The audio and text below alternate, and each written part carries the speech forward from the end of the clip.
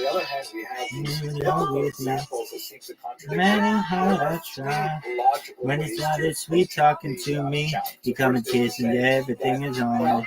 You come and tell me everything is nice. And then again tonight, the only one who could ever reach me was the son of the rabbit. The only one who could ever reach me was the son of the rabbit. Joseph married, an Egyptian woman, but she went through a conversion. If that is the case, then you have to wonder, well, why doesn't the text tell us this? Why doesn't the Torah reveal that this is in fact what happened? Wouldn't we be prone to be misunderstanding the text if it doesn't say something which actually happened? That's one possibility. Another logical possibility is to say that, yes, the law was always in effect. The Jews always adhered to this matrilineal principle, but it was sometimes ignored. You have that sometimes where, as Rabbi Rothschild likes to say, you never confuse Judaism with Jews, right? Jews do not necessarily behave in normative, acceptable ways. So perhaps, the examples we have in the Bible are, not in conformity with the way Jews are supposed to behave. Now that would be an acceptable answer, except the fact that, these figures, Moses, Joseph, Solomon, and others, they're really important. Tender love is blind. It requires a dedication. All the love we feel needs no conversation to ride it together. Making love with each other. Islands in the stream. That is what we are. No one in between. How can we be wrong? Sail away with me to another world, and we rely on each other. From one lover to another. Maybe the law of I can't live without you in the love was gone. Everything is nothing if you got no one. You got walking the night, slowly losing sight of the real thing. Again, there's that small midrashic objection. And we got but if that is the case, that we say the law too was not deep necessarily in in love, effect, and we got no way out, and the message is clear. This could be the year for the real thing. That's the first unequivocal No more will you cry. So Baby, I will hurt you never. And here's one classic passage. It's in love forever. We ride it together. Verse 3 says, Making love with each other. Islands in the stream. That is what we are. No one in between. How can we be wrong? Sail away with me to another world, and we rely on each other. From one lover to another. And the Lord's anger will blaze forth against you, and he will promptly wipe you out. Right? Really strong. This is something. The problem with this particular passage, normally Sefaria is amazing, but they're relying on translations that in many cases are already extant, and this translation is a little bit of a distortion. We look carefully at that is what we are. No one in between.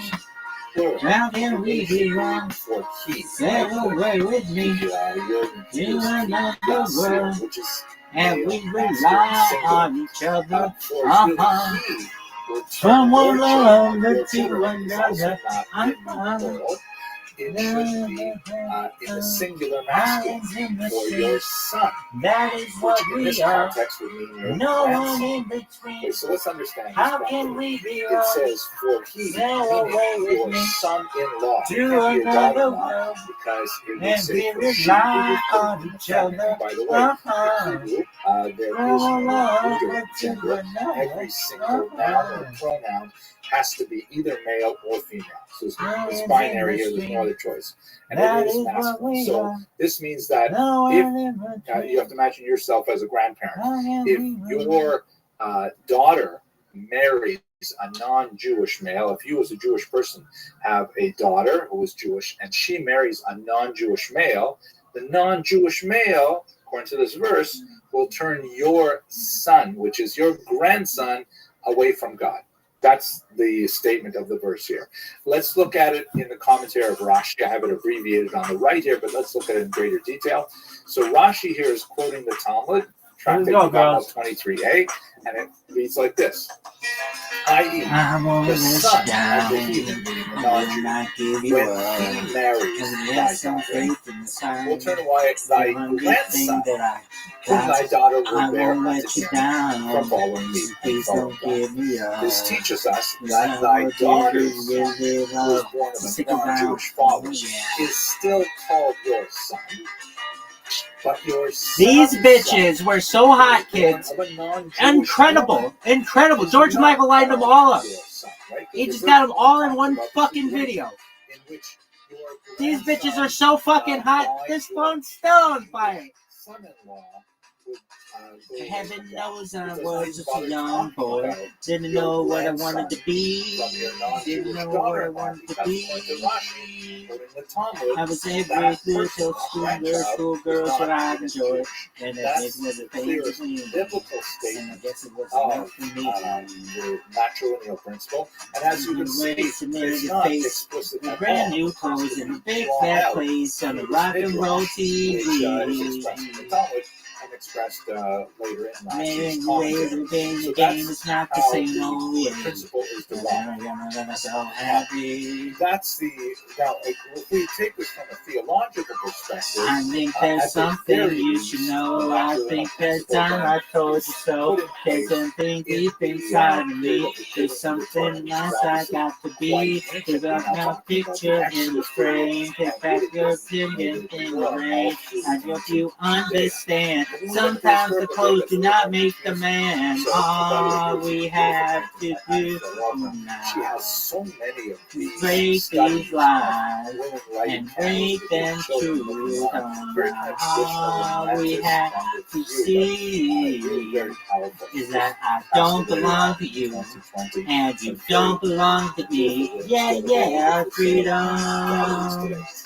Freedom. We see a biblical narrative that describes how this actually took place. Freedom, I won't be the Jews are exiled by Nebuchadnezzar in 586, and then they returned for decades from Persia, Babylonia, to Israel under Ezra.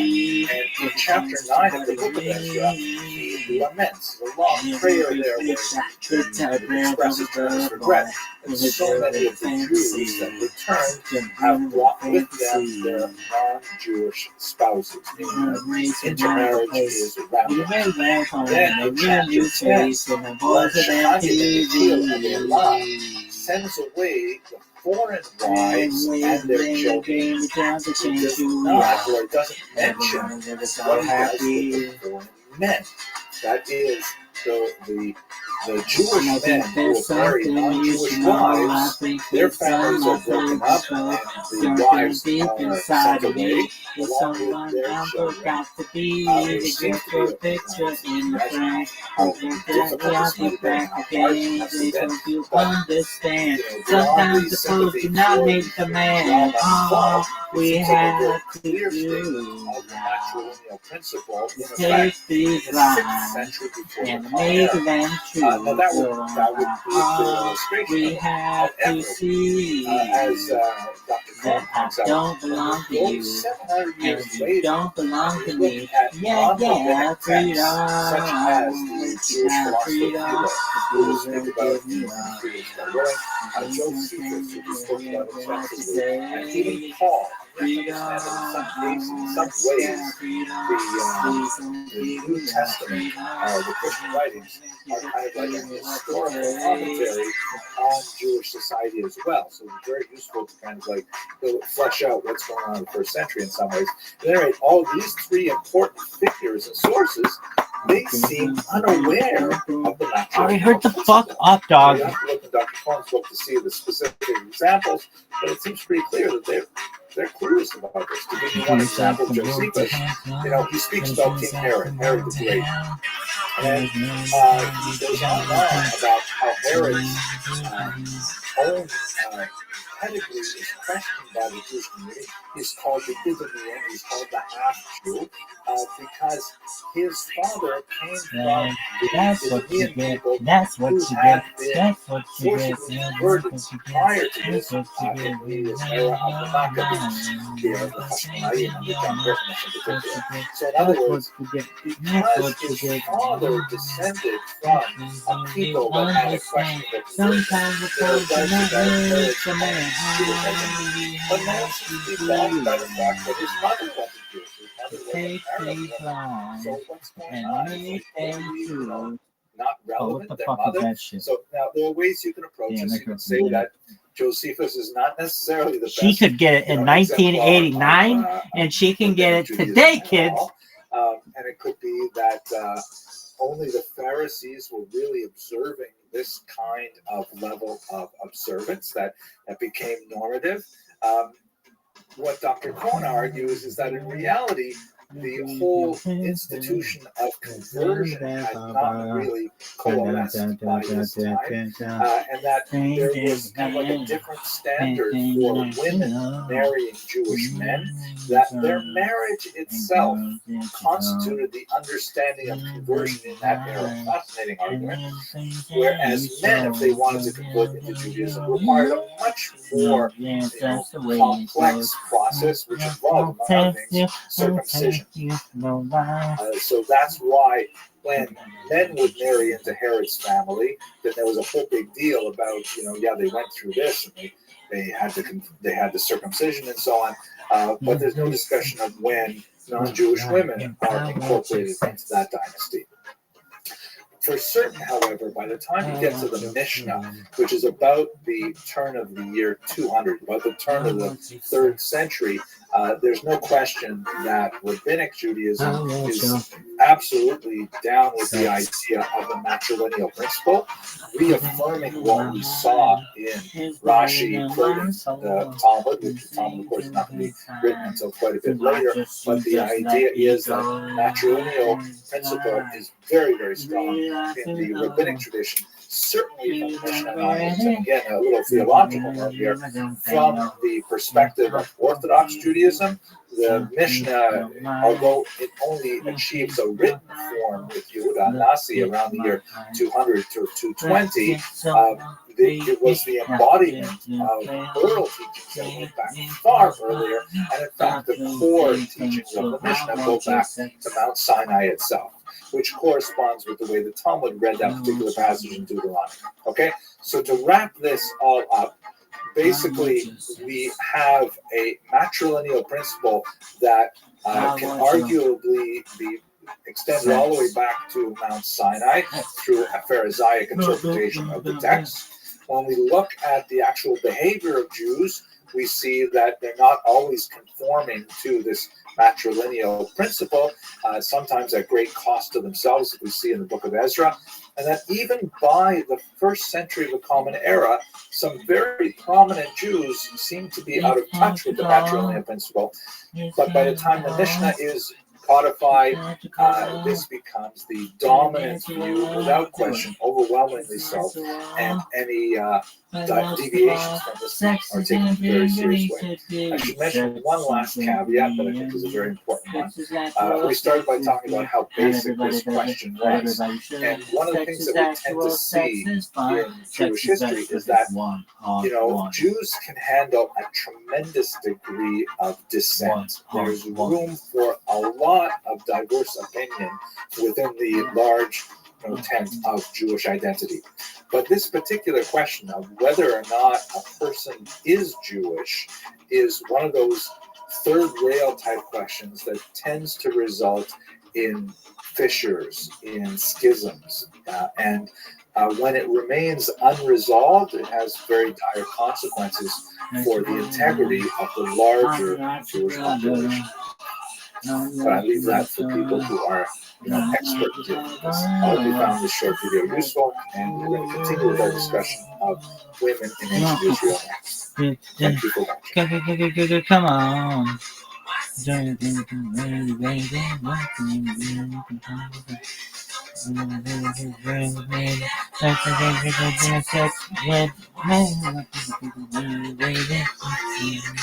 Over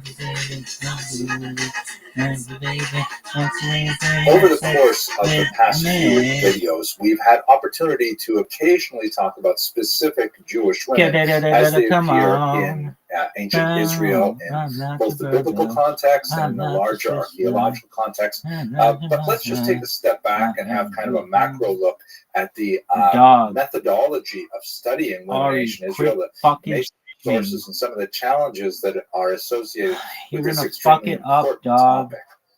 One of the ideas that's circulating right now, valuable, is something called the Kronjek test, named after this person, Kronjek, also pronounced Kranyetz. I actually had to contact her to find out which pronunciation. In America, they tolerate Kronjek. At any rate, she actually is trained as a historian, so it was a nice conversation. Her test, which gained a lot of popularity in the Jewish world recently, especially on celebrating. David Donahue, is inspired by the so-called Bechdel test. The Bechdel test is something that has been used for modern films to sort of purity check the quality of a film from the perspective of a feminist analysis.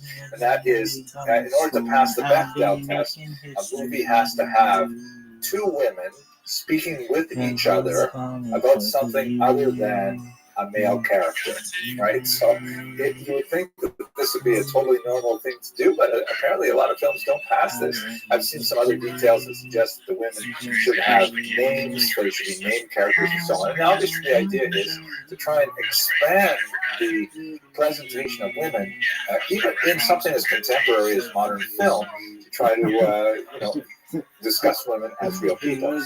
Now, Danielle Kronjek takes us a different direction and says that in terms of the study of the Jewish tradition, any source sheet, which is a tried and true pedagogical end model, the fucking stream. End your fucking stream, dog. Ari, end your fucking stream. Mimeographed or photocopied sheet. Dog, you get it, man. We get it. You like to stream for a long fucking time, but we really need your video this time. So shut the fuck up and end it. One non-male identified text. That's a very valuable idea. Dog, Ari, come on, dude. Okay, but for reals. For reals. End your fucking stream.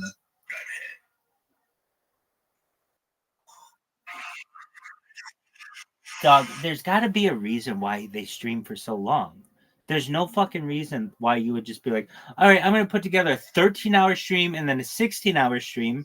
Why wouldn't you just fucking stream your whole life? I don't know. I mean, I get the masturbatory element of it, but if you can't figure that one out, I'm not going to help you. And if, his whole fucking life's online already. So just... Look, I could give a shit. Just end that fucking stream. Stream whatever the fuck you want. I just need that fucking VOD. And Eddie Craven, if you're seeing this in the future, this is why your fucking platform needs to be clippable or like download a fucking... I should just be able to use it like YouTube. And I can't believe I'm saying that because YouTube sucks, but it's better than this. End your fucking stream, dog. Just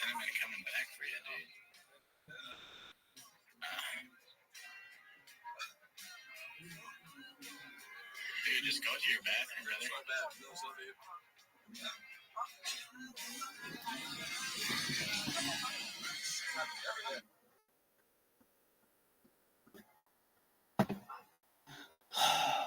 Dog, I am so close.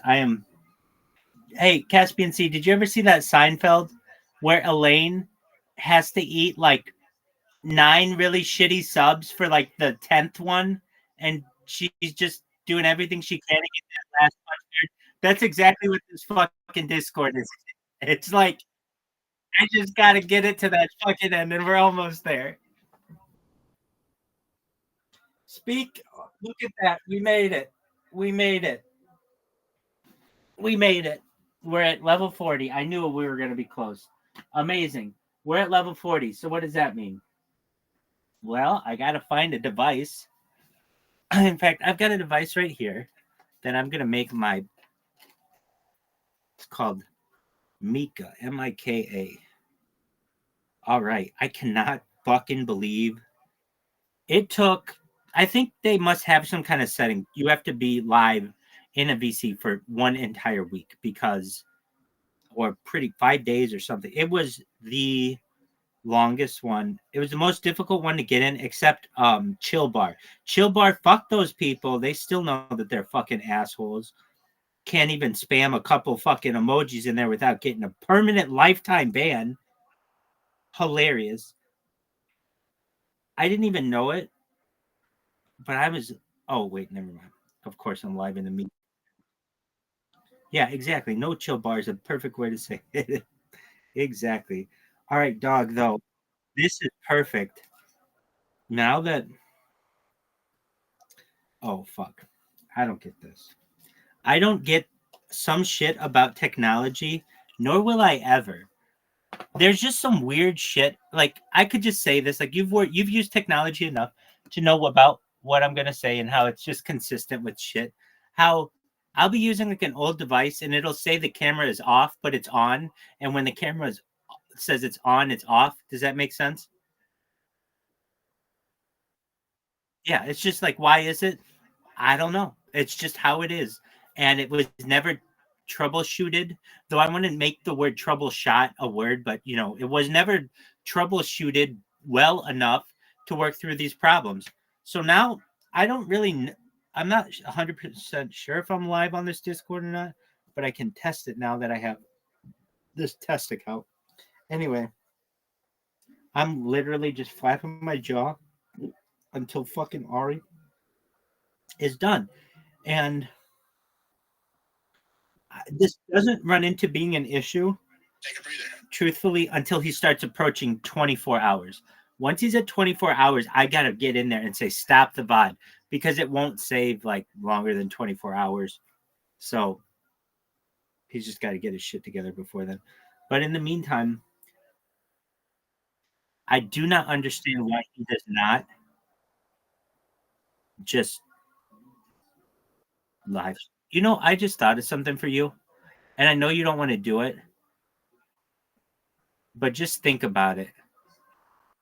Just think about this. I know you don't want to do it, but just think about it. Just think about this. You might want to do it in the future. I think we'll all want to do it in the future. But basically, if you set up your computer, you know how you stream on OBS and you multi-stream? Okay. So what if you just set up JitBit macro recorder to do a 12-hour VOD for you and just basically hit the start button, hit the stop button, and then start button every 12 hours.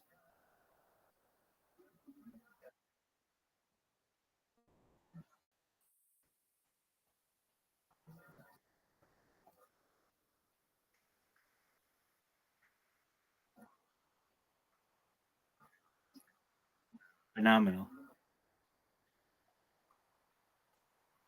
I got you.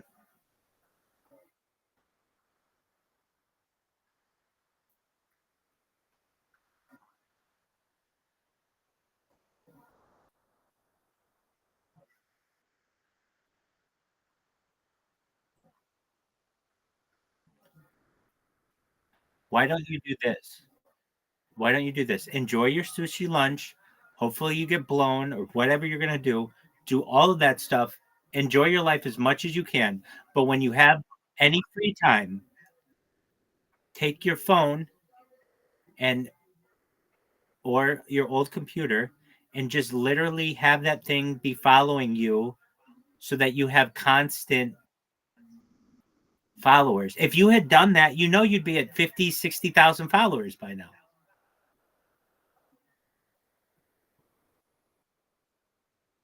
Think about it. If you did it so that it was accurate, and it worked a perfect loop, you'd have 80,000 followers.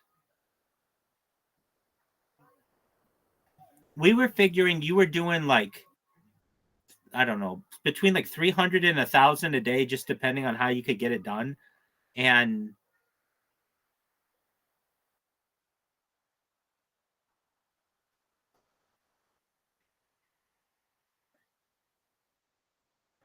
that doesn't matter. That doesn't matter. That doesn't matter. Right now, you don't even have 1,500, which is what you need. So you're going to need another 600 people anyway. And you're not going to get them organically.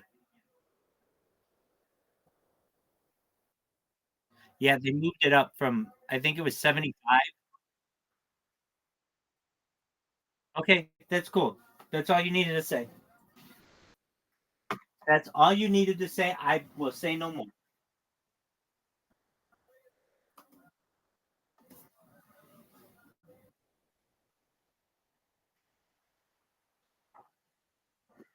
Excellent.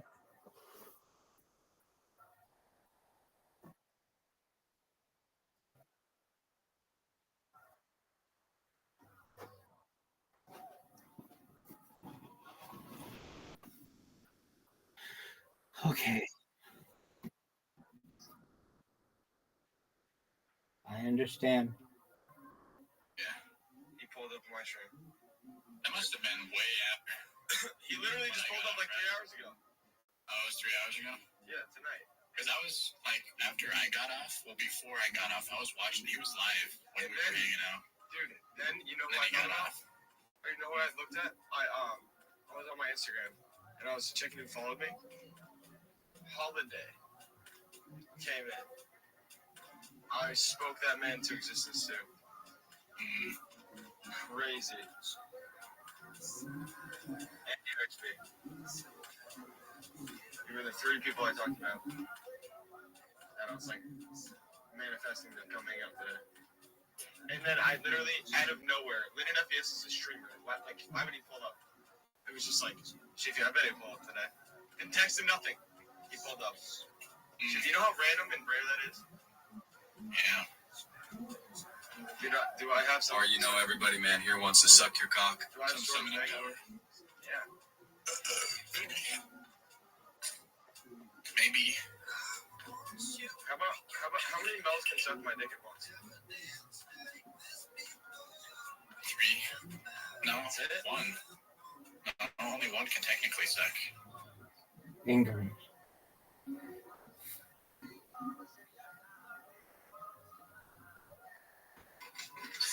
Fucking clam chowder hanging off there. That's like a fucking pound of clam chowder right there. Huh? Clam chowder. Shit. Well, shit. Well, holy horse shit. Chat. It's getting late. It's getting fucking late. Thanks, Natalie, brother. JK540313 says, you mean sirloin. Sirloin steak? Oh, now you're talking sirloin. Now you're talking shit. Thank you very much.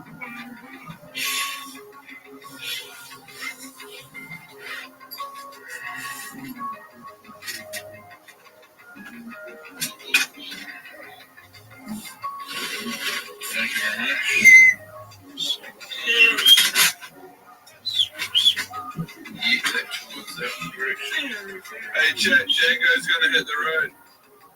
Thanks, Django. Thank you very much, Chat. Thanks for coming through, man. Lovely to see you. Lovely to see you, Chat. You too. Lovely to hear your voice again, Chat. Is that on what?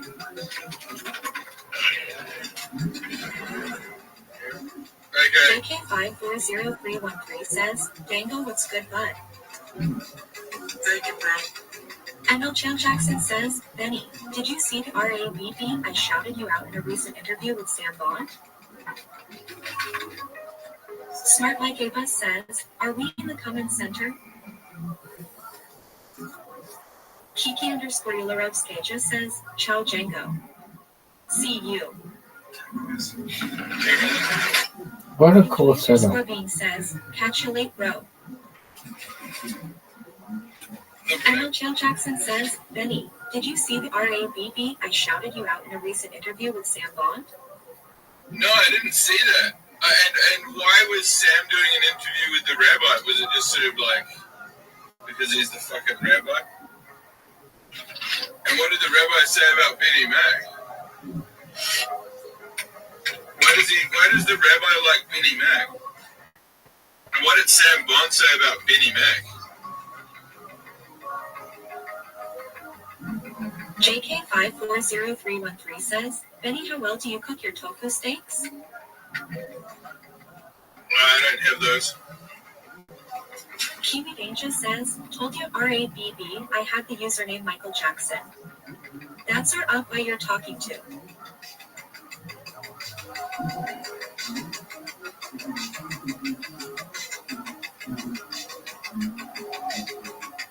MLChill Jackson says, it was an amazing interview. RABB, I was positive towards you, Sam Bond, not as positive. Okay, dude. Kiki_Larovskaja says, a secret door to another world.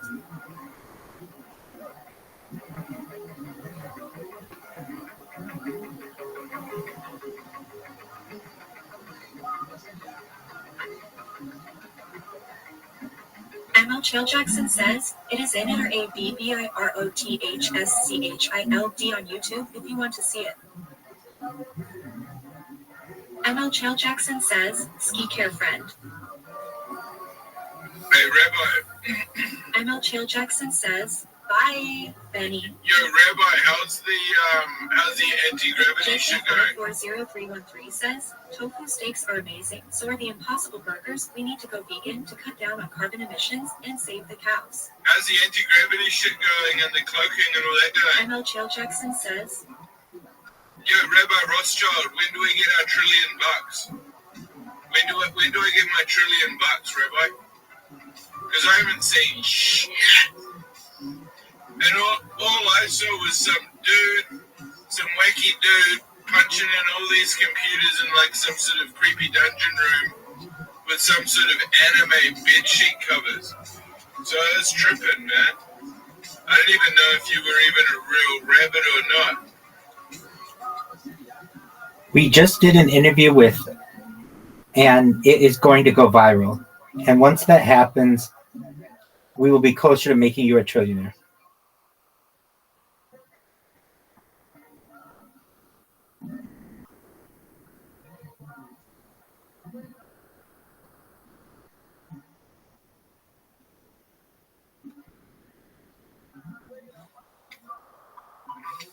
Yep, you can't either. No one can say rabbi. Rabbi, the system. You should know that in the interview, we show an error that occurs on the sign-up process, and we're going to make Eddie from Stake aware of it, and hopefully they fix it and it improves things on the platform.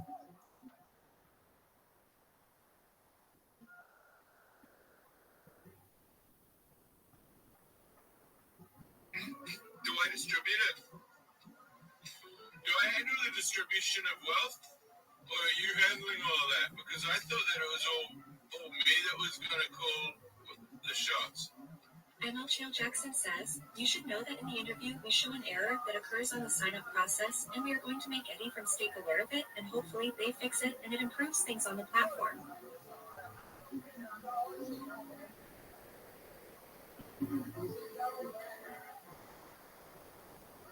You should know there's a major error that occurs on sign-up. People receive a server error, and I got it on camera, and we're going to show it to Eddie and get it fixed.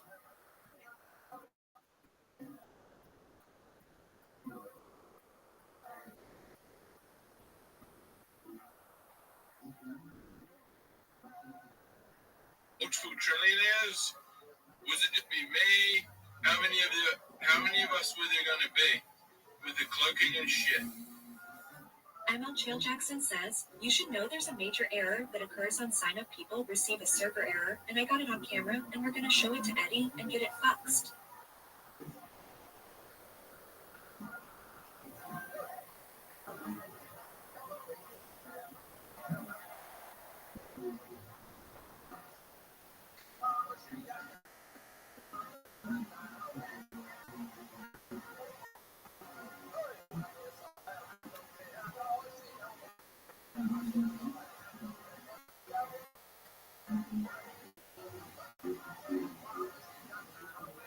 to be great. Oh, I thought that was the owner of my Nino. I thought he was coming to give me a little bonus.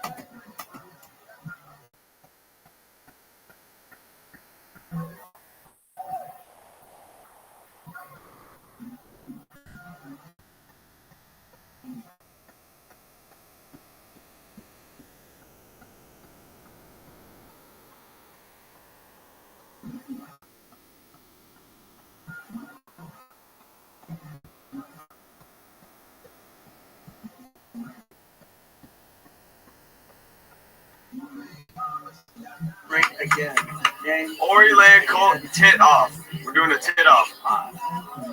Man, that's the final chugger. Shotgunner, bro. That's a Let me take a second. Yeah, I gotta get this first burp out before I do it. make sure you guys, Kiki, welcome back. Or not Kiki, I'm sorry. XB, welcome back. You know what happens is we all missed you the entire time. We never forgot about you. Each day, actually today I mentioned you. I brought you up, and then we brought you into existence here. Okay, it worked. What happens? Every Budweiser singer. Shout out to Shippy. Big motherfucking Shippy. The biggest Shippy of all fucking Shippies. The one and only. I was like, hey, what are you getting? An 18 or 12 pack?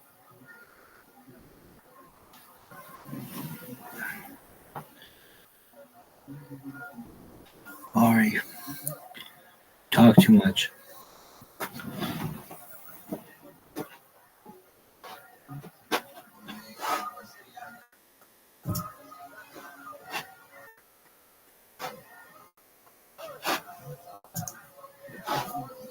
Powerful, like Herod the Great, who was Berenice's great-grandfather, if I calculated that correctly, and others were quite diminished in authority. King Agrippa I was one of the latter category. He happened to be a more sympathetic figure. He's quoted several times in the Talmud, usually in a very positive light. He ruled from the year 41 through 44. As a royal Jewish princess, she was married off primarily for purposes of lineage and connections and things like that, to one Marcus, who was the son of Alexander Lysimachus of Alexandria. He, in fact, was the Alabarch of Alexandria, essentially the leader of the Jewish community there. And not only that, he was the nephew of a very famous Jewish philosopher, Philo, who we'll speak about, God willing, in another lecture. She was widowed, and then she remarried her uncle Herod Polio of Chalcis, widowed a second time, and then she went and she essentially moved in with her brother Agrippa II. Josephus, in this context, reports a really nasty relationship, rumor about the two of them, which is unusual because it is not repeated by Roman historians of the time. It's not impossible because this was not an unknown practice among Romans, but for Jews it would have been extremely scandalous, to say the least. At any rate, at this point she was like at the peak of her authority. She was referred to as Regina, meaning queen, Basileia, also queen, and she actually served famously in the trial of Paul later on in this capacity. We had a look at this earlier. She married a third time to King Polemos II of Cilicia, who actually converted to Judaism and was circumcised and so on. But here's another fascinating thing about her. She was in Jerusalem at the time of the outbreak of the revolt, that being the year 66. And she was there because she was fulfilling a Nazirite vow, which is interesting in its own context. And Nazarism is something that's recorded in the Bible, and of course there's a whole tractate of it on the Talmud, in which basically a person has some kind of like moving experience and they want to do repentance for it, they want to do tshuva for it, and so they undertake some restrictions on their behavior, let their hair grow, refrain from alcohol, wine specifically, and then at the end of this period, which is limited, usually 30 days or 60 days, they come to Jerusalem, and then they offer a sacrifice. So she was there at that time when the revolt broke out. It's an interesting kind of sense of what kind of person she would be if she took on a Nazirite vow. And she stood up for the rebels. She went to Gessius Florus, the procurator, who was very unsympathetic to the Jews, and she appeared before him barefoot to beg for mercy for them, but she was unable to stop either the Roman onslaught, and she was unable to control the rebel outbreak as well. She ended up fleeing Jerusalem when the palace of her brother was burned down. And somehow in this context, at this time, she is involved in a relationship with none other than Titus. That is the son of the Emperor Vespasian, later to become emperor himself, who was responsible for the armies that would destroy Jerusalem and the temple. There's some interesting thoughts about what this relationship must have been like. Many of the classical historians point to her tremendous beauty. She and her sister were regarded as among the most beautiful women of the Eastern Mediterranean. Titus himself was some dozen years her junior. That itself would have been unusual. Others point to the very unequal relationship between Titus as a conqueror and Berenice as the representative of a beleaguered and conquered people, and said that this relationship might have been more of a hostage situation than an affair. At any rate, according to Dr. Freund, a very interesting interpretation, her relationship with Titus might have been instrumental in allowing the scholarly refuge in Yavne to persist. You recall that Rabbi Yochanan ben Zakkai famously asked for a retreat so the sages could stay somewhere safe and not participate in the revolt and not be destroyed, and this was granted. So Dr. Freund argues, interestingly enough, that maybe it was Berenice's relationship with Titus that allowed this to happen, and if that is the case, then of course she contributed to the survival of Judaism and the Jewish people as a whole. Her relationship with Titus was somewhat stormy. It was viewed by many as quite scandalous, and ultimately she was forced out of Rome, and Titus died shortly thereafter in the year 79. So she's a fascinating, exceptional individual in the sense that, she's at the very top of society. She is involved in things that royalty are involved with marriages for setting, relationships between territories and so on. She's involved in the highest levels of government, speaking with emperors, and she deals with, huge political issues like the revolt. But this is clearly in contrast to the vast majority of women who left no trace on the political record that we have. But it is worthy to note that it is in her romantic relationship that she's left a real mark on art history as well. The relationship of Berenice and Titus has been celebrated in a number of works, literary, musical, and so on, including La Clemenza di Tito, the Mercy of Titus by Wolfgang Amadeus Mozart, a famous opera. I mean, her role in this relationship has been celebrated in Western civilization far outside the Jewish awareness of her existence. Let us now turn to our final exceptional individual. We looked at Bruria as an example of exceptionality in that she was such a renowned scholar. Berenice, because of her high-level political activity as a Jewish princess or even queen. And now we have a woman who is exceptional in that we suddenly get a huge amount of detail about her personal life, although otherwise she would be unknown to us. Now, speaking about a woman named Babatha, I'm only going to speak for a few minutes right now, but I would urge you to have a look at works on her by Dr. Hannah Cotton, by Dr. Freund and others. I also have an hour-long lecture on Babatha that goes into this in much more detail. She was one of the people hiding with the Bar Kokhba rebels in the caves in the Dead Sea region that we spoke about a couple of videos ago. And she may have died there. It's impossible to tell which one of the female remains would have been associated with her. There were many women and children in these caves. But it's likely that she did die there because she left behind this pouch, which contained a trove of nearly 20 documents that all link to her personal legal history.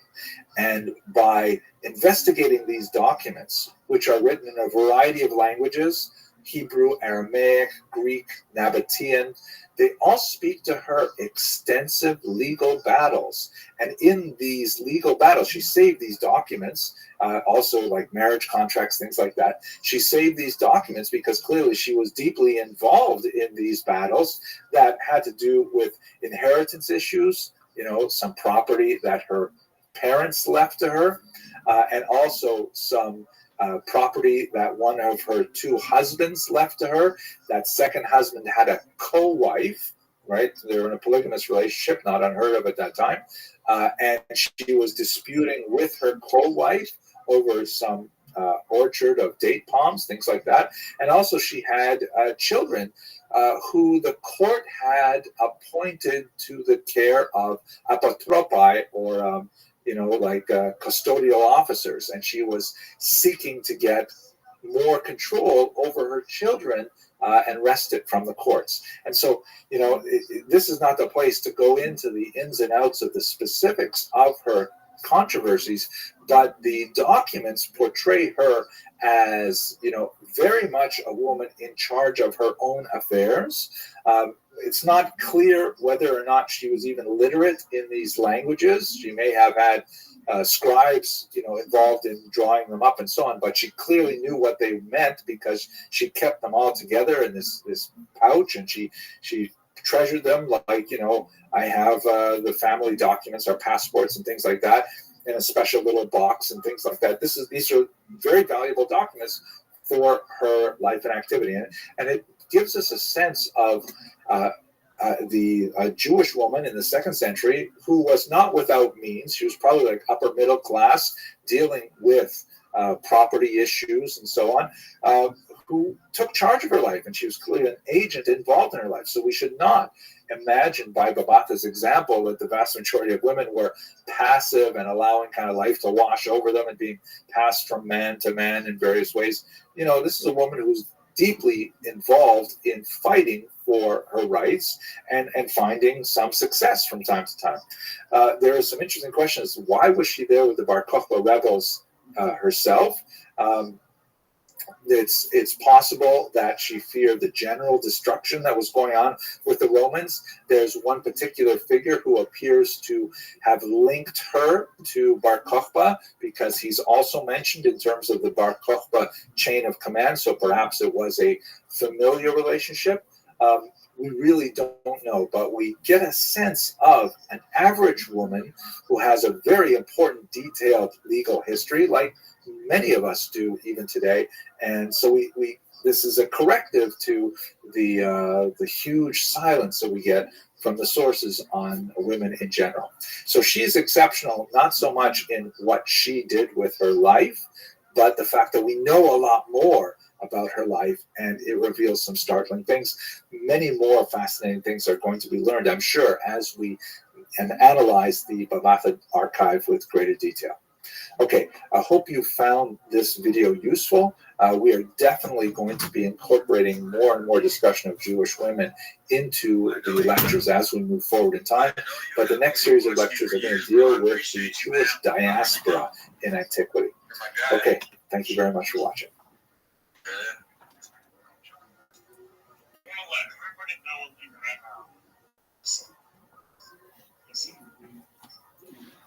I'm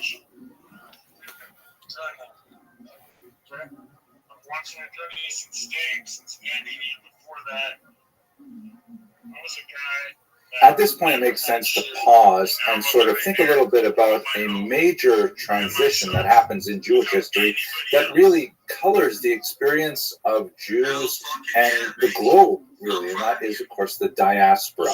The term diaspora is Greek in origin, and it means something like scattering, and it refers to the spreading out of Jews into the Mediterranean basin and Mesopotamia and eventually throughout the world.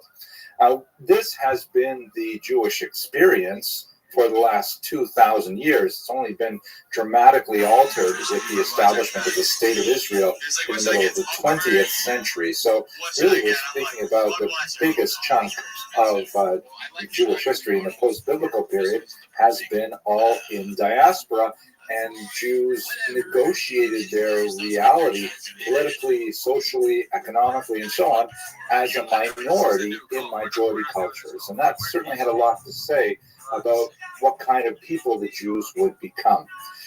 Now, we should note, of course, that the term that was used internally within the Jewish world, at least until the 19th century in particular, was not diaspora, which has kind of like a neutral connotation, but the word exile. In Hebrew, galut, or in a Ashkenazi pronunciation, galus, that Jews were thrown out of their land.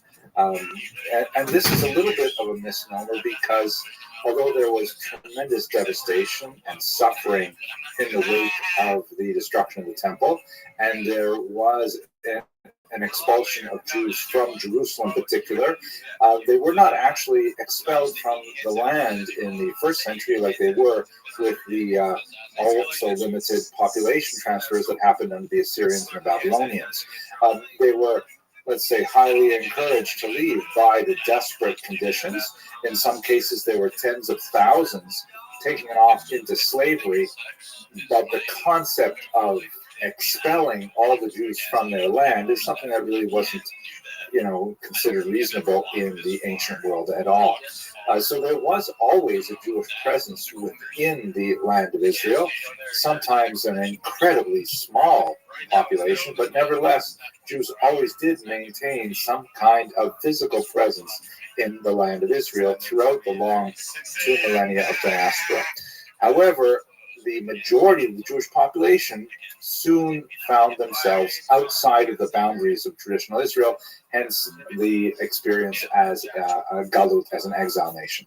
It's worthy pointing out, not in this particular series, but just in one sentence, that the concept of exile on a theological level pertains even when the Jews have returned to their land and have a state, meaning theologically, Jews consider themselves still in exile, even if they're still living in Jerusalem today. There is a concept that until the Messiah comes, there will be a diasporic or an exilic condition pertaining to Jewish existence. But at any rate, let us take some of our time and look at the diaspora in antiquity, both before the destruction of the temple and maybe a little bit after the destruction of the temple, before we move into the medieval period. Here's a map that gives you a sense of the diaspora after the Bar Kokhba rebellion. You'll recall that the first Roman-Jewish war in the year 70 resulted in the destruction of the temple in that year, and ultimately the fall of Masada. And as we shall see, there was definitely dispersion of Jews within Israel itself, but the process of Jews settling throughout the Mediterranean basin and in Mesopotamia had begun centuries earlier. On this map, you see the kind of hatched lines that encircle the Mediterranean refer to the greatest extent of the Roman Empire, which would have been in the early 2nd century. And every dot that represents a city indicates that there was a Jewish population after the Bar Kokhba rebellion in the 2nd century. Have a look at Israel closely here, and you can see that the hatching shows that there was a Jewish settlement along the coast, a little bit towards the northern Negev, and heavily based in the Galil to the north, and also a little bit in the Jordan Valley on both sides of the river in the Perea region as well. But conspicuous by its absence, of course, is the region around Judea, which is emptied of Jews because of the Roman attacks on the Bar Kokhba rebels and the destruction of Jewish villages there. A lot of Jewish population moved, in particular, north to where the new center would exist, and Jews were in fact banned from Jerusalem at this time as well. Romans also changed the name of the land. This is when it received the Latin term Palestina, which was intended to refer to the biblical enemies of the Jews in the land of Israel, the Philistines, Plishtim in Hebrew. And so renaming the region Palestina was meant to try and, in terms of cartography, wipe Israel off the map, so to speak. It is ironic, of course, that the term has been revived as a political term. It has always been a geographic term since the Roman Empire, though. Jews were also living in Mesopotamia, that is this region here, framed by the flow of the Tigris and Euphrates rivers into the Persian Gulf. We'll look at that in the next lecture. And then there's a certain amount of Jews who are living in the Italian and in the Greek peninsulas and in Asia Minor as well, in the Eastern Mediterranean. We also have Jews who are living in the coast of North Africa. We looked at one of those communities, Tirene, in the context of the Kitos Rebellion a little while ago, and there are even Jews as far west as the Iberian Peninsula and the south of France as well. So we're going to look at all of these, however briefly, in the next couple of lectures. But the main center of the Jewish diaspora at this period of time was undoubtedly Egypt, a very, very important place where Jews had been living literally for centuries. There was a long connection between Israel and Egypt after the Exodus. The Bible describes many relations between Egypt and Israel, quite often hostile and quite often not hostile. For example, King Solomon marries an Egyptian princess, and Isaiah refers to communities in Lower Egypt. Jeremiah spends some time there unwillingly, as happens after the assassination of Gedaliah, for whom there is a fast day after Rosh Hashanah every year since then. The Jews were primarily concentrated in the southern region in the earliest period. That is down at the bottom. You'll see the town Elephantine. Now, I always pronounce that, by the way, Elephantine, until I looked a little more carefully, and I think it's supposed to be pronounced Elephantine. Maybe someone in the comments will correct me if I get that wrong. This is known as the Upper Nile, even though it is on the bottom of the map, as I think I mentioned to you earlier. The Nile, of course, flows to the north. It empties into the Mediterranean Sea, and so therefore upriver, which is south, is called the Upper Nile, and downriver is the Lower Nile, where you have, the cities of Cairo and Alexandria and so on. So there is a very important a Jewish military colony in Elephantine, and we're going to look at that in just a second. And it may go back, the roots of that settlement are somewhat under dispute, but it may go back as early as the 7th century before the Common Era, when Menashe of Judah had relations with Egypt and sent a colony there. So let's look a little more carefully at that particular settlement.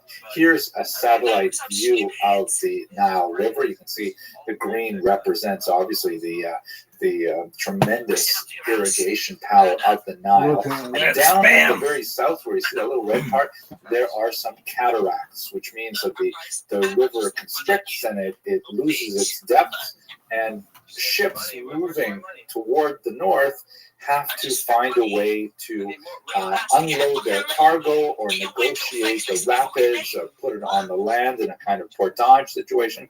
And so that's a really dangerous spot for any kind of transition, and that's where robbers would lie in wait and so on.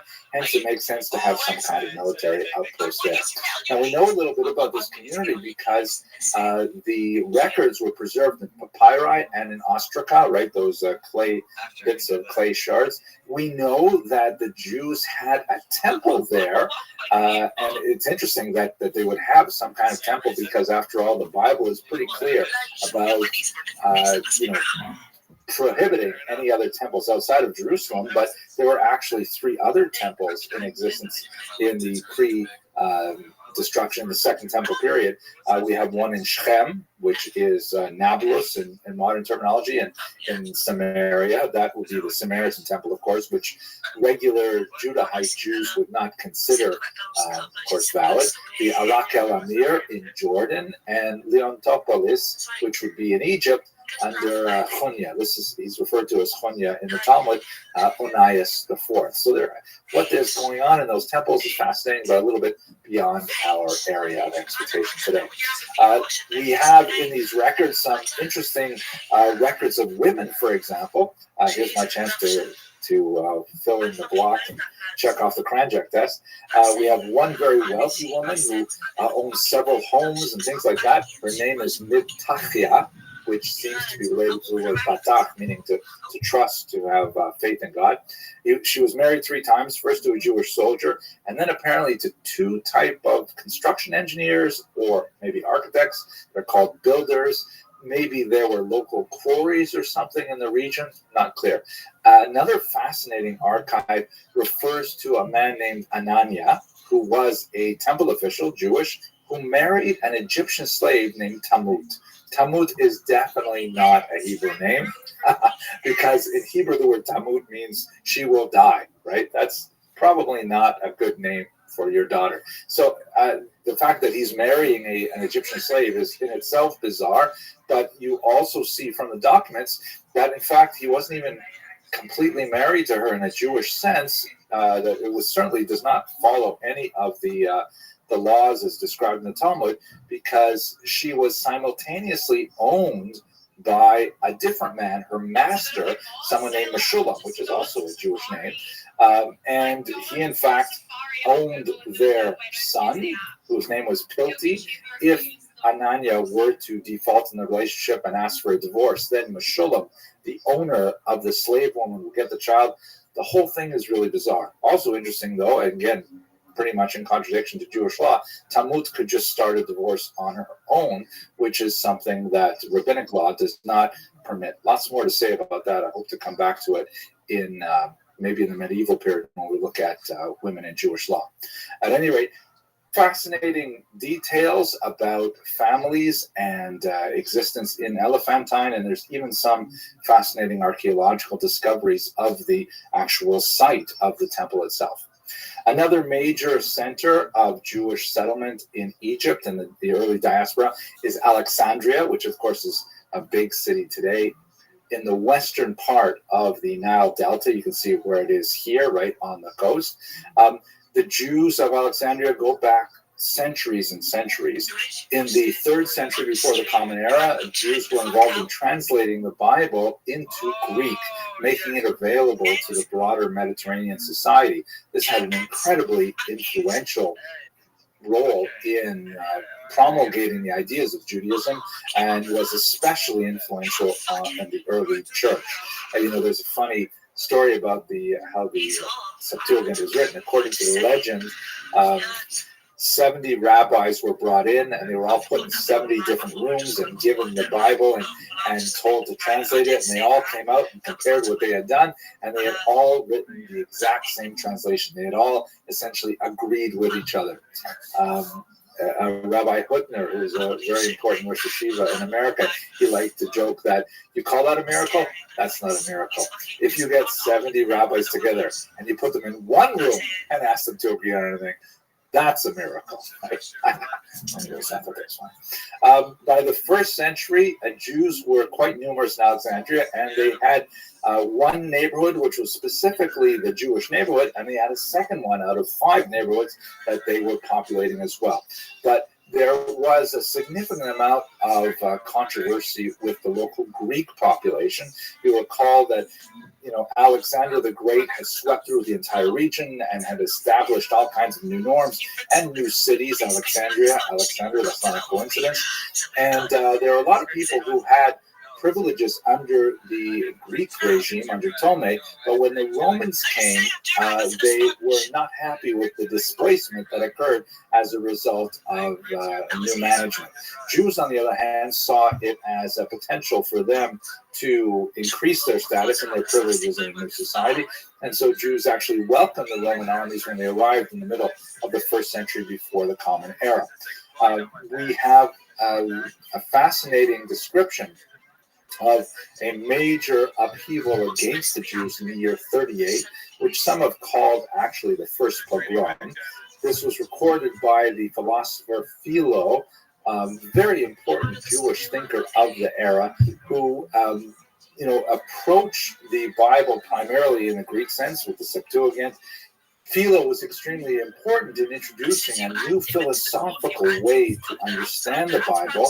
He did not get that much traction in the Jewish tradition. He did not write in Hebrew, he wrote in Greek, and many of his ideas were really quite contrary to much of what the rabbis were talking about, but nevertheless extremely influential once again on the Christian tradition, not so much on the Jewish tradition. At any rate, he describes this first upheaval as the result of the tensions between the Greek and the Jewish populations in the city that were exacerbated in particular when King Agrippa I, you remember him, he ruled in the middle of the the first century for a few years, and he visited the region. Jews locally asked him if he would maybe intercede with his friends in Rome on their behalf.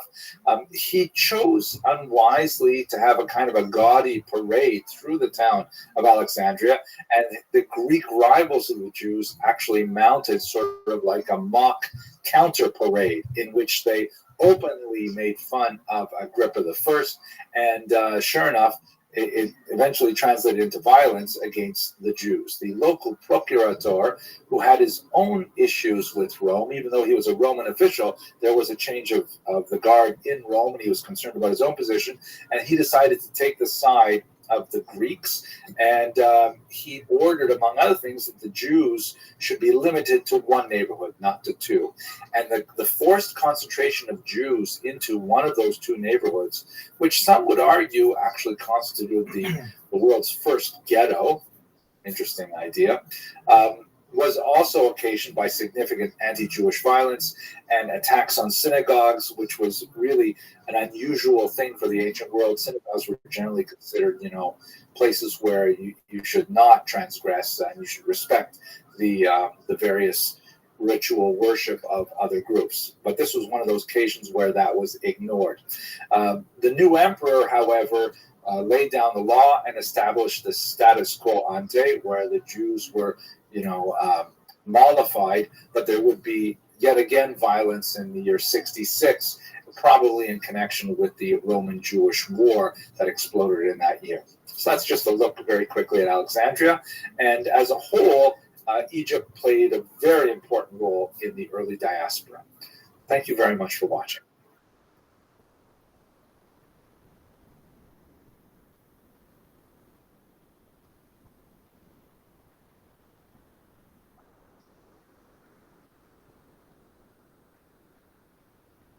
So let's continue our discussion of the diaspora in antiquity by looking at Mesopotamia. And although we saw that Egypt was an incredibly important center of Jewish settlement, Babylonia is perhaps more distinguished because it is the location of the forced resettlement of Jews, which was the original home of the patriarch Abraham, but nevertheless Jews were forced to live there in the context of the invasions of the Assyrians and the Babylonians in the 8th and the 6th centuries. Those 2 centuries were periods in which there were forced removals of Jews from Israel to the region of Babylonia, and it's more appropriate to use the term exile or galut in that context, but even those exiles were partial. They only represented a small portion of the overall population. The majority of the population remained behind in Israel, impoverished, probably gender imbalanced because men may have been taken in greater numbers than women, but otherwise many Jews, the majority, still remain behind in Israel. Now here's a look at a map, and you can see where the arrow is pointing to the region of Mesopotamia. That term, as I've said before, represents the area between the rivers. That's what Mesopotamos means, between the rivers. And it's sometimes called simply Babylonia, although that's a term that obviously changes over time. Let's zoom in here to a passage from Jeremiah, in which he famously says, on the occasion of the 6th century exile to Babylonia, he says, "Thus saith the Lord of hosts," Jeremiah 29, verse 4, "the God of Israel, unto all the captivity whom I have caused to be carried away captive from Jerusalem unto Babylon, build ye houses and dwell in them, and plant gardens and eat the fruit of them. Take ye wives and beget sons and daughters, and take wives for your sons, and give your daughters to husbands, that they may bear sons and daughters, and multiply ye there, and be not diminished. And seek the peace of the city, whither I have caused to be carried away captive. Pray for the Lord for it, for in the peace thereof shall ye have peace." This is kind of like the mission statement of the concept of exile in the Jewish tradition. The notion that this exile, is galut, this diaspora, to use a neutral term, is something that is God ordained, and that Jews are to commit themselves to the lands in which they now live, to work to build it up with houses and vineyards and so on, to raise families there, and to pray for the welfare of the government, which of course is part of the standard ritual of the synagogue to this very day. But at the same time, we should understand that this represented a huge theological, spiritual challenge for Babylonian Jewry, because up until now, although the Jews worshipped an invisible God, their only conception of God was one in which God was associated with a particular place. Now they were in a foreign place. Were they somehow abandoned by their God?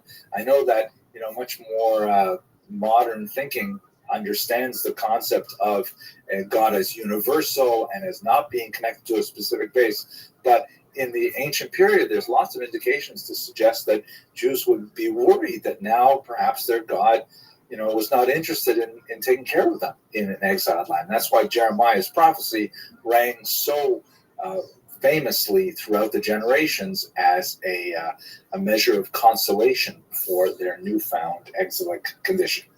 Now, what's going on in Babylonia in the period of antiquity that we're looking at? So one of the most fascinating collections that we have from the period is the so-called Murashu archive. Now, this represents 730 clay tablets from the 5th century from the Bnei Murashu, which is a banking family. It's not impossible that they are Jewish, but there's no real data to prove it one or the other. However, when archaeologists go through these cuneiform tablets, there are lots and lots of names, right? It's a business archive with receipts and agreements and contracts and stuff like that. About 8% of the names mentioned in this massive archive are Jewish. And the way they tell is because they are so-called theophoric, meaning they invoke the name of the Jewish God right built into their own ways of referring to each other. My own children have theophoric names. It's very common. If you have a name like, let's say, Jonathan, right, means God-given. That's right. They all invoke the name of God in some kind of active way. And so it's relatively easy. It's not foolproof. It's a pretty good sense that these are probably Jews. So there are 8% of the names in this archive are Jewish, and they're located in 28 out of the 200 place names mentioned there. There's another collection, by the way, that refers to a place that seems to be like a concentration of Jews called Al-Yahudu. Yahud, of course, would mean Jewish. And there's lots and lots of theophoric names in this separate collection as well, which was discovered quite some time after the Murashu archive was unearthed. One of the things I find really amazing about the Murashu archive is not only are the names theophoric, but Jews always use a patronymic, meaning one is normally named with a given name, son or daughter of one's parent. In most circumstances in Jewish practice, one is named after one's father, not after one's father, but one is named by one's father. So, for example, my Hebrew name is Hillel. My father's name is Yaakov, so I would be Hillel ben Yaakov, right? Hillel, the son of Yaakov. In almost all usages, you would rely on your father's name, but under certain circumstances, you would refer to your mother's name. The reasons for the distinction, I'm not going to, as galut, to this diaspora, to use a neutral term, is something that is God ordained, and that Jews are to commit themselves to the lands in which they now live, to work to build it up with houses and vineyards and so on, to raise families there, and to pray for the welfare of the government, which of course is part of the standard ritual of the synagogue to this very day. But at the same time, we should understand that this represented a huge theological, spiritual challenge for Babylonian Jewry, because up until now, although the Jews worshipped an invisible God, their only conception of God was one in which God was associated with a particular place. Now they were in a foreign place. Were they somehow abandoned by their God?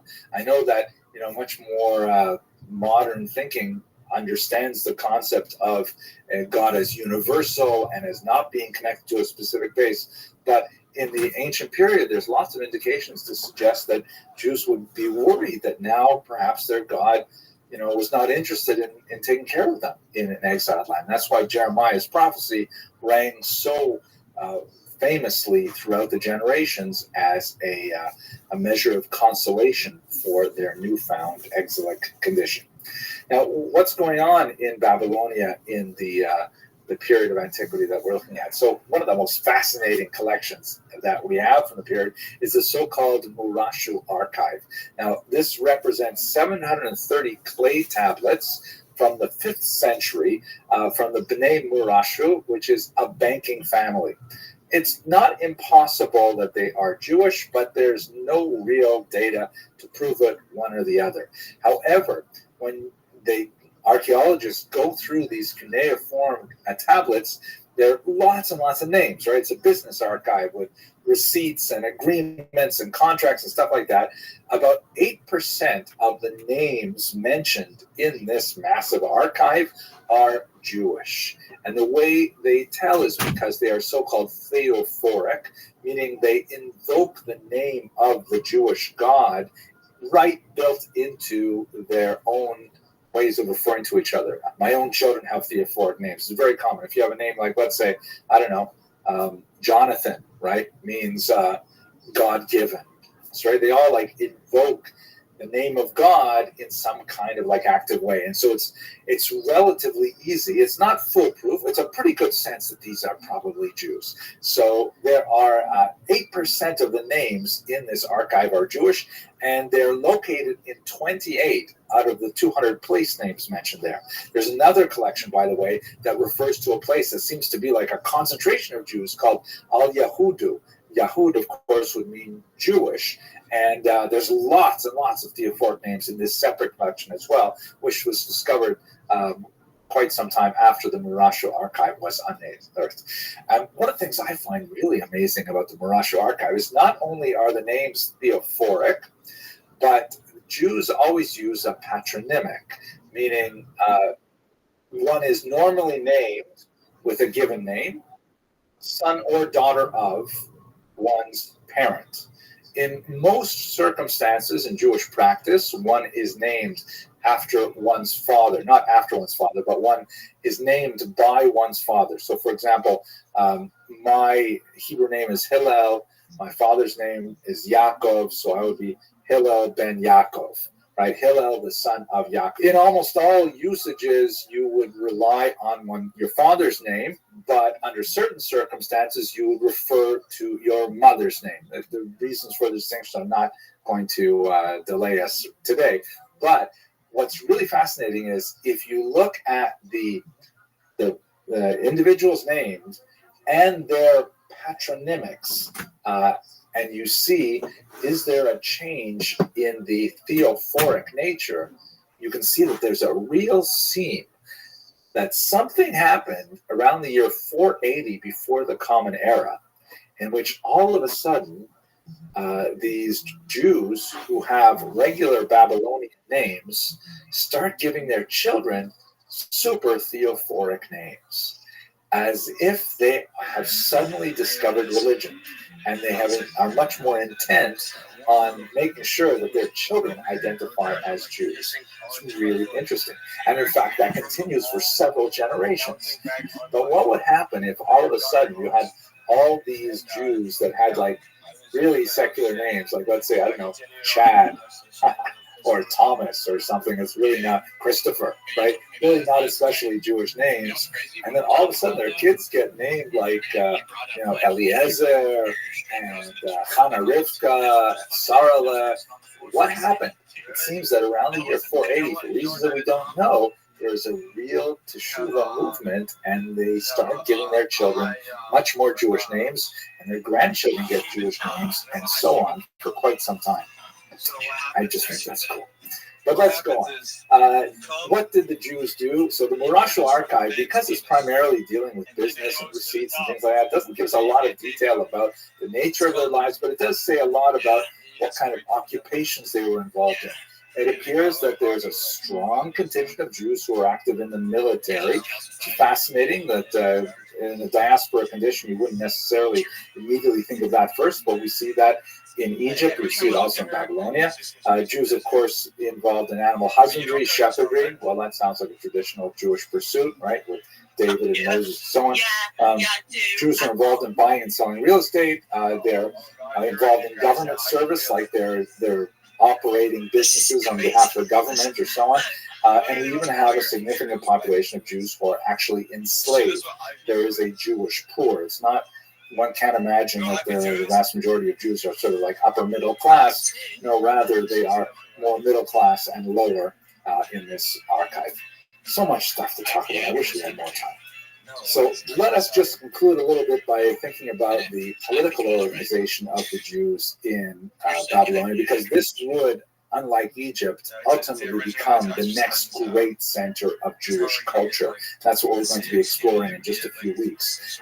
There's a slow and steady growth of communities after Bar Kokhba. They move from Israel and they make their way to Mesopotamia, and this increases the population. There will be a significant amount of travel going back and forth between the major centers of Jews in Israel and in the Babylonian region. There are the so-called nechute, which refer to rabbis who leave Jerusalem to go to Babylonia and teach the rabbis in Babylonia what they're saying in Jerusalem, and sometimes they go back and forth many times. So there is an increasingly large population there. There's a significant cultural impact as well, because this is a process that started hundreds of years earlier, but Aramaic, as the state language of the region, becomes the literary lingua franca for much of the Eastern Mediterranean, and of course it will be the language of the Talmud as well. Aramaic is, by the way, the Jews write it with Hebrew letters, other peoples write it with different letters, and it's a Semitic language. It's not too far away from Hebrew in its grammar and structure, and even most of its vocabulary. It's probably sort of like French and Italian, or French and Spanish are close to each other as Hebrew is to Aramaic. We'll come back to that when we talk more about Babylonia. The organization of the Jews in Babylonia was quite sophisticated. They had something called the Reish Galuta, or in English, the Exilarch, the head of the exile. And again, I want to postpone a major discussion of this until a little later on in this next semester. But this is basically a figure recognized by the Parthian Empire as the head of all Jews in the region, and respected by the Jews, although sometimes they get into conflict with their leadership. In particular, as the academies begin to grow, they'll really only take off in the 3rd century, but the various great academies of study, which will ultimately produce the Talmud, often get into conflict with the Reish Galuta. Nevertheless, just like we saw with the prayer for the government, there's also a prayer for the Reish Galuta that is included in every Sabbath service in Aramaic, in contemporary synagogues as well. But we shouldn't think that it's all, sort of organized and working together effectively. We have some fascinating stories. Josephus gives a lot of details of 2 brothers from the famous city of Neharda named Ananias and Asineus, who decided to just, go off on their own and create, for about 15 years, their own kind of like robber state, which was kind of like they were warlords, and these are Jewish guys who maintained kind of like regional independence from Parthian Empire, until finally the Parthians took care of it and destroyed the robber state. Fascinating kind of swashbuckling guys. More to say, but I think it'll take us too far away from our topic. Okay, that's Mesopotamia. One more short lecture as we're coming up. Thank you for watching. I mean, that's a weird word. Like, how do I just Okay, love this. Okay, let's just take a few minutes to say a little bit about the rest of the Mediterranean and the ancient diaspora. There's so much to say about all of this, but I just want to try and keep my remarks very brief, because we will be returning to this in future lectures. So here's our map that shows us the extent of the Roman Empire and the kind of hatch lines. And as you can see, every single dot represents a city where there is a significant Jewish population. The region we should look at right now is the, moving from left to right, the Italian peninsula, that's shaped like a boot. And I said that in a Canadian way. I hope you recognize it. And then there is the Greek peninsula next to it. We'll also look a little bit at the Eastern Mediterranean as well, which would be like Turkey and so on. The first suggestion of Jewish presence in Greece dates all the way back from the 4th century. And then, of course, after Alexander, there's much more of a presence building in the region. In Rome, we had a very significant population developing. This is especially so when Julius Caesar, in the 1st century before the Common Era, proclaims Judaism a religio licita, which means a legitimate religion, which means it is protected and it has to be respected. And there are certain things that Jews do that they are allowed to do and continue doing because of Roman protection, such as the very dangerous and difficult transportation of the yearly half-shekel tax for the maintenance of the temple in Jerusalem. This was a practice which was continued throughout the period of antiquity, and the Romans actually protected it. The few times when, transporting this money was interrupted by official authorities was heavily criticized and represents definitely an exception to the rule, because people respected, especially old religions like Judaism. Jews were also granted military exemptions from conscription when they were observant. For example, the whole business of kosher food and the Sabbath makes it very difficult. So in many cases, the Romans were willing to overlook demands on conscripts from Jewish communities. So there's generally, Jews did not so bad in the Roman Empire before the events of the Great Revolt. That's when it got really bad, and of course it went downhill from there. At the same time, while Jews are generally gaining a lot of traction socially and legally coming up to the 1st century, there is a growing social movement as well. You can really see in a lot of the early Greek and Roman writers, there is a basic misunderstanding of what Judaism is all about. There is a concern that Jews are somehow misanthropic, that they hate other people. Why? Because, for example, you can't belong to the religion unless you convert. This was like a strange idea. Really? I can't just be a Jew because I sort of like Jewish things? No, you've got to go through conversion, whatever that means exactly, but certainly for men it means circumcision. Jews wouldn't eat non-Jewish food, so, you had to keep kosher. There was a lot of Jewish practice that was definitely misunderstood. Like, for example, this total, what seemed to be fanatic ban on any kind of civil religion, like any kind of worship of idols and things like that. The Jews would get really upset about that, and Greeks and Romans were saying, like, what is the problem? It's so basic. I've often compared this to the example of not standing when the national anthem is played at a football game or something like that, which Americans would consider very weird. And by the way, I used this example long before it became the emblem of the social justice movement and Black Lives Matter and so on. But the fact that it has been used to take a knee at a football game is considered offensive to many Americans, is considered such a strong statement that still reinforces the idea of how the Jews would have been perceived if they refused to do some of the basic things that Romans did for their civic religion because they felt that it was against their core principles. Nevertheless, Judaism is a competitive ideology at this time. You have a lot of people who are attracted to Judaism. It represents some real attractive alternatives to the fatalism inherent in Roman paganism. And you have a growing population not only of ethnic Jews who are living in the Italian peninsula before the 1st century, but also fellow travelers, both converts and those who are just kind of like sympathizers as well. One of the really cool ways that we can see the growth of the Jewish population in Rome, and this is a little bit of a detail, but I just think it's so fascinating, I've got to talk about it here, is the discovery of these ancient catacombs of Jews in Rome. It was very common in late antiquity to be buried underground. You can see this map here shows number of Christian catacombs for burial, and you also see in the south and also in the northeast some regions where there are Jewish catacombs, and they are so fascinating. You go in them and you see that they've got these sort of like shelves on the walls where the bones would have been interred. It's possible that they practiced a two-step burial, where first there would be burial in the ground, and then a year later, this is actually described in the Talmud, it's a practice that I do not believe Jews practice anywhere in the world today, but in the ancient period, it was common.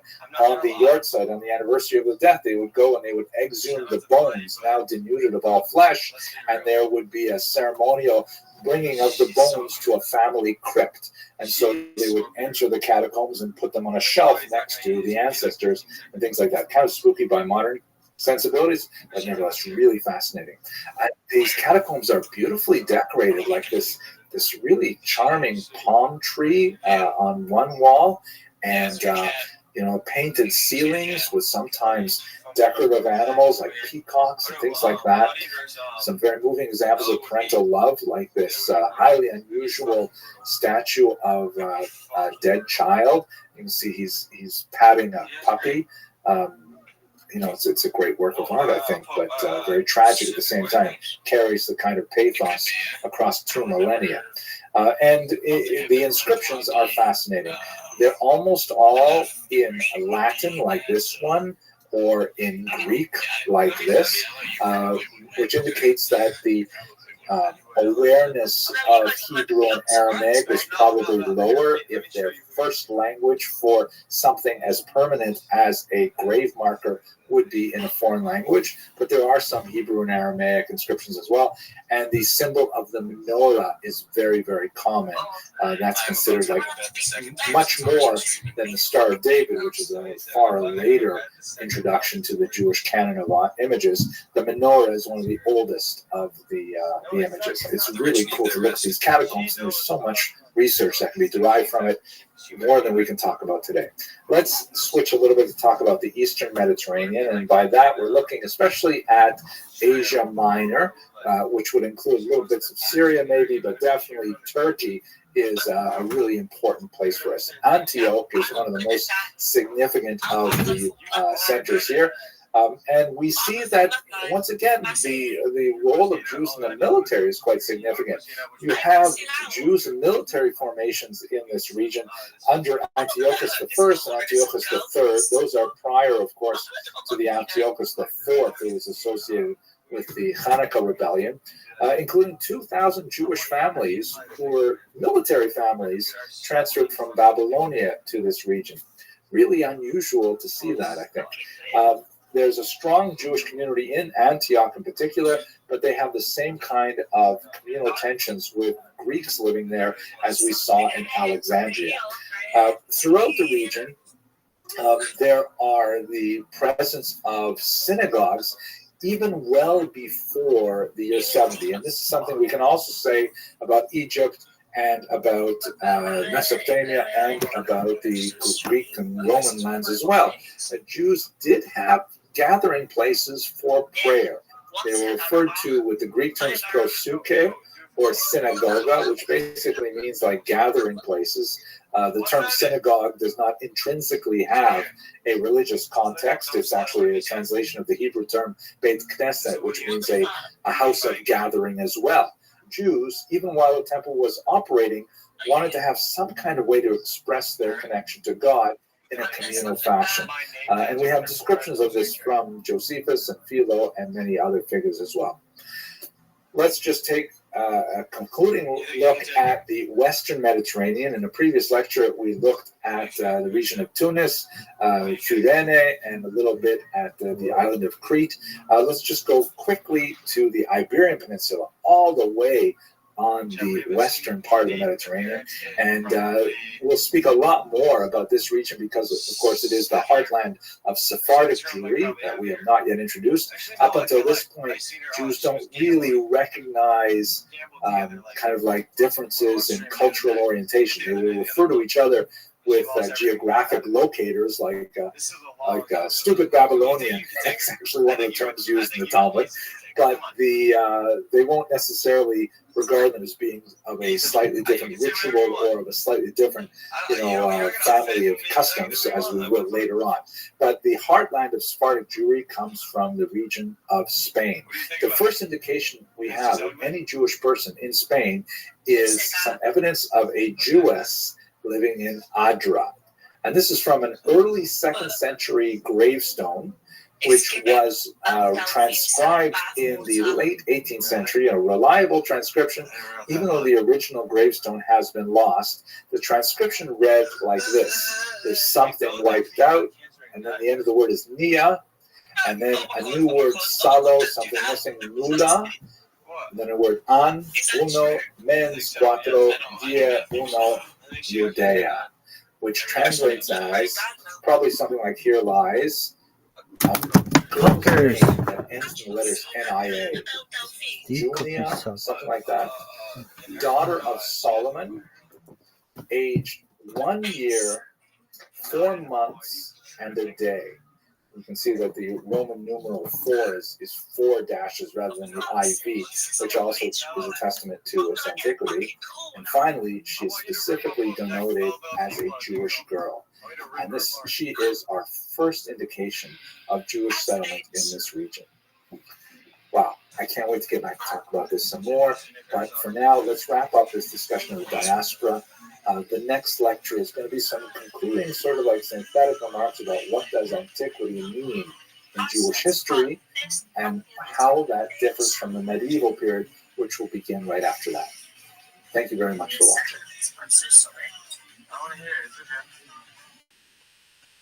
All the way, all the way, all the way, all the way, all the way, all the way. At this point, we should have a brief look at the very consequential reign of King Herod, in Hebrew, Urdus.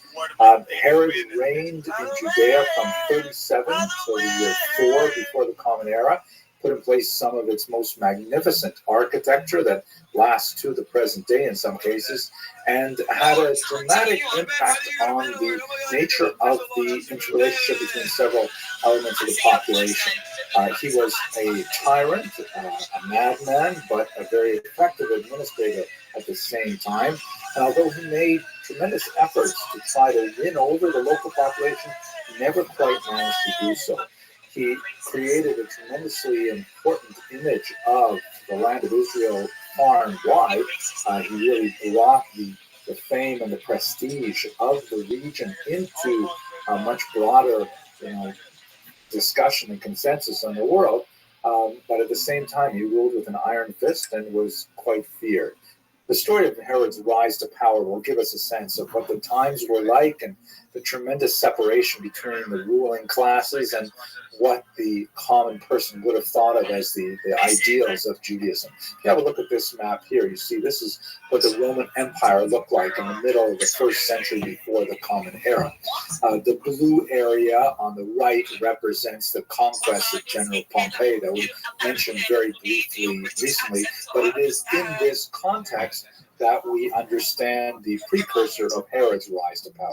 Basically, as we picked up from last week, when the last great of the queens of the Maccabean regime, Queen Shlomtzion Hamalka, Alexander of Salome, when she passed away, her 2 sons, Hyrcanus and Aristobulus, got into a fratricidal conflict over who would be the king over Israel. Antipater, who was one of the Idumeans, that is, you recall, I'll show you a map in a second. Idumea was south of Judea, and this was a region that was forcibly conquered, and the people there forcibly converted to Judaism by John Hyrcanus. Very controversial moment in Jewish history. Antipater was of the descendants of that people. He was kind of like a nefarious figure in the last reigning years of the Hashmonaim. He advised Aristobulus, one of the brothers, to go out to the Nabateans, they were a kingdom that were in the south, but also in the east on the other side of the Dead Sea, and seek Nabatean aid to try and push his brother out of rulership.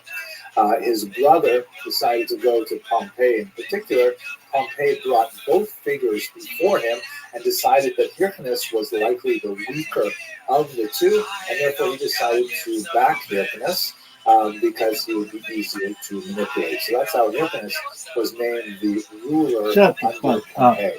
Pompey then takes advantage of his type of invitation. Pompey then marches on Jerusalem, and after a brief siege, gains access to the city and massacres some 12,000 inhabitants, according to Josephus. He also, because he's heard about the temple, very curious to see exactly what is the ritual of the Jews, and so he desecrates it by his presence. Caspian Sea, can you hear me? The temple. Caspian Sea, if you've ever heard me in your entire fucking life, listen to me. Oh, damn. Come on, dog. Somebody listen to me. This is so exciting. Pompey's entrance into the Holy of Holies, and you can see at the bottom the land of Jerusalem is littered with corpses. He divides up the area into 4 distinct regions. So Judea actually has 4 pieces to it at this point, and it is geographically landlocked, that is from the Mediterranean, does have access to the Dead Sea. Working from the south, you see Idumea. To the east, you have Perea. This would be on the east bank of the Jordan River.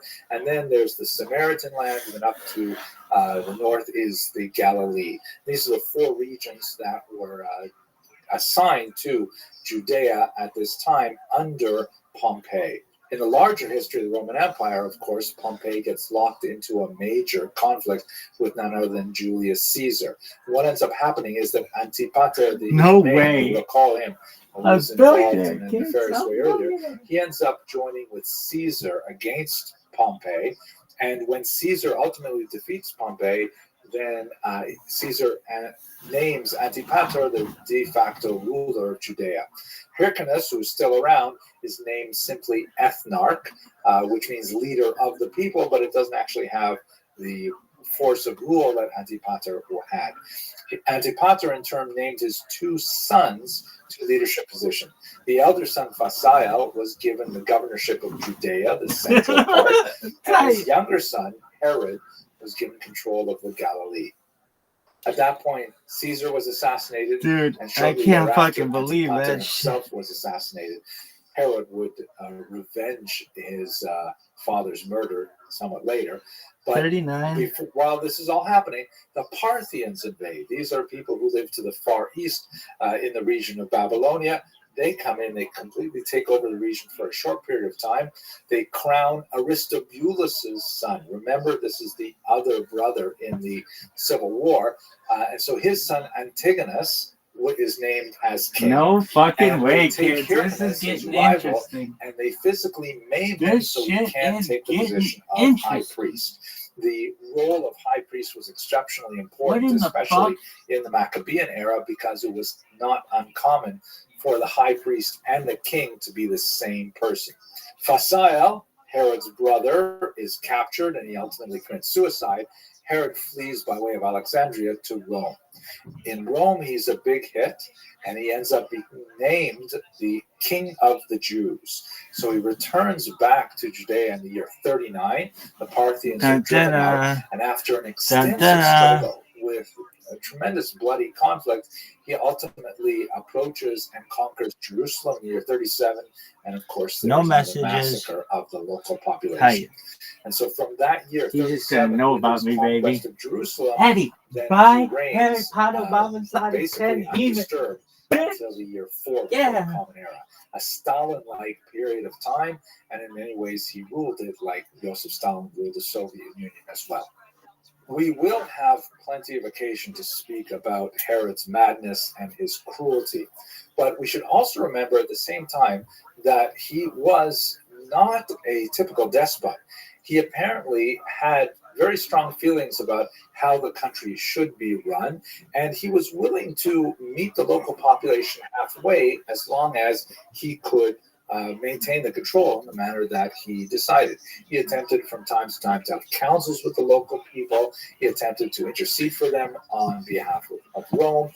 He also forgave taxes during years of drought. There were a few things that we can point to which were exceptional in his reign, but the main positive element of his long rule over Israel was his role as a builder. Let's look at three specific areas where he was extremely significant. The first is, of course, in a major renovation of the temple grounds. This is a modern reconstruction, of course, but Herod expanded the footprint of the temple grounds. He lavishly decorated the entire facility.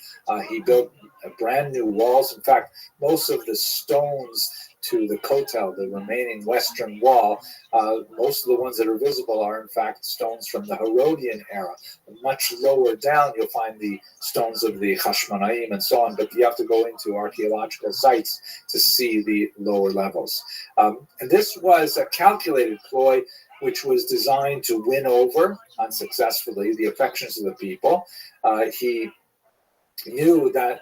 Herod knew that the temple was definitely the spiritual center of the Jewish people, and he thought by magnifying it, he would develop greater connections with the larger population, and also, this did work, develop the fame of Jerusalem as a major capital of the ancient world. And in fact, the fame of the eternal city did spread far and wide, and many people were very curious to see what is this great temple that the Jews worship at.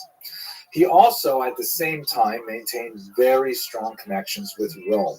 Although he himself was of somewhat dubious Jewish origin, he, of course, was an Idumean, and there was always questions about how Jewish were the Idumeans to begin with, given their forced conversion. But for certain, he was a citizen of Rome. And in Jerusalem, it was difficult for him to express that well, although he did, for example, attempt at one point to erect a Roman eagle on the temple grounds, which offended the Jewish sensibilities so terribly that, once it was taken down, he simply did not try it again.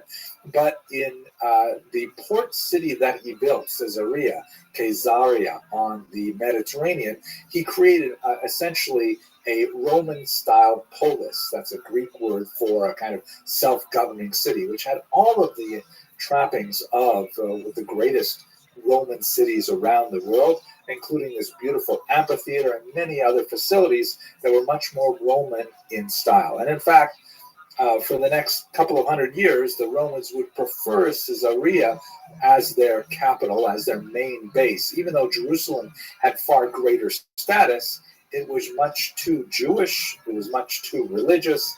Caesarea, not only did it have better access to the sea and so on, but it had a culture that was far more welcoming of Roman mores. There was a very large Jewish population in Caesarea, but it was essentially a Roman city on Jewish soil. One of my favorite of his constructions is his remarkable palace at the rocky outcrop of Masada, which is in the middle of the Judean desert. You can see the Dead Sea in the background there. This gorgeous facility, very remote and craggy. His summer palace, maybe this is his winter palace, I'm not actually sure, but built with tremendous engineering ingenuity and also with an aesthetic sensibility. I've climbed, as many young Jews have done, to the top of Masada as part of my coming-of-age experiences, and watching the sun rise over the mountains of Moab in Jordan is an absolutely amazing experience. I can only imagine what it would be like to have your palace located there, one of his several palaces. And, right, that gives you a sense of his vision, his connection to the outside world, and his grandeur. As the music However, dies, as I mentioned, he failed to something in make your a connection eyes with the people calls as a to whole. mind the The silver population from the screen very beginning of and his all rule favored its Antigonus, sad who was a I'm legitimate never gonna leader dance from again. the Hasmonean Guilty dynasty, feet I even though got it and was a no flawed rhythm. dynasty, and Feels his easy father to and pretend. uncle had I know quarreled you're miserably not a over who would fool. control Israel. Should've known Nevertheless, better Herod than was to never cheat, able to friend. get over the taint Wasted of his chance that association with I've the been Idumeans, given. So I'm and never also gonna dance his again. brutal The use of way I force dance with to impose his will on the Jewish people you. was not seen with charity. In some cases, he was. If you look at this coin, for example, you get a sense of him trying to find the balancing position. This is a Herodian coin from his era, and on the left is depicted an eagle. This is the first time that a Jewish king, since the Persian era, had put any kind of living being as an image on a coin. This was considered to be something that was deeply offensive to the Jews of that era. We've already mentioned the Roman eagle at the temple grounds. And this coin was circulated primarily in Caesarea, but all the other coins that circulated elsewhere were free of images of human beings or animals and so on. So it's like he was prepared to do some things for Jewish people, but he really didn't believe in himself and he wanted to stick with Roman values elsewhere. He failed to win over the people, in particular the Pharisees, who we'll speak about shortly. They refused to take an oath to him. And his multiple acts of cruelty, the Christian scriptures describe an incredibly awful extent in which he murdered thousands of infants. When they get back to that later, we'll talk about the birth of Christianity. Meant that he was never a popular king. He also had Tonight the music singing tragic so loud. family life. Wish that we He could married lose multiple this crowd. wives, like many of these Maybe kind of Eastern it's kings, better this for way. We various hurt purposes each other to with the connect words we himself. wanted to say. We could Usually have lived so unsuccessfully with local good populations. He together. married We many could wives. have The lived most this famous of them, dance and certainly the forever. highest status of them, was Mary Antoinette, who is shown the first slide here. Please Mary Antoinette was stay, the last and I'm never princess gonna from dance the line again. of the Maccabees, Guilty and feet, I through got her, no he rhythm. hoped to No, it's gain easy some to legitimacy pretend. I as know a you're king not coming a from the Maccabees. fool. Ultimately, Should've however, known he better would than to murder cheat, Mary friend. Antoinette, and then Waste in the a chance fit that of I've been regret and given. rage, he So would we're order never her gonna body dance preserved again in the honey, way I which dance is with just you. bizarre because he wanted to enclose her even after death. He would also murder all of her sons in a fit of rage, that is, his own sons by Mariamna, as he murdered many of his children, many of his wives, feeling that they were seeking, in some cases correctly, to overthrow him. In the last years of his life, he was overcome with madness and regret, and ultimately he passed away in the year 4 before the Common Era. And the We got him, legacy kid. that he We left got him. to his What do you want to say to successors the world? is going to We unfold fucking got him. centuries and Remember when Obama was like, we got him? Well, guess what, motherfuckers? We got him. birth of Christianity, which occurs under his successors, and then Remember when he's like, revolt, well, which will ultimately be kicking ass, taking names, baby. Okay, that's a very quick look at some more lessons in the next lecture with discussion of the Jewish population of this time. In particular, we're going to look at sectarianism. Take before we your return hand to political and history. lead you Thank you very to much for watching. the dance floor. Till the music dies, something in your eyes calls to mind the silver screen and all its sad goodbyes. I'm never gonna dance again. The guilty feet I got and no It is rhythm. perhaps a common Though it's easy misconception to that the pretend. Jews I of know the you're first not century a were somehow fool. better than the Should've Jews known of better the than 21st to century. cheat. They were more Waste the cooperative, more chance sensitive, that I've more been morally given. acute, So I'm never gonna dance and again generally the more way I politically dance with aware you. of the realities that surrounded them. There are some theological arguments to say that perhaps they were more spiritually sensitive than the current generation. I'll leave that to the rabbis to discuss. But when it comes to a historical perspective, I am reminded of my father's oft-stated motto, plus ça change, plus c'est The la même chose, careless which means whispers the more it changes, the more it stays the same. good And friend. the fractiousness To the of heart the and mind. Jewish community in the first century Ignorance before the is Common Era kind. through the first century There's of no the Common Era comfort was in the absolutely truth. incredible, and in many ways Pain quite is comparable all to our you'll own find. 2,000 I'm years never later. gonna dance So I'd like again. to look at Guilty three feet, groups I've got today, no very briefly, rhythm. and then Though in a it's following easy video, I'd to like to look at pretend. the I know fascinating you're incidents not a of the fool. Qumran community. Should've known better Most than to likely cheat a the friend authors and of the waste Dead the Sea chance that I Scrolls. have been But I'll save given. that for another No, I'm video. Today, never let's gonna just look at dance three again major the groups, the way I dance Pharisees, with the you. Sadducees, and the Zealots. Oh, How we know about these groups, and in fact the names for these groups, comes to us almost entirely from the testimonies of Josephus, who we've discussed in great detail, but we will come back to again and again in the ancient world, and Philo. Philo we haven't spoken about very much yet. He is an important first century philosopher who lived in Alexandria, Egypt, and he was one of the tonight the very music important seems so conduits loud. of I wish Jewish that thought we to could the lose outside this world. crowd. And both of them Maybe give us some it's insight better this into way. the We hurt range each other of with the words we Jewish wanted to political, say. We could have religious, been so social good expression together. of this era. We could We have can let fill this in the stand gaps forever. from what remains from Josephus and Philo's testimonies with passages from the Talmud and the Midrash and the Torah and the Christian scriptures and so on.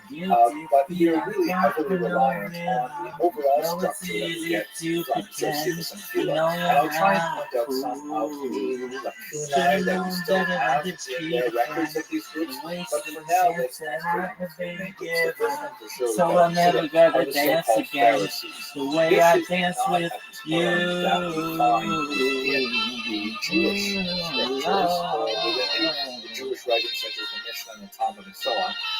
They may be known as the pollution, which means those who separate.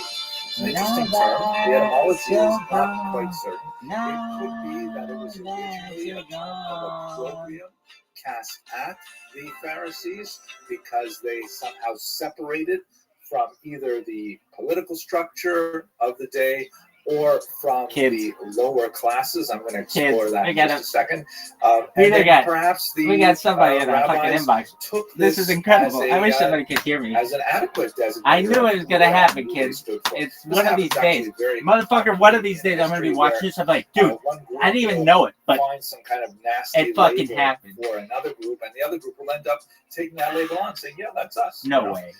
One example There's no way. quite I'm close still to what like, we're talking about today would be the term Orthodox, which was originally hurled at the so-called Altgläubiger, the old believers, the traditionalist Jews of the 18th century in particular, and early 19th century. And the term was meant to be an insult. Orthodox means one belief. Which is not at all entirely true, but we'll get to that probably later on in the series. And ultimately, the Orthodox, so to speak, took on that term and said, yeah, that's us, we're Orthodox. Who are the Perushim? Who are the Pharisees? They are, by scholarly consensus, identified with the rabbis, the rabbinical movement, meaning the people who laid claim to an ancestral tradition known as the Masorah that we've spoken about briefly in the past, and would ultimately be the survivors of this tumultuous time and would be the intellectual foundations of Jewish expression for thousands of years. Again, let me reiterate that during the first century before the Common Era, the first century of the Common Era, there were very many definitions of what is Judaism circulating, and many different groups who were laying claim to that label. The Pharisees, or the rabbis, the Perushim, were the ones who emerged successful. What to make of that multiplicity? Well, I guess it depends on how you feel about the rabbis. But this is definitely where Judaism connects itself through the tumultuous couple of centuries we're looking at to the distant past. Now, who were they? They were drawn largely from the middle and lower classes, and generally speaking, not from the aristocracy. There were priests among them, Kohanim among them, but they were by and large not associated with the temple in a direct and controlling manner. Although there are some really fascinating recent analyses that suggest that the temple was in fact run according to Pharisaic principle, even though it was another group of Sadducees who were primarily in control of much of the temple activity. They were known as popular teachers. They were known as people being close to the spiritually sensitive elements of the population, and they were kind of like charismatic leaders. Think, for example, of 18th century and 19th century Hasidic leaders gathering around them, people who come to them for spiritual guidance.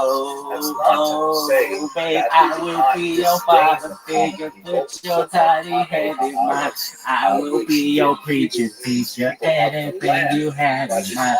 I will be your father figure. I had enough of crying. I will be the one who loves you till the end of time. The rabbis actually made a very careful distinction.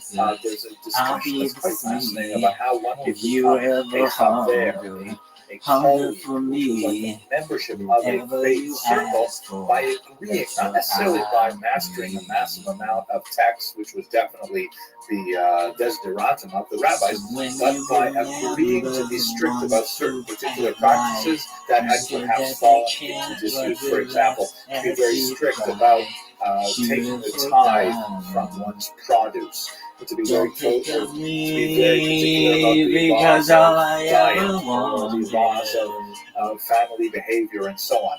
And so people would take on this status before a Beit Din of court. The rabbis, they would say, I am going to undertake to, follow the laws of tithing, and they would be considered a chaver, a friend, a colleague, a member of the circle. So even though they tend to look down on the totally unwashed and unlearned, this was not an exclusive kind of thing. This was a sense where they wanted people to rise above their educational limitations as much as possible. And this was also not a monolithic approach. And won't let you go, my baby, I will be your father figure. Put your tiny head in mine, I'll be your preacher. At the same time, and anything you have, I will be your father figure. I have had enough of crying. I will be the one who loves you till the end. I've already mentioned I will the be connection your with the temple very father. briefly. I will be There's no question that they your had very particular ideas about how the sacrificial ritual should be performed. I'll be your daddy. They felt that the I will be the appointment one for a who year loves or you less of a high till priest the by end King of Herod was completely illegitimate, that this should time. be something that is handed down, father to son within a legitimate line of Hell priests yeah. and so That on. bitch is so But fucking nevertheless, hot. they had a very She was strong hot in influence on the way 1989 that and the she's temple was hot managed. today, kids. How many were there? Well, Josephus offers the number 6,000 at one point, which it's hard to know whether that's a big number or a small number. If it's referring to the leadership, I'd say that's a pretty big number. If it's referring to everybody who considers themselves a Pharisee, that's a fairly small number. When you and we How'd don't you get know so very into much hound about how to stew? contrast that with the larger numbers as a whole. When you contrast that, however, with Josephus's reference to about 4,000 of the Essenes, which are a fairly radical group that we'll talk about more next lecture, then you get the impression that it would have been a very small group indeed. At any rate, we have some sense of who they were and how they were connected to the larger population. They often found themselves at odds with the political leadership because they disagreed because their most important agenda item was following the Torah and following the Masorah, meaning the oral Torah that explained the Torah. And they had very little patience for the Hellenizing tendencies of the other classes, and especially of the ruling class under Herod and his successors. The next major group were the so-called Sadducees. They are known in Hebrew as the Tzedukim, that's where we get that strange word Sadducee from, and they derive their lineage from Sadok HaKohen, a high priest named Sadok, who goes all the way back to the Persian era. The Sadducees were very heavily invested in the temple ritual. They tended to be from the aristocratic classes. They had a very high concentration of priests among them for obvious reasons, but also they're known for their rather extreme Hellenization. There's probably an overlap between the Sadducees and the initial groups that advocated for more Hellenization during the Greek period. The Sadducees are often the enemies of the Pharisees in Pharisaic documents like the Talmud. Sadducees are often giving the rabbis, the Perushim, a hard time, and the Perushim have smart answers back. And there's so many reasons why their ideologies conflicted. The Sadducees had a series of beliefs which were heterodox when compared to the Pharisaic beliefs, such as they did not believe in the world to come. It's not correct to suggest they did not believe in the oral Torah at all. It's impossible to follow the Torah itself without some form of additional commentary to explain how it's translated into real life. But they disagree definitely with the extent, scope, and authority of the oral Torah that the rabbis held. They were frequently allied with the Romans, and as we approach the later part of the 1st century CE, of course, they'll be quite involved in the pro-Roman position vis-a-vis the ultimate Roman-Jewish war. Ultimately, they will disappear at the end of that war and will have no further influence on the continuity of Jewish thought. There is, however, some overlap in certain ideas of the Sadducees and medieval movements like the Karaite movement that we'll have to discuss when we get there next semester. And finally, borrowing once again from Josephus's terminology, is a group called the Zealots.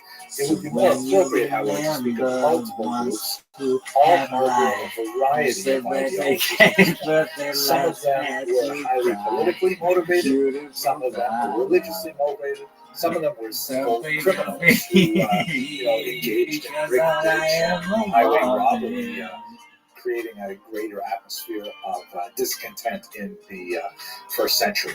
The roots of the Zealots definitely go back to the disagreement over whether Herod should be king as an Idumean, or whether Antigonus should be king since he was one of the Maccabean line.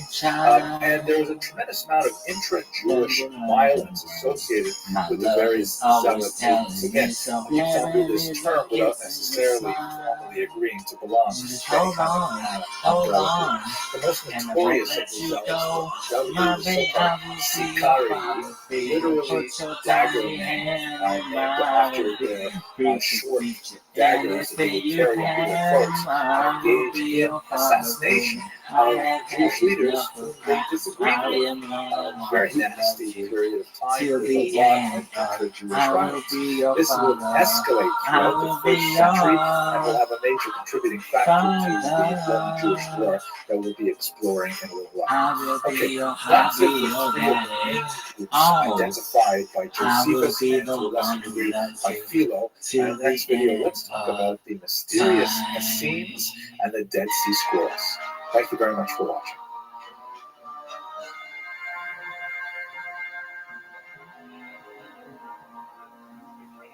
What do you think, kids? Are you happy? Ari? Shh, dude. End your fucking stream, dog. Ari, please.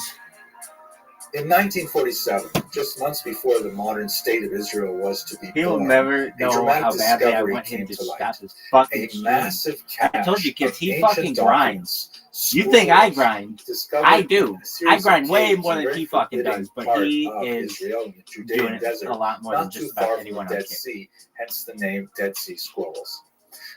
The series of caves were located around a community known as Qumran, an ancient community long since abandoned, and this promised to be the library of that community. And the documents dated to approximately 150 before the Common Era to the Great Revolt of 66 through 73 of the Common Era, and they promised to shed a tremendous amount of light on the nature of Jewish society at this incredibly important time, including discussion perhaps of what it must have been like for the early Christians in this period. So let's have a very quick look at the Dead Sea Scrolls themselves and ask some questions about who wrote them and what exactly do they say. So here's a map of the modern state of Israel on a satellite.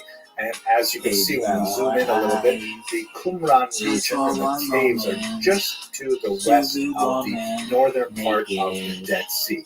The location of these caves as a possible source of documents was actually known long before 1947, and documents would occasionally trickle out onto the black market, but the major discovery came out in 1947. Here's a look at the topography of the region. You can see these caves are far up in the hillside, and this would be a place where many outcasts of society or rebels against the regime, like the Bar Kokhba rebels, would ultimately be hiding out.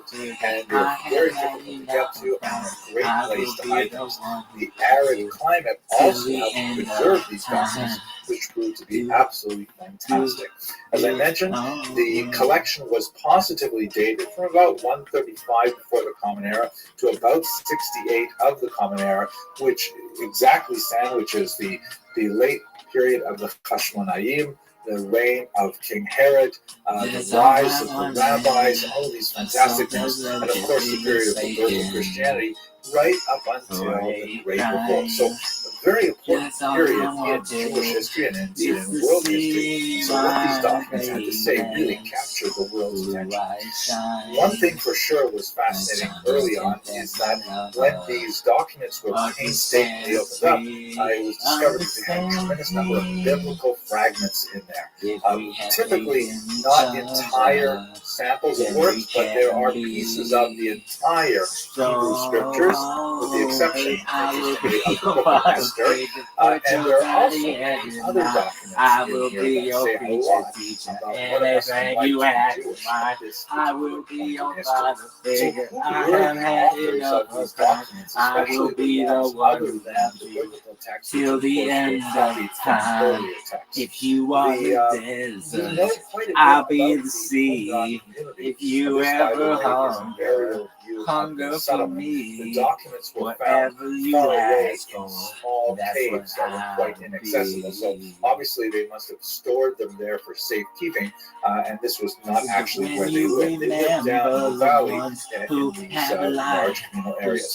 They described their own community, particularly in many of their manuals of discipline, which are recorded in the scrolls. And so we get a sense of who they were, at least how they lived. We know that the members of the Qumran community were Jewish, that they observed communal property, that is, they were living in a kind of, if you will, a strange kind of religious Keepers-like environment where all property was held in common, but they had a very highly defined sense of religious mores. They dressed all in white. They had a very strict regimen of maintaining personal purity with a great series of ablutions after, relieving oneself and so on. And they had all kinds of rituals about how they would gather in silence and twice a day, higher status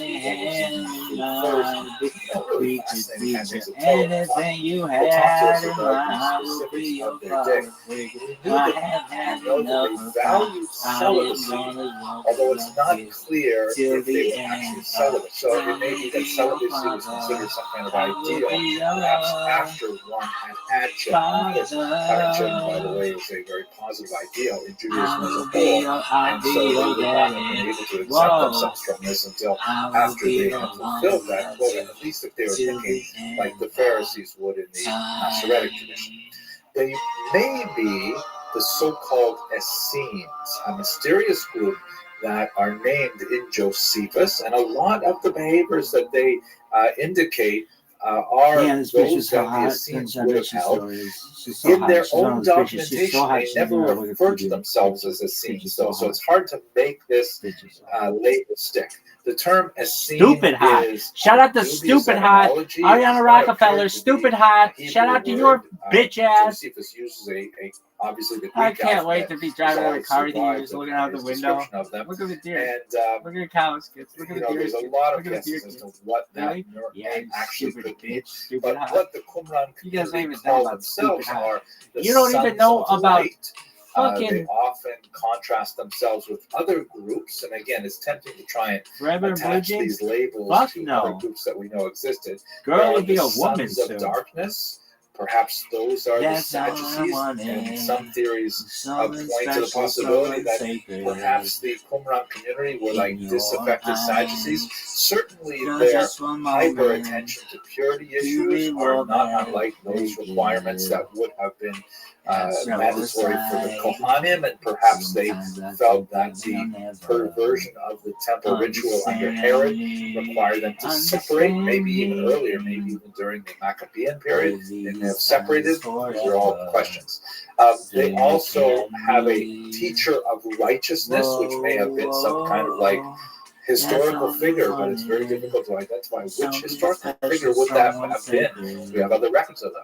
And they also refer to a group of people called the seekers of smooth things, and some have opined that perhaps this refers to the Pharisees, perhaps that refers to the rabbis, because there are elements of the Qumran's community behavior which definitely overlap with Pharisaic ideals as well. These are all great questions that I'm sure over the next century or so people will discover more and more. There's a lot of fascinating things that are being discovered now. For example, looking at the DNA content of the animal skins that were used to write most of the Dead Sea Scrolls, as others, one of the most famous ones, is written actually on copper. In terms of the content, what do the Dead Sea Scrolls actually say? So, first of all, the biblical texts are instructive in themselves. It is great to know that the biblical texts that are included in the Hebrew Scriptures today were definitely in circulation at the time of Qumran. But the texts that the Qumran community have are mainly fragmentary. They're partial texts, and in some cases they are expanded texts. There are larger books of the Bible, or like a book that we know that is in the Bible today, but the Qumran version is significantly larger and there's more material in it. So there's a lot of material to study here in terms of who these people could have been and how they fit with the rest of the Jewish world at the time. But it does indicate that there is definitely a growing consensus about what would be canonized as the Hebrew Scriptures, and it's generally believed that the full decision was made through the 1st century.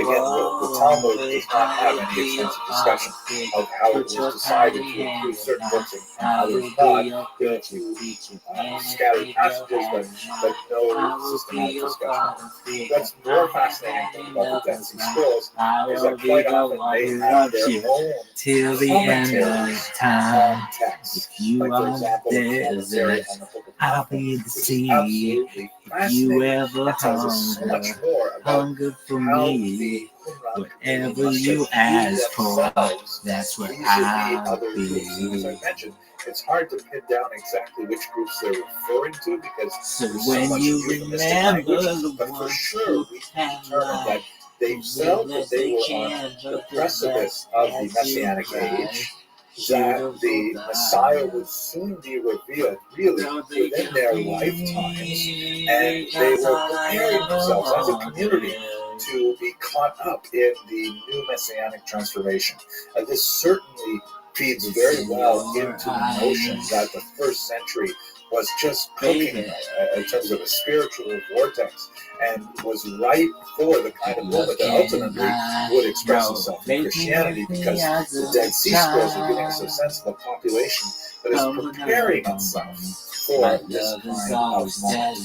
There's also, as I mentioned earlier, some fascinating manuals of behavior. Just hold on, hold on, and then we'll let you go. My baby, I will be your father. Put your time in. Your issues preacher, of preacher, personal purity. anything you had That in gives us my a general house, sense, I think, of Father, what's figure, next. I have had enough of Christ. There's so I much am gonna content, be there's love so you much that is till unknown the about them end. still. I will I'm be your not very going to father. take any of the time I about will it. be Let's your go back now to father. Judea proper and try to understand something about the birth I of will Christianity. I'll be your daddy.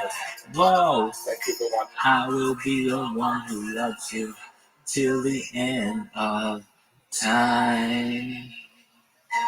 Dude, another one. How many of these fucking Let's continue our discussion of Jewish history with three short lectures that are going to look specifically at the birth of Christianity. This is obviously an incredibly important moment in world history, although if you asked most Jews in the first century, they probably would not have noted the appearance of this movement, which would ultimately change the world because it simply faded into the background of so many other things that were going on at that time. Let's begin first with the discussion of the political background. So, as you will recall from the previous lecture, Herod dies in the year 4 before the Common Era. The Romans are not thrilled with the idea of giving his descendants, that is, those who survived his multiple murderous rages, the title of king. So his eldest surviving son, one Archelaus, was given the diminished title ethnarch, which means essentially ruler of the people, but not having nearly as much power as king per se. The real power will be vested in Roman authorities. Now, Archelaus was given the most important section of the territory. You can see in this map here. He was given Judea itself, which is more towards the south, and Idumea, the region conquered under the Hashmonaim, and then also Samaria. His mother was actually Samarian, and up until the Galilee region. This was the highest status region of the entire area. It was a mixed population of Jews and non-Jews, primarily Samaritans. His younger brother, Herod Antipas, was given the much more Jewish Galilee region and the Perea, which is on the eastern bank of the Jordan River. And another younger brother, Herod Philip, was given the region that was more recently conquered in what would be today's Syria and Jordan.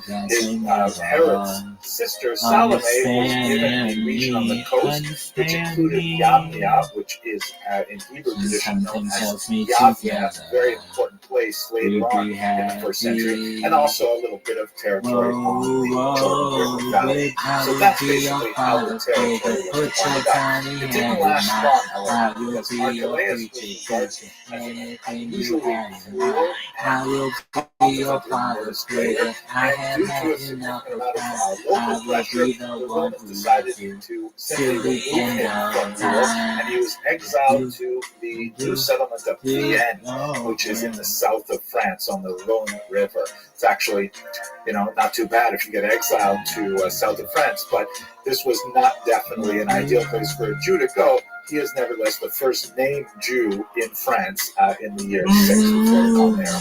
And the Romans put in place Roman administrators who were called at first prefects and then later called procurators. And even when we would have a Jewish king a little bit later in the first century, it was really the prefect or the procurator who would be the person in charge and really having significant power. Two of the most important of these figures were Pontius Pilate, who was extremely important, of course, during the story of Jesus' life and death, and Gessius Florus, who was very important in terms of understanding the background of the revolt that would erupt in the year 66. Now, in terms of the Jewish kings, there were two of them. They were both named Agrippa, also known as Agrippas.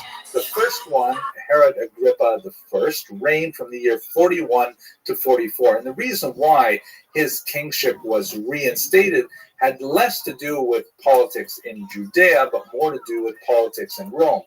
He was favored by incoming emperors, and as a result, he was given some territory back. There's a lot of interesting things to say about him as an individual, but I'd just like to focus on two things for our purposes today.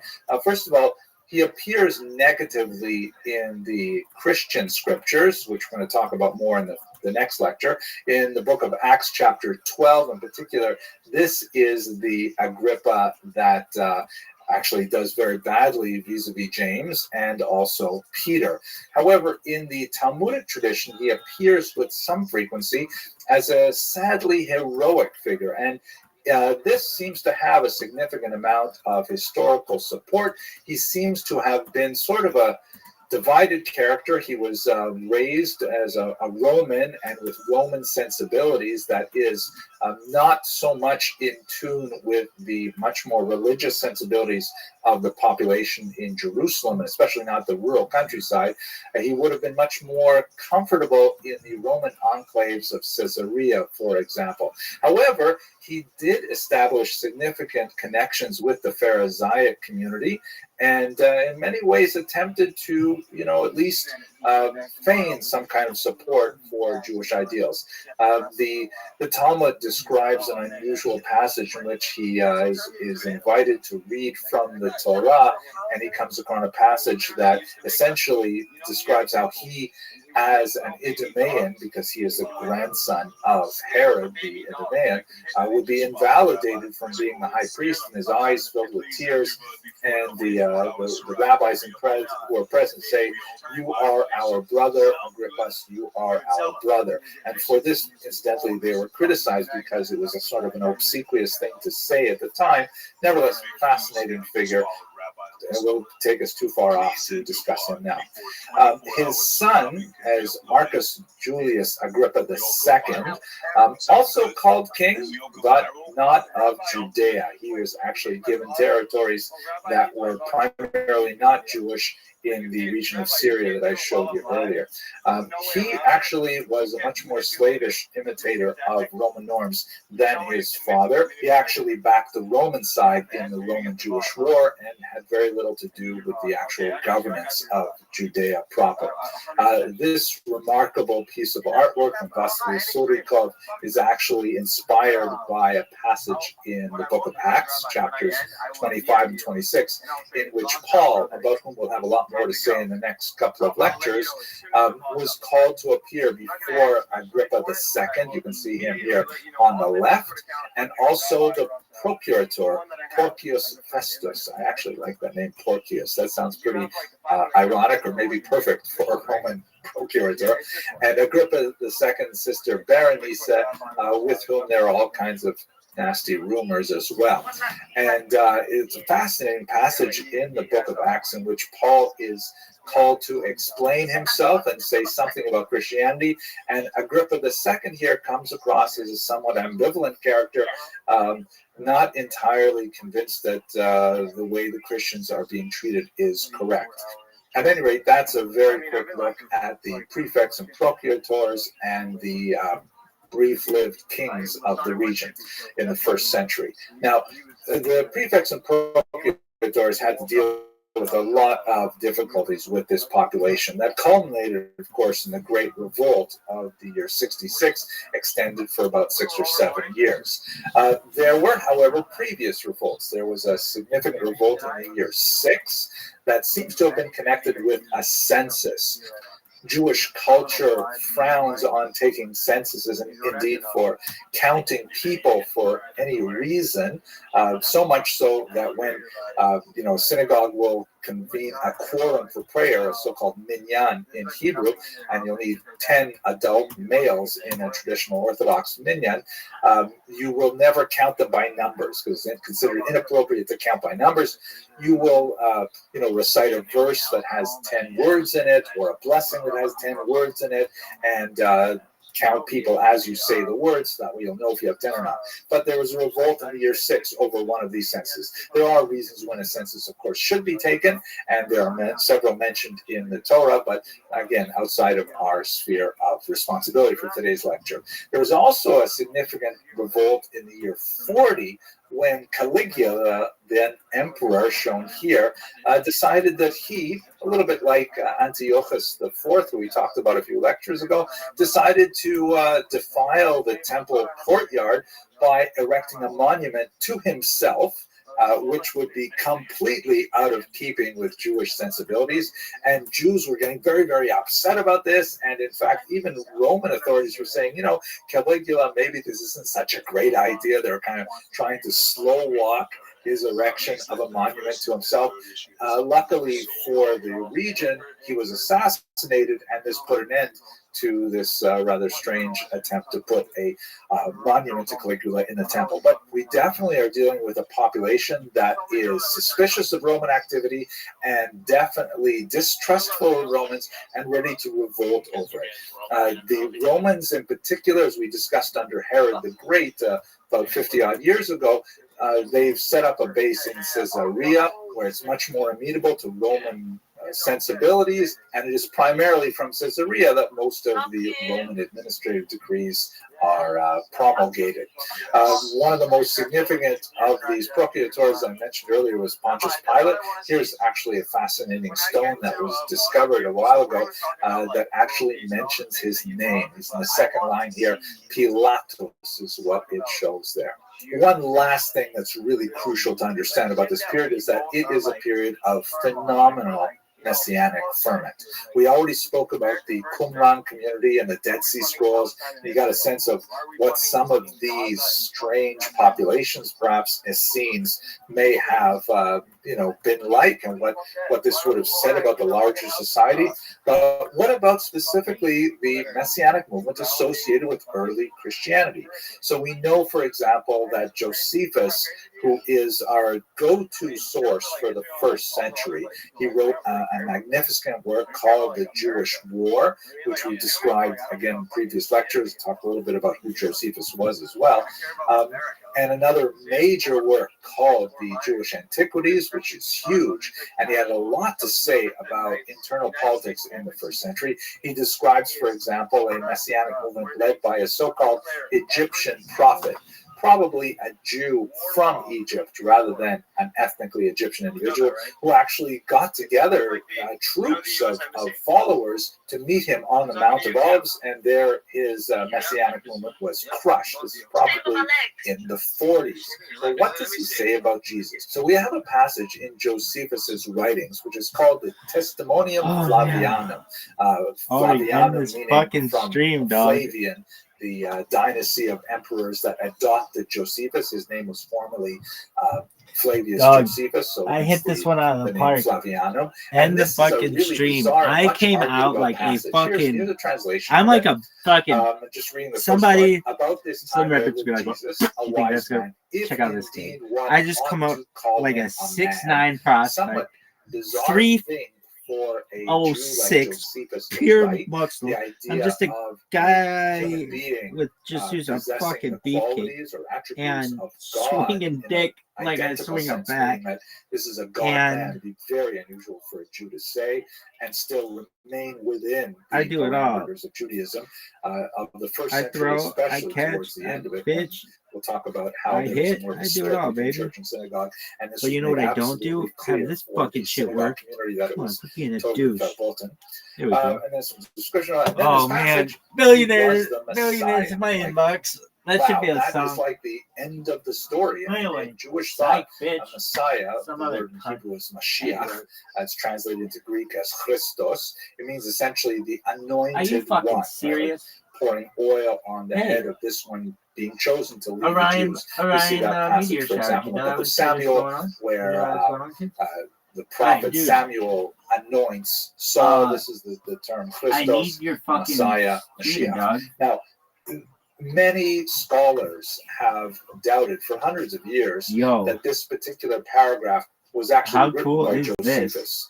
In recent decades, there's been some revision of that, saying, well, maybe Josephus wrote something. I'm not going to get a chance to watch my fantasy team, I can tell you that. By an enthusiastic Christian This fantasy team is fucked. Because some elements of it seem to be, they can't even get it right on the computers. How the fuck am I supposed to win? Of the first century to write, but others just seem so far out of sending line, positive thoughts. Phrase, he was the Messiah. Positive vibes. If he was the Messiah, everybody's like, Jewish fuck thought, you. History stops at that point, right? He's a king. He takes over the population and creates Jewish independence, both spiritually and politically. That obviously didn't happen. It would be strange for Josephus to write that, and so on and so forth. So many have opined. It seems like the balance of scholarly opinion is that this particular passage is not really Josephus's writings.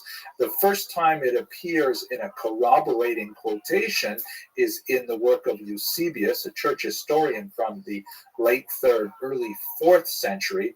And so most scholars assume that this particular passage was somehow inserted between Josephus's death at the end of the 1st century and the time that Eusebius saw it a couple hundred years later.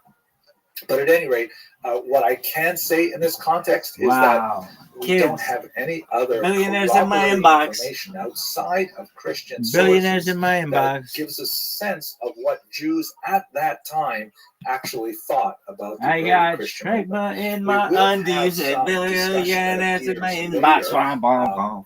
towards the end of the 1st century, and certainly going into the 3rd century. We'll talk in a couple of lectures Scale 1 to about 10 how how happy the you are. Talmud describes the separation of church and synagogue, and how I'm the pretty synagogue fucking looks happy. backward upon the events that became Could you be so happier? important for Oh, the fuck yeah. emerging Christian I don't think movement. people But understand at how the fucking time, happy they I did can be. not really make a ripple But in the few this Jewish is sources big. that we have. At any rate, a This lot more is to say fucking about huge. this. Let us continue with the next lecture, and we're going to look specifically at Jesus This in is the larger fucking context huge. of his Jewish Biggest audience. thing Thank you very much in for the history watching. of the stream? I think so. What is the other biggest thing in the history of this? What's the biggest fucking highlight, stream-wise, that we've ever had? What, the internet Now didn't go that down? we've had a Is that the look biggest at the fucking highlight? It political certainly hasn't been like background of the 4 region people of talk to us Judea at once. and No, environs in the beginning of the 1st century. maybe I'd like to once turn our attention ever. to one specific 4? biography that, of course, has tremendous significance for not only Jewish Definitely history, 2. but world That was history. big.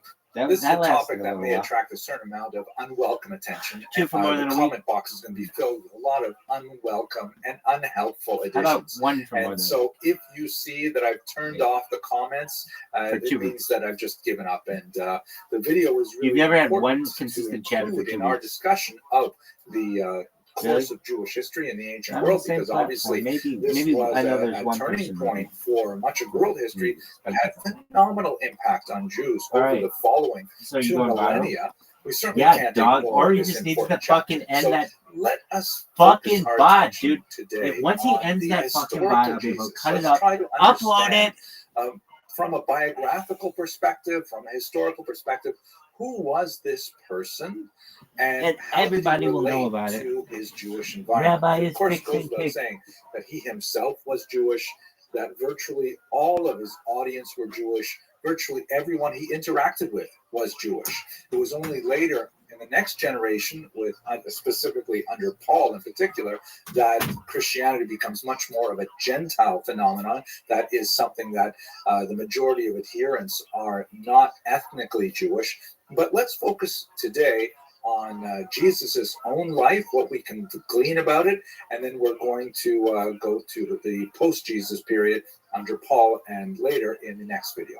Now, the quest for the historical Jesus is not a new one, and there are many attempts to try and figure out, based on the Gospels, what exactly we can say with certainty about Jesus' life. We should recall that the New Testament, that is the Christian scriptures, are quite different from the so-called Old Testament or Hebrew scriptures. The Hebrew scriptures, which really constitutes kind of a national library of spirituality, goes covering hundreds and hundreds of years and has many, many different voices. Of course, in traditional Jewish thought, the first 5 books were dictated by God to Moses. There's a lot more to say about it, but not necessarily in this video. And then the subsequent volumes were all, inspired by God in some way, but have specific authors and are located in a particular time and place and context. The New Testament is rather different. It has a tremendous amount of concentration written by a very small group of authors on a very specific single topic in one particular place and time in concentration. There are 4 distinct biographies of Jesus in the form of the 4 Gospels, for example. And then, of course, lots of material is gleaned from the later works that follow the Gospels. of the four Gospels, the first three are called the Synoptic Gospels because they more or less kind of line up with each other. Not precisely. There are some difficulties, details that are added in some of the Synoptic Gospels, not in others, apparent contradictions between them. And so for hundreds of years, there have been attempts to try and create a single gospel based on those three. The fourth gospel, that of John, is rather different. It has lots more material. It has a different tone in many ways. So out of these four basic sources, can we actually create a historical picture of Jesus? So lots of attempts have been made. One of the most interesting, I think, is that of none other than Thomas Jefferson, who created this book here. This is actually in his own hand, The Life and Morals of Jesus of Nazareth, extracted textually, as we shall see, literally from the Gospels. And here's what he actually did. He actually took a razor and edited out those passages that he felt were redundant or perhaps nonsensical because he didn't like miraculous events, and he tried to create a human biography by removing lots of excess material and by combining the Gospels to create one kind of coherent whole. Kids, I do not recommend you try this at Sorry, home. did you It will end get your in a lot of stream yet? trouble if you take a razor to your Bible and try to remove Fuck no. passages from it. Oh, But fuck nevertheless, no. you know, Dog. this is a very difficult enterprise. What kind of sources can we bring to bear to All try you to have to do is understand end the this fucking historical stream. Jesus? So obviously we have the Christian scriptures, the earliest of which are the letters of Paul that you will note date after the death of Jesus. So we don't have any contemporary sources, although the Gospels and others may have been inspired, certainly were by oral tradition. We don't have any contemporary sources. The earliest one that we have written down is something like 10 or 20 years written after the death of Jesus. Then we have a couple of passages in Josephus. We talked about one, the Testimonium Flavianum, the most important one in the last video. But the references of Josephus are less about Jesus and more about Christians, and especially the ones written towards the end of his life. And then we have Tacitus, one of the Roman authors, with not necessarily a very charitable view of Jews and by extension of Christians. And again, just like passing references, not really very helpful to flesh out a biography. We have some fascinating material from non-canonical texts, like these Gospels of Thomas, of Mary, and of Peter that were discovered elsewhere. These are, for example, like we discussed with the Book of Maccabees, texts that were not included in the Christian canon that formed the Bible, but were still circulating in antiquity. Then we have the Church Fathers, and of course, they have the disadvantage of being written so much later and essentially relying on the kind of materials that we still have preserved, and in some cases, perhaps material that has been lost. And finally, we have the Talmud, that again is written much later, a few hundred years after the events described. And although they may rely on oral traditions as well, one of the important things about understanding the Talmud as a historical source is that, the rabbis in the Talmud, it's not really fair to ask them to teach us history. They're trying to teach us religion, specifically Judaism. And so they're saying much about how Judaism views Jesus, again, at some distance and perhaps in an allegorical manner and so on. Anyway, when we pull those things together as best we can, this is what we have as a scholarly consensus. And note, I'm talking now about a scholarly consensus, not necessarily that of a believer. As we have with Jews who revere the Hebrew scriptures as, inspired word of God in one form or another, the assessment of the validity and specifically the historicity of the texts we're describing for Christians depends a lot on how you approach those texts. So if we boil down to just what scholars agree on, they basically say the following. There's general consensus that Jesus was a historical person who actually lived somewhere between 6 before the Common Era until about the year 26 to 36 of the Common Era.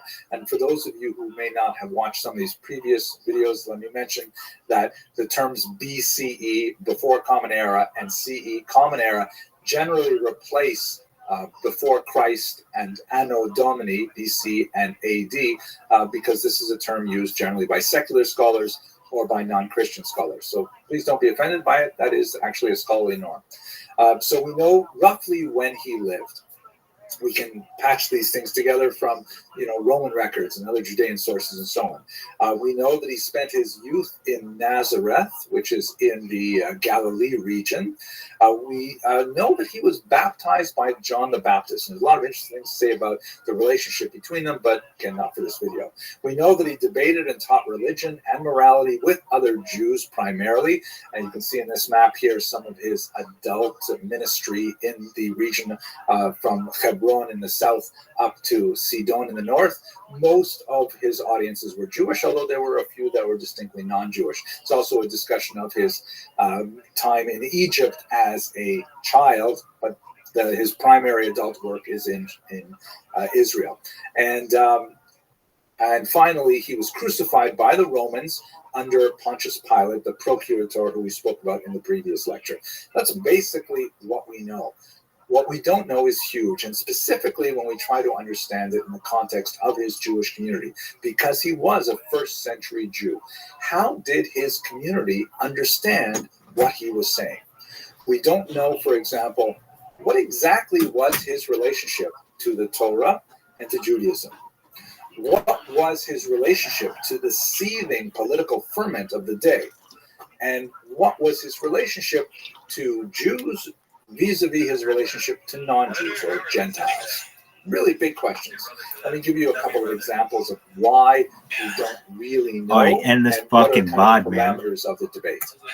Let us recall that the teachings of Jesus that we have today do not come End the to us bod. unmediated from a first Fuck century is this Jewish shit? source. Why does it They do that? primarily come to us through Greek translations of what Jesus would have said.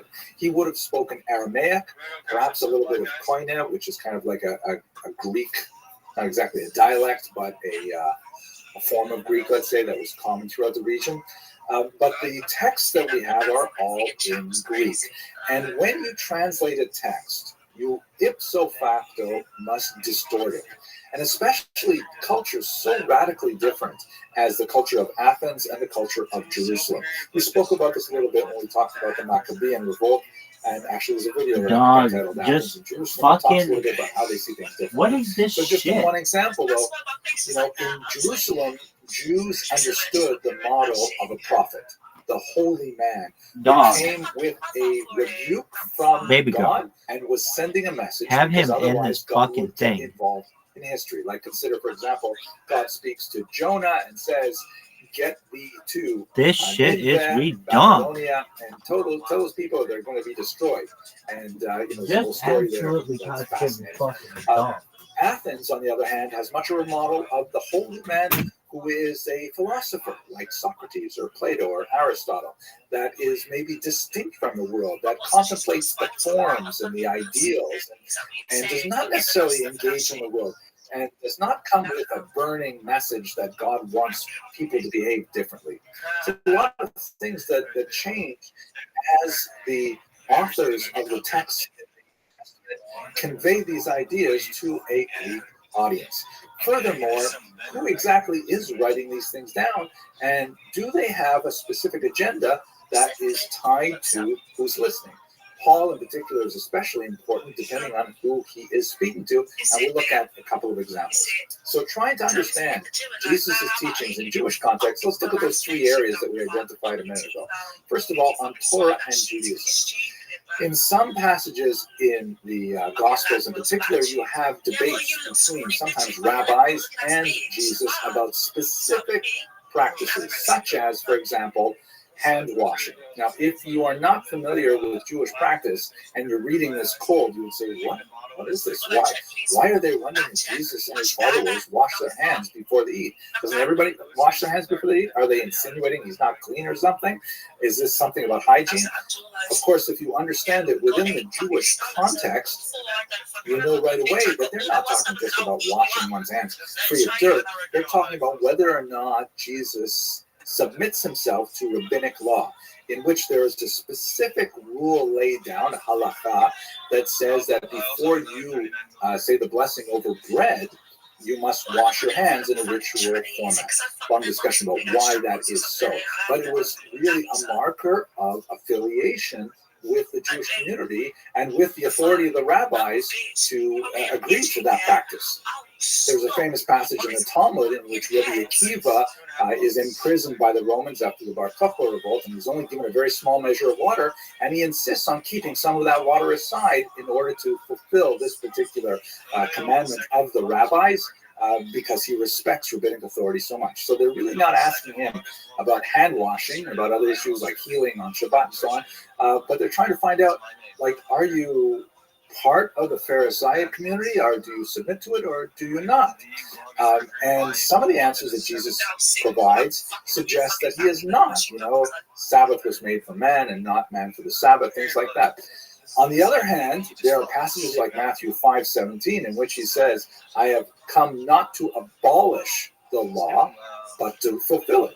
By the way, the law is one attempt in Greek to translate Torah. And of course, in the Hebrew context, Torah, the root of which means the teaching, as it were, is much larger than the law. In fact, law in the form of religion is a word that doesn't exist in Hebrew at all, at least not in biblical Hebrew. You have to use halakha, which means like the way, the path, the direction. The law is a novel idea that you have to use Greek to really express it. But anyway, so where is he? Is Jesus like rebelling against rabbinical authority? Or is he trying to support it, perhaps in a revolutionary way? There's a lot of ambiguity, and scholars debate it.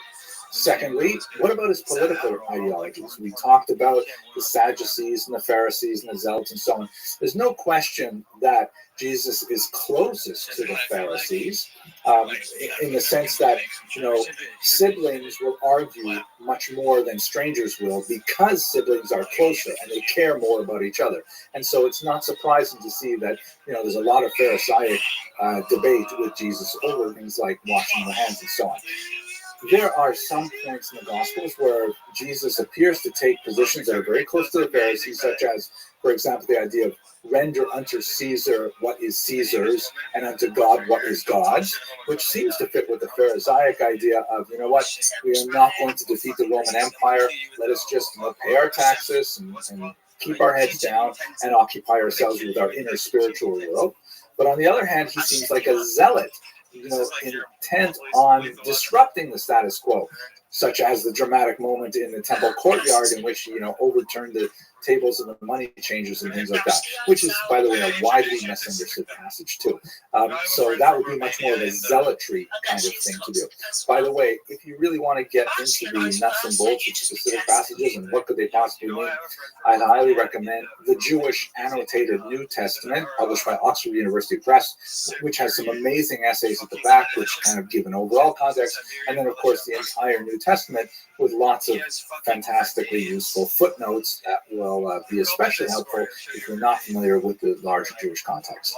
I am familiar with the Jewish context, but not so much with the New Testament environment. Really enjoyed it as well. So politically, it's hard to place Jesus on the spectrum. Jews and Gentiles, it's fascinating. As I mentioned, the vast majority of people that Jesus interacted with, maybe less so when he went up to the region which is now Lebanon, but certainly in Judea, the vast majority of people he interacted with were Jews. What would he have said about Gentiles? We can read some things backwards from the later works. For example, a passage in Galatians 2, in which James, who is based in Jerusalem, is apparently placed in charge of the gospel to the circumcised. And by the way, circumcised versus uncircumcised is a binary that exists in Hebrew scriptures. So James in Jerusalem is in charge of speaking to Jews, and Paul is placed in charge of a different gospel to the uncircumcised. I mean, we presume it's a different gospel. And we see that there's some conflict occasionally about, how are these two populations supposed to interact? Should you have Jewish Christians, for example, sitting down at a meal with Gentile Christians, meaning Christian believers who are of Jewish ethnic origin? And what does that mean in terms of the larger question of observance of the law? Is Jesus talking about Christianity being Jewish, meaning that Jews should continue to observe the Sabbath, circumcision and so on, and this new teaching? Or is this something completely new that wipes out all of those requirements, especially for Gentiles, only for Gentiles, for everybody?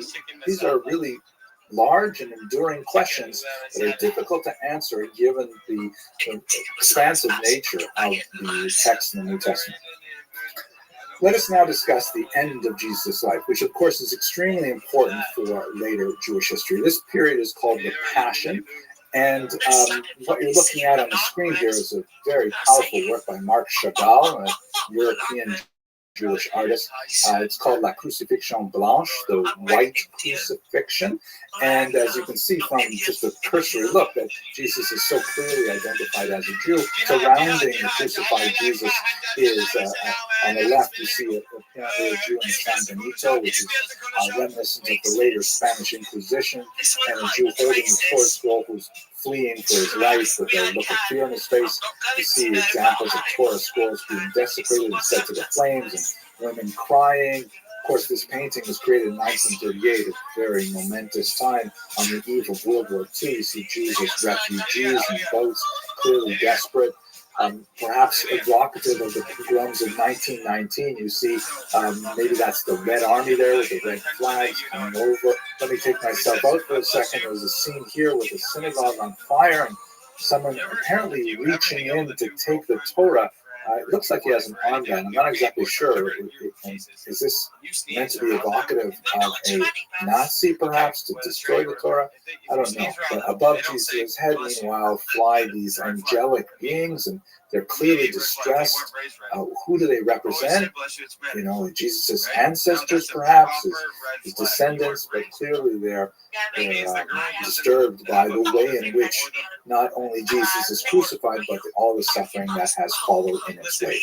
My teacher in this period was a great scholar named Alan Davies at the University of Toronto, and he would speak about the Passion. He would emphasize how in basic Christian theology, this is really ground zero level, is that Jesus was not killed by the Jews. The Jews were not to blame for the death of Jesus, because that goes exactly the opposite direction of how the theology should evolve. The whole point is that Christ died for our sins. That's how it's placed in Corinthians and many other places, that Jesus died to save the entire world, right? The suffering servant, the Paschal Lamb, for God so loved the world. This is the message.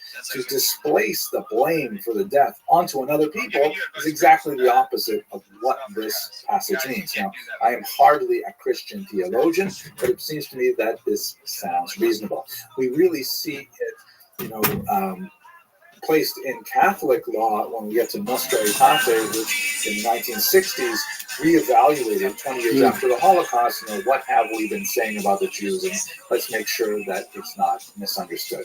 For millennia, Jews have been haunted with the charge of deicide. That is the idea that Jews killed Jesus, the killing of God, literally, and this has been an extremely difficult aspect, really at the heart of Western anti-Semitism, and we will certainly come back to it in other contexts later.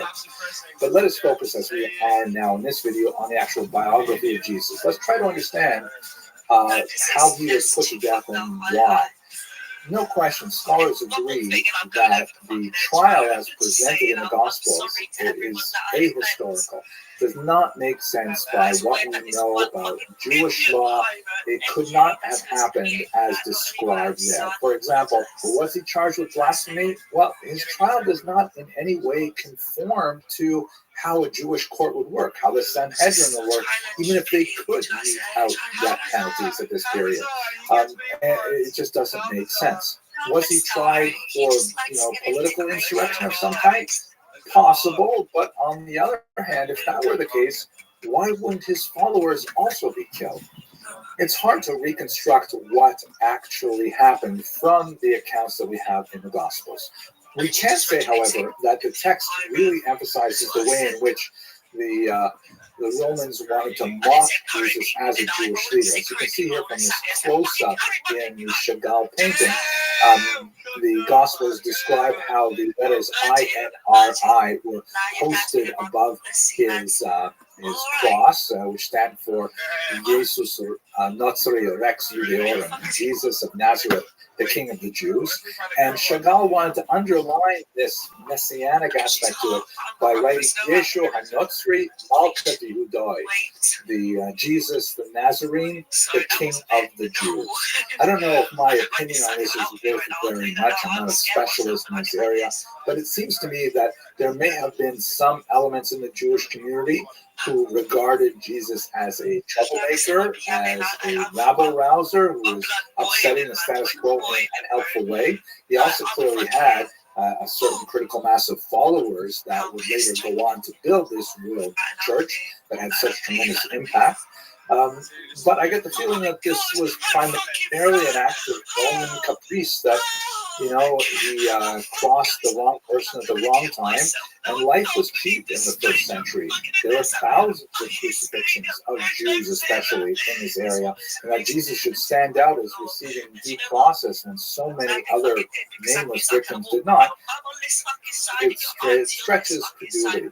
It's also important to note, by the way, that much of the description of the passion that we receive from later sources offers considerable more detail, often with a much more negative connotation towards Jewish participation, and this is certainly correlated with the increasing gentilization of the church, meaning as the church becomes less and less of a Jewish family affair, as a Jewish mishpacha, so to speak, and becomes much more of a global movement that attracts Romans and Greeks and Scythians and whatever, that then it becomes much more of an us versus them kind of phenomenon. It's much easier to blame the them. Let me leave the passion, however, by discussing one last thing, which is especially noxious and difficult for Jewish history, and that is the so-called blood cry. It's a passage that's recorded in the book of Matthew, chapter 27, verse 25, in which, and again, this is very ahistorical, but Pontius Pilate, the procurator, says to the gathered Jews, I'm going to let you have one of my people slated for death. Go free.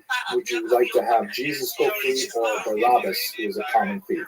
As the gospel describes, the people say, release Barabbas, and Pontius Pilate says, but that means I will kill Jesus. And the response of the Jews, which has been enshrined as the so-called blood cry, is the phrase, his blood be on us and on our children.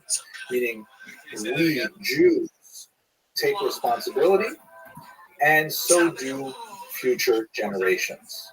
Now, many scholars have argued that given when the Gospel according to Matthew was composed, probably immediately after the destruction of the temple, or perhaps in the context of the revolt, this is a reflection on the very next generation of Jews, meaning it's kind of like a prefigurement of what would happen a generation after Jesus was killed. Unfortunately, over the centuries, this has been taken as a justification by some for anti-Semitic violence, arguing that all Jews for all time have somehow accepted responsibility for Jesus' death, which is, as I mentioned at the beginning of this discussion, exactly opposite, 180 degrees to a basic understanding of Christian theology, that Jesus died for all our sins, meaning Christians included, not blaming the Jews exclusively. But this takes me further away from history than I am comfortable, and let's conclude at this point.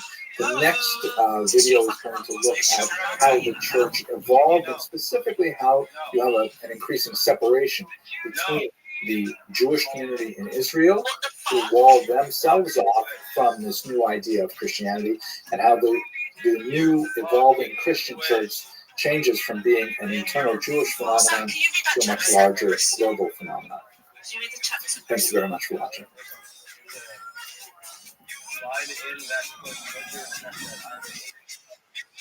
Literally the same guy. So he's literally the same guy from the Giants. It's Gavin, period, blood, Rogan, GT. The exact. That previous video is a very hard one to deliver because I'm not interested in offending anyone, and I'm not interested in specifically promoting a particular point of view in history other than what seems to make sense to me. And but it's hard to avoid it when you look at topics such as the historical Jesus. But we get on a little bit more comfortable ground when we move away from the founder of Christianity and look at still some people who are revered by Christians world around, to understand how the church and synagogue could grow so far apart. So let's begin that discussion now. Undoubtedly, to understand the direction that Christianity took after Jesus' death, is we have to look at the work of Saul of Tarsus, also known as Saint Paul. Now, Paul never actually met Jesus in conventional real life. He encountered the risen Jesus, as he describes, on the road to Damascus. Here's an amazing depiction of this from the 16th century. Here, check this out. This is the risen Jesus here, a very dramatic kind of posture with the angelic host and so on. And in the story that Paul describes, once he sees the risen Jesus, he's struck blind for several days and incapacitated. And it's like an overwhelming experience for him. He eventually comes to his senses and he realizes that he's got to go on a mission to talk about Jesus and his teachings, and he is wildly successful. Before we leave this painting, just look at how the horse is at the center of the composition. Such a powerful emotion on the horse's face. I mean, that's really something that I admire. I'm not an art historian, but I love these kinds of things. At any rate, back to Paul. He goes on this massive journey, devoting his life to touring the Eastern Mediterranean. He goes to Asia Minor and the Greek Peninsula and the Italian Peninsula, and his word reaches, perhaps through extensions, even to the Iberian Peninsula. And everywhere he goes, he's speaking primarily to Jewish audiences in the diaspora and to fellow travelers with those small diaspora communities whenever possible, and reaching out beyond the Jewish community to talk about what Jesus said and what it means for society. Now, it is at this point that we should understand that Christianity had a tremendous amount to offer the peoples of the world. It took some of the key ideas of Judaism, such as life after death. That's a big plus. A personal deity that actually listens to prayer, that is full of mercy, that has requirements of humanity, that holds humanity to task, that there is a mission for humanity. All kinds of really amazing things. And of course, attaching it to a religion of great antiquity. And at the same time, Christianity omitted a lot of the sort of high barriers to admission to Judaism. Judaism at this point is still very much an ethnicity, a people. One may convert to Judaism, famous conversion story in the Bible, for example, the story of Ruth, but it's still primarily an ethnos, and one gets into it by being descended from other Jews. And in order to make that leap into the Jewish community, one would have to submit, if one were a male, to circumcision. And then, of course, there's all the ritual commandments, like as maintaining the dietary laws, observing the Sabbath, and so on. And these things are quite onerous, especially if you don't appreciate how amazingly beneficial they are. So there are a lot of Gentiles Give me this fucking vod, dog. these ideas, maybe attracted to Judaism itself, but not necessarily willing to undertake those kind of responsibilities. And Paul finds he has a huge audience. He has people who are really listening to him.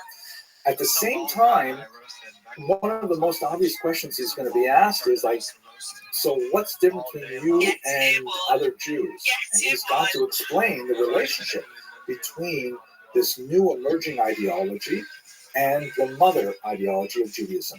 This is where you begin to see something. Hell yeah, he's watching you right now. Where is he? Where are you watching? In particular by John Where are you watching? Dog, tell him to start a new fucking VOD. Please tell him to start a new VOD. Against the Jews. There's a discussion of why Christianity is better. Vodka. Tell Ori, please start a new VOD. This is a very important VOD, and we need it. And he is a fucking grinder, and he can go so long. Gentile versus Jew, us versus them. And this will proceed. Vodka, you're amazing. New VOD. Where we see this especially clearly is in the Ecclesia et Synagoga theme, the church and synagogue theme, which, to jump ahead for a few centuries to illustrate this point, you see it on Vodka, you're amazing. Here's some monumental Vodka is amazing. Strasbourg, which shows on the left the ecclesia, which represents the church, and you can see she's got an upright staff. Absolutely. Vodka is so... Shout out to Vodka.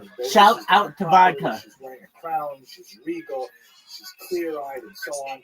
And on the right is the fallen synagogue, which you can see that she's holding the Ten Commandments in her left hand, her weaker hand, and upside down. They're falling out of her hands. She's not even attached to the law properly. The staff, or spear that represents her authority, is broken. She's blindfolded, and she's even in an act of decline. She's like falling away from the rock. And this kind of image of contrasting the church to the synagogue, in which the synagogue is the lesser partner, is something that we see over and over again as the church fathers develop this adversus Judaeos kind of literary tradition. Here's another example. There are literally hundreds and hundreds of them. This is from the Church of Notre Dame, and you can see that synagogue has all of the same kind of elements, but her eyes are blinded by a serpent, right? Clearly an allusion to the serpent of Genesis and so on, that is not permitting her to see the truth of Christianity. And here's Vodka. a notorious one from Vodka. If you're listening to me, we got to put pressure on him. In Germany, that on the left you can see the church being crowned by heaven, holding the Ari, staff, the chalice, what's and so the weight on the new VOD? New VOD, Ari. Mystical significance. And on the right, the synagogue, broken staff, crown knocked off the head, blindfolded. And just to make sure you got the point, a sword is driving through the top of her skull, proclaiming divine displeasure. Be a legend. Start a new detail, VOD. by the way, before we leave this, I find it fascinating that Jesus in this particular image is clearly Start a new VOD. Be a legend. Which seems to be something that really You're driving our blood crazy. You're 1,000% right. So, shout out back to our topic, however, there's clearly a period of time that begins with Paul and extends on later, where the synagogue is derided. Dog, we can talk about the pills we've taken in the past on the new VOD. Some would say that Paul advanced a kind of replacement theory. There are passages in his writings that suggest that might not be totally I will accurate. create a new But at VOD any rate, just to this is the general spam trend that we new convince over the next VOD. 200 years. Sounding like Arnold Schwarzenegger. He is not standing still while all this happens. There I can is do it in like a 10 reaction 10 from Jewish 10 leaders. seconds. One might even suggest we don't know which is the action, which is the reaction. I don't want to annoy They him happen though. around the same time. But this particular Fuck text, it. the so-called blessing of the heretics, appears This is Arnold. probably Here we around go. the end Arnold. of the first century. Its creation is described in the Is Talmud, the in Tractate custom Brachot, made page 28, in which Ari bot. a person named Shmuel HaKatan, Samuel the Lesser, is given the task of Start creating a passage in the liturgy, the mandatory central part of the liturgy called the Amidah, or the 18 blessings, Going that is designed somehow to make a clear distinction between Jewish Jews and Jewish Christians. In other words, you have this kind of amorphous period of time in the decades following Jesus' death, here we go. Make in this which it's fucking not bot. clear what a Jew should believe and what a Christian may practice. And so they asked Samuel to create this blessing, which is inserted into the mandatory prayers. And it's not actually a blessing, it's really a curse. Now, there's a significant amount of debate about exactly how this was created, how it was placed in the liturgy, how it was enforced. But if we look at the text itself, it says in English, "Let there be no hope for informers." Now, that informer is a euphemistic term here for a Jewish Christian, for reasons which goes beyond the scope of our talk. "And may all wickedness instantly perish, may all the enemies of your people be swiftly cut off," etc., etc. And the idea is that, as much of the historiography argues, that if a person was suspected of being a Jewish Christian, meaning a Jew with Christian beliefs, they would be asked to recite Start a the new prayers VOD. publicly as part of the prayer service. Thank you, When it Ari. came to this new passage, it was kind of like a litmus test. If they read it, then they would be pronouncing a curse on themselves if they harbored Christian beliefs. On the other hand, if they omitted it, they would be outing themselves as a Christian and theoretically could be removed not only from the pulpit but from the synagogue. There's some analysis that suggests that the Gospel according to John was written by someone who experienced this. And in fact, his gospel is much more filled with invective than the synoptic gospels, references to the synagogue of Satan and things like that. So this is kind of like a line in the sand that from the Jewish perspective marked off an ideological boundary that was not present before the inclusion of this text in the prayer. So we see that this is a family dispute that has gone really sour, and they're separating from both sides. Thank you, Ari, Finally, let us not forget the fact that by the time we get to the early 4th century, Christianity has become so large and so popular that ultimately becomes the state religion under Constantine, shown here. The famous story behind it, there's some interesting things about his family that were attracted to Christianity as well, but he would have this dream where he would see, or this vision where he would see this cross, and it would say, in hoc signo vinces, under this sign will you conquer, and then we pieced it together that it was attached to Christianity. That's when he converted. That's the traditional story associated with it. But with his conversion and his just start a new pod, someone. approval on Christianity, a once heavily persecuted faith, not only reading Gospels by people like Paul as a Pharisee who was bent on persecuting the church, but also clearly by the Romans who sent Christians to the gladiatorial games and things like that. This represents a dramatic turning point where the once despised religion is now a state religion with far more power. Come on. That's actually going to be the status quo in Europe until the modern era. Okay, I hope you found this useful. We're going to continue in the next videos by going back to Judea and focusing on internal Jewish politics, and we're going to look specifically at the origins of the Great Revolt. Thank you very much for watching. Damn right. You can't even answer. On God, you probably would fall asleep like 3 minutes in. I told you that. Hate me. I need this fucking clip. Come on, vodka. If you're out there and you're watching this, you fucking see. I need this clip. I need this fucking interview, dog. His dick is fucking controlling his orientation right now. Focus, dog. The spark that lit the explosion was something that happened in Caesarea, also pronounced Caesarea or Caesarea, which is a very important center on the coastline. We spoke about this city in the context of Herod the Great. It was a major Roman center during this period. Here you can see a map where it's located halfway roughly. We need a new VOD, dog. Oh, man. I'm so glad we're not close to 24 hours. I would be freaking out. I would be fucking freaking out.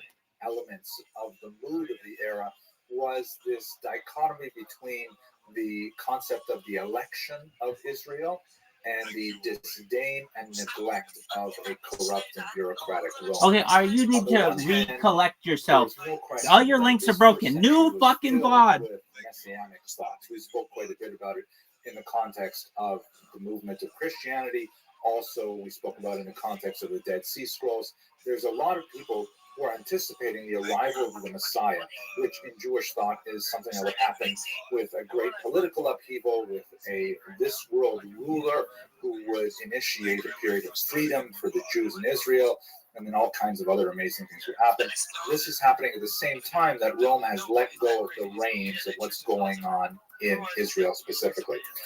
There's a lot of anarchy and banditry. There's a lot of lawlessness in the streets. They're not patrolling properly. They're not really caring what's going on because the Romans are engaged very heavily in their own self-serving grifts, taking bribes and all kinds of things like that.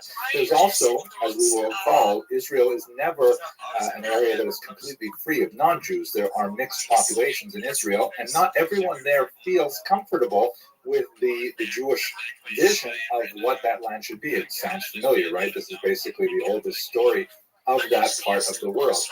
And there are provocations that primarily come from the non-Jewish minorities in Yamnia and also later in Caesarea, as we shall see. in Yamnia, also known as Yavna, the local population specifically agitated to provoke Caligula into his disastrous decision to set up an idol to himself in the temple. It turned out, as we discussed earlier, that was short-lived because Caligula was assassinated, but nevertheless, there was a lot of friction between non-Jewish and Jewish populations in Israel. During this time, the combination of those two rude factors tended to push the Pharisees more in the direction of the Zealots, and there was a qualified sympathy for their desire to throw off the yoke of Rome. It was not a full-throated endorsement, but there was nevertheless more of a sense that the Zealots were towards the right side of history. And that was, as best we can tell, the mood of the mood of the Pharisees in the late 50s, and the people followed the Pharisees by and large. The spark that occurred in Caesarea was mundane. It had to do with a property dispute. It seems that Jews were renting a local space from a non-Jew for a synagogue, and they wanted to actually buy this space. The non-Jew did not want to sell to them. In fact, he wanted to evict them. The Jews must have had some kind of lease arrangement because they went and petitioned the local procurator, Justius Florus, who was known for his insensitivity to Jewish causes, who took their money with an agreement to hear their case and then promptly ignored it. So what ended up happening is on one particular Shabbat in the year 66, some local miscreant, it's not clear from Josephus whether it's the same person as the owner of the building or perhaps someone who's involved in the dispute, this individual went and performed a ritual idolatrous sacrifice of birds right at the entrance to the synagogue over an earthenware container in such a way that apparently he was aware of some of the laws of defilement, some of the complicated laws involving earthenware containers and defilement that are more complex than we can get into right here. But at any rate, it really enraged the local Jewish population of Caesarea. Some of the more hot-headed elements of the community actually rose up and began to riot, but they rapidly found that the mood of the local population in Caesarea, which was, again, recall, primarily a Roman-oriented city, not one of the more Jewish cities, what the tide of the rioting turned against them. What ended up happening is Justius Florus turned a blind eye to this. He arrested the Jewish petitioners who had asked to buy the synagogue in the first place, and the rest of the Jewish community actually fled with their Torah scrolls to nearby Narbata. The news of the events in Caesarea soon reached Jerusalem with a much larger Jewish population, a much more religiously inclined population, and there was an uproar, as you can imagine. Justius Florus, the procurator, sent troops to Jerusalem in order to try and quell the unrest, and while he was there, he actually seized a relatively small amount of money from the temple treasury, which certainly was a more incendiary action and was not going to calm down the population there. In fact, the local population even publicly walked around holding their hats out, begging for money on behalf of Justius Florus to mock him. That certainly didn't improve relations between the procurator and the local Jewish population. But the violence got actually quite serious, especially in the upper city, and some people were killed. There was bloodshed, and the Antonia fortress, which we'll see a little bit later, to the north of the Temple Mount, was actually isolated with the Roman troops imprisoned within. King Agrippa II, the Jewish king, who was actually not the king of Judea proper, he was really king of a region to the north. We spoke about him a little while ago. He attempted to calm things down and failed, and as a result, he fled to the north and avoided the bloodshed at this point. He would later actually end up participating in the war on the side of the Romans, but that's a little bit later. Menachem, the son of Judas, the Galilean, arrived. He was one of several leaders who would compete for authority. And in this context of the upheaval, Elazar ben Hananiah suspended the sacrifice in honor of the emperor, and that essentially meant that the revolt was open. Up until this point, the Jews had always maintained a regular sacrifice in honor of the emperor. This goes all the way back to Cyrus, at least. And the idea of stopping this was extremely insulting to Rome, and this meant that it was open revolt. Now, there's some fascinating discussions of all these events in the Talmud as well, which add significant color to all of them. But for the time being, we're going to primarily present the Josephine account, and perhaps in another context we can come back to the details of the Talmud also as well. At this point, the local forces that the procurator was able to muster, a fairly small number of troops, could not handle the right anymore. And so Cestius Gallus, who was the governor of Syria, and the region of Israel was within his supervisory map, he arrived with the Fulminata Legion, the 12th Legion. We're talking now about 20,000 soldiers. So he comes down from the north and he makes his way throughout the region until he gets to Jerusalem. Now we should remember that these legionnaires are professional trained soldiers. We're talking about maximum 23,000 rebels spread out throughout the entire region without discipline, without arms, without training. They had the advantage of knowing the terrain and they had the advantage of local contacts, but they were at a serious disadvantage when fighting actual troops. Nevertheless, they were so enraged that when Cestius Gallus entered Jerusalem and he actually came into the city, he saw what kind of opposition he was facing and he was intimidated by the Jewish rebels. He decided to retreat. And on his way back, he met disaster, specifically at a pass called Beit Horon. The Beit Horon Pass is a very narrow strip that requires essentially, a couple of soldiers walking side by side as they make their way down this long pass. And the rebels were able to ambush them and actually wrought terrible havoc on Cestius Gallus's legion. They actually captured the eagle standard of the 12th Legion, which was a tremendous insult. It's kind of like capturing the flag, huge symbolic value. And they also, less symbolic value, but real value, they actually captured all of the Roman siege equipment, which would be very useful for them in the next couple of years of the war. Cestius Gallus actually survived the encounter at Beit Horon, but he was forced to limp back in a humiliating defeat, and this meant that Rome had to significantly accelerate their efforts. Next, we'll explore the second phase of the war, when Rome decides to send a much more battle-hardened general, Vespasian, along with considerably more troops to prosecute the war. Thank you very much for watching. Thank you, Ori, for starting a new pod.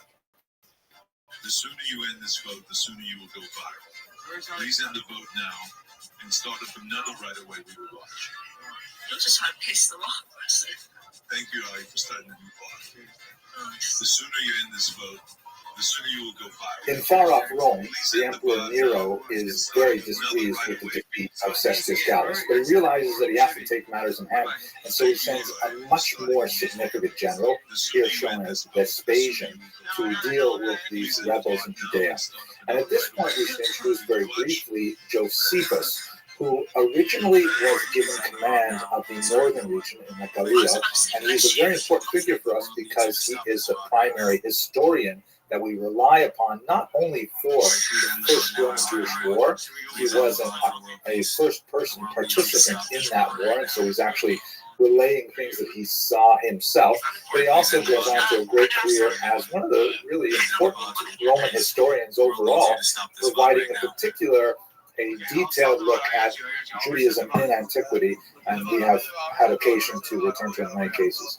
At any rate, Josephus, a fairly young man, is an associated primarily with the Pharisees, although he had some experience with all of the relevant groups at the time.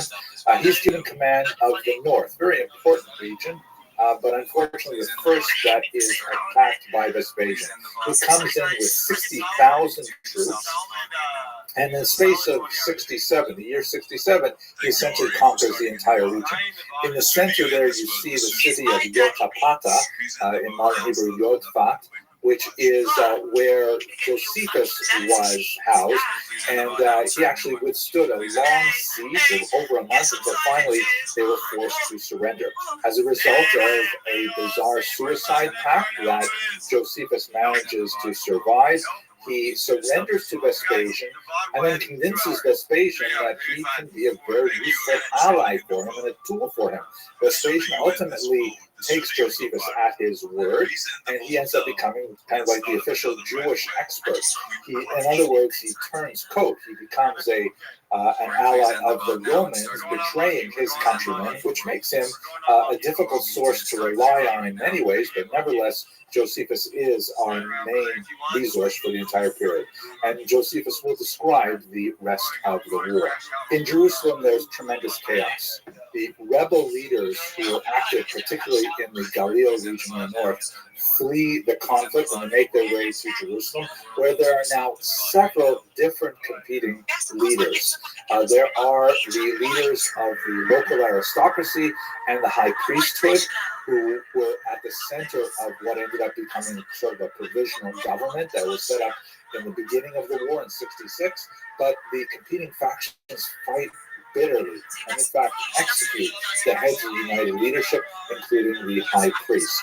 There is tremendous rivalry between all of the factions of the Zealots, to the point that they not only fight with each other, they even burn each other's siege supplies, which turns out to be disastrous because, of course, Vespasian will ultimately organize a siege against them. It gets so awful that the Zealots, who are based in Masada at this time, that's a very important fortress on the banks of the Dead Sea, not too far south of Jerusalem, they actually attack the nearby village, the Jewish village of Ein Gedi, on Passover night as a result of these kind of internal conflicts. Meanwhile, the Jews are fighting with each other bitterly in Jerusalem and in the region. Vespasian takes his time and he mops up the naval resistance at Yaffo. There was some battles there and some smaller conflicts around Jerusalem. Welcome. But he leaves Jerusalem alone throughout the year 68. What up, Bill? At that point, Nero dies, and there is a very significant competition in Rome for who is going to be the next emperor. Ultimately, Vespasian is invited to take that role, and he returns to Rome in the year 70. He hands the command over to his son Titus, also a very able general, who will ultimately bring the battle to its conclusion by attacking Jerusalem itself. By the time Titus approaches Jerusalem, there are two main leaders left in the region, Shimon ben Gioria and John of Giscala. And they're fighting bitterly with each other, but when they realize they're about to be attacked by Titus, they decide to put aside their differences temporarily. By the time Titus arrives, there are about 25,000 rebels in the city who are fighting against 4 Roman legions of about 80,000 battle-hardened troops. On the map here, you can see how the battle goes. First, Vespasian and his forces breach the outer wall in the summer of the year 70. They enter the northern part of the city, and after a week, they're able to breach the second wall that lets them into the old city towards the Temple Mount, which is the primary goal of their advance. They attack the Antonia Fortress, which is this region that was built by Herod at the very north of the Temple Mount complex. You see in that square area there on the center right. But the rebels actually managed to push away Vespasian's attack in mid-June of that year. Vespasian then turns his attention to building a siege wall all the way around the city in order to choke off any food supplies that could come in. He lets the Jews essentially starve for about 2 weeks. They're softened up by hunger. Let us not forget that the Zealots, in their zeal to beat one another, they actually burned most of their siege supplies, so they did not have extensive foodstuffs. And after about 2 weeks or so of the impermeable wall being in place, then he makes a second advance in late July of the year 70. The fortress ultimately falls, and this results in the destruction of the temple itself. This occurred on the 9th day of the month of Av. It would have been in late August of the year 70. And to the present day, this particular event is marked by fasting by Jews all around the world. They sit on the floor, they read the Book of Lamentations, and they endure this day of mourning for an event that occurred 2,000 years ago. The temple is burned to the ground, the fighting would continue throughout Jerusalem, but we'll continue with that in the next video. Thank you for watching.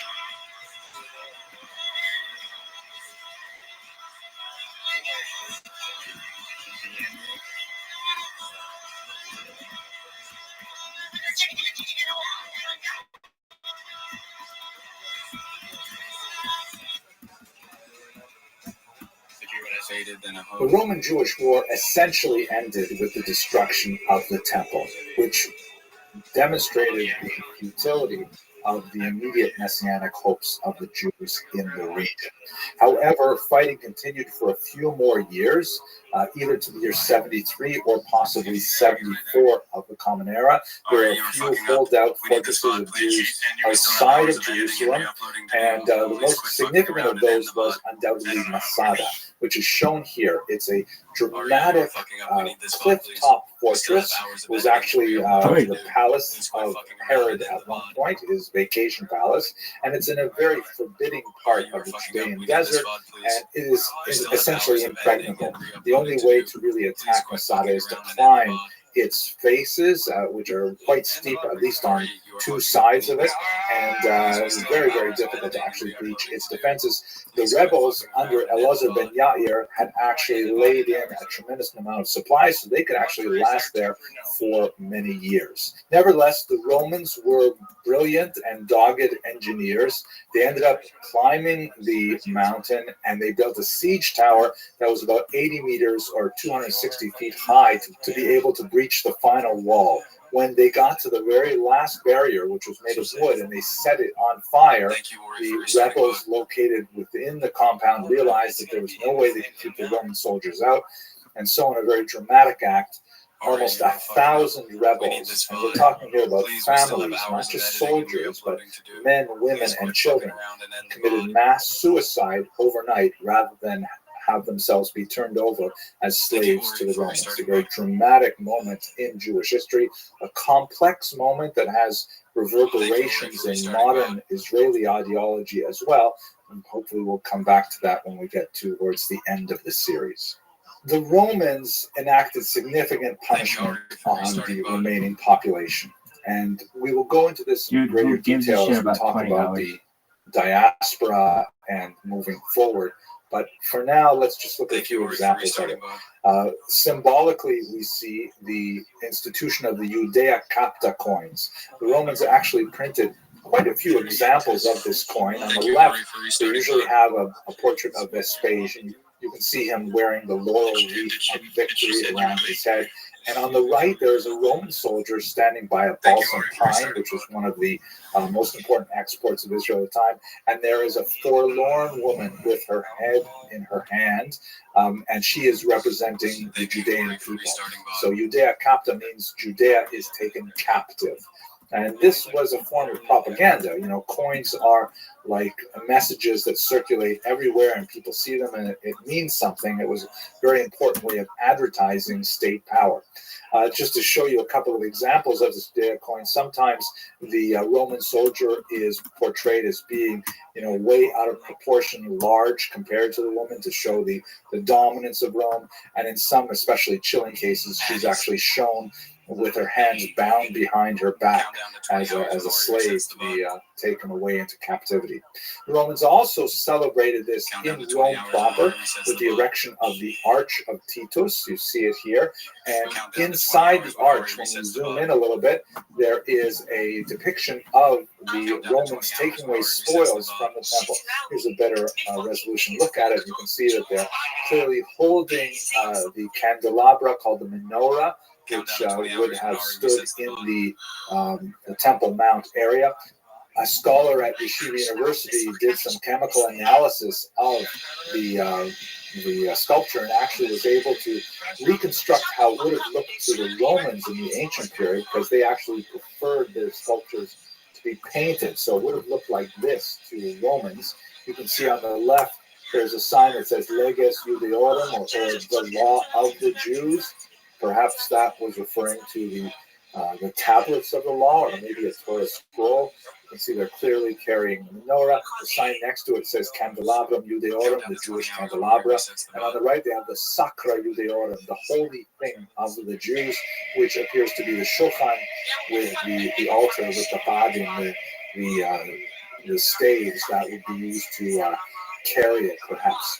The Romans also imposed some terrible taxes and some restrictions on Jewish activity, which I'd like to explore in a later lecture. But there is a saving moment in all of this. One thing that we have glossed over is the reaction of the Pharisees, in particular a rabbi named Yochanan ben Zakkai, who saw early on that the revolt against Rome was doomed to failure. And in a rather dramatic moment, he had himself smuggled out of Jerusalem to actually meet with Vespasian directly. This is one of the details that the Talmud offers. And he makes a request of Vespasian, actually 3 requests. But the one that's especially significant for us is he says to Vespasian, in Hebrew we have the phrase, Tein li Yavne v'chachameha, give me the city of Yavne, Yamnia in Greek, and its sages, which meant that he wanted to have a safe base where the pacifistic Pharisees could retreat and could continue to engage in religious study. This ultimately was the seed from which future Jewish leadership would grow, and the future of the Jewish people would be preserved through these scholars studying the traditional values and texts of Judaism. We will continue this in future lectures. Thank you very much for watching.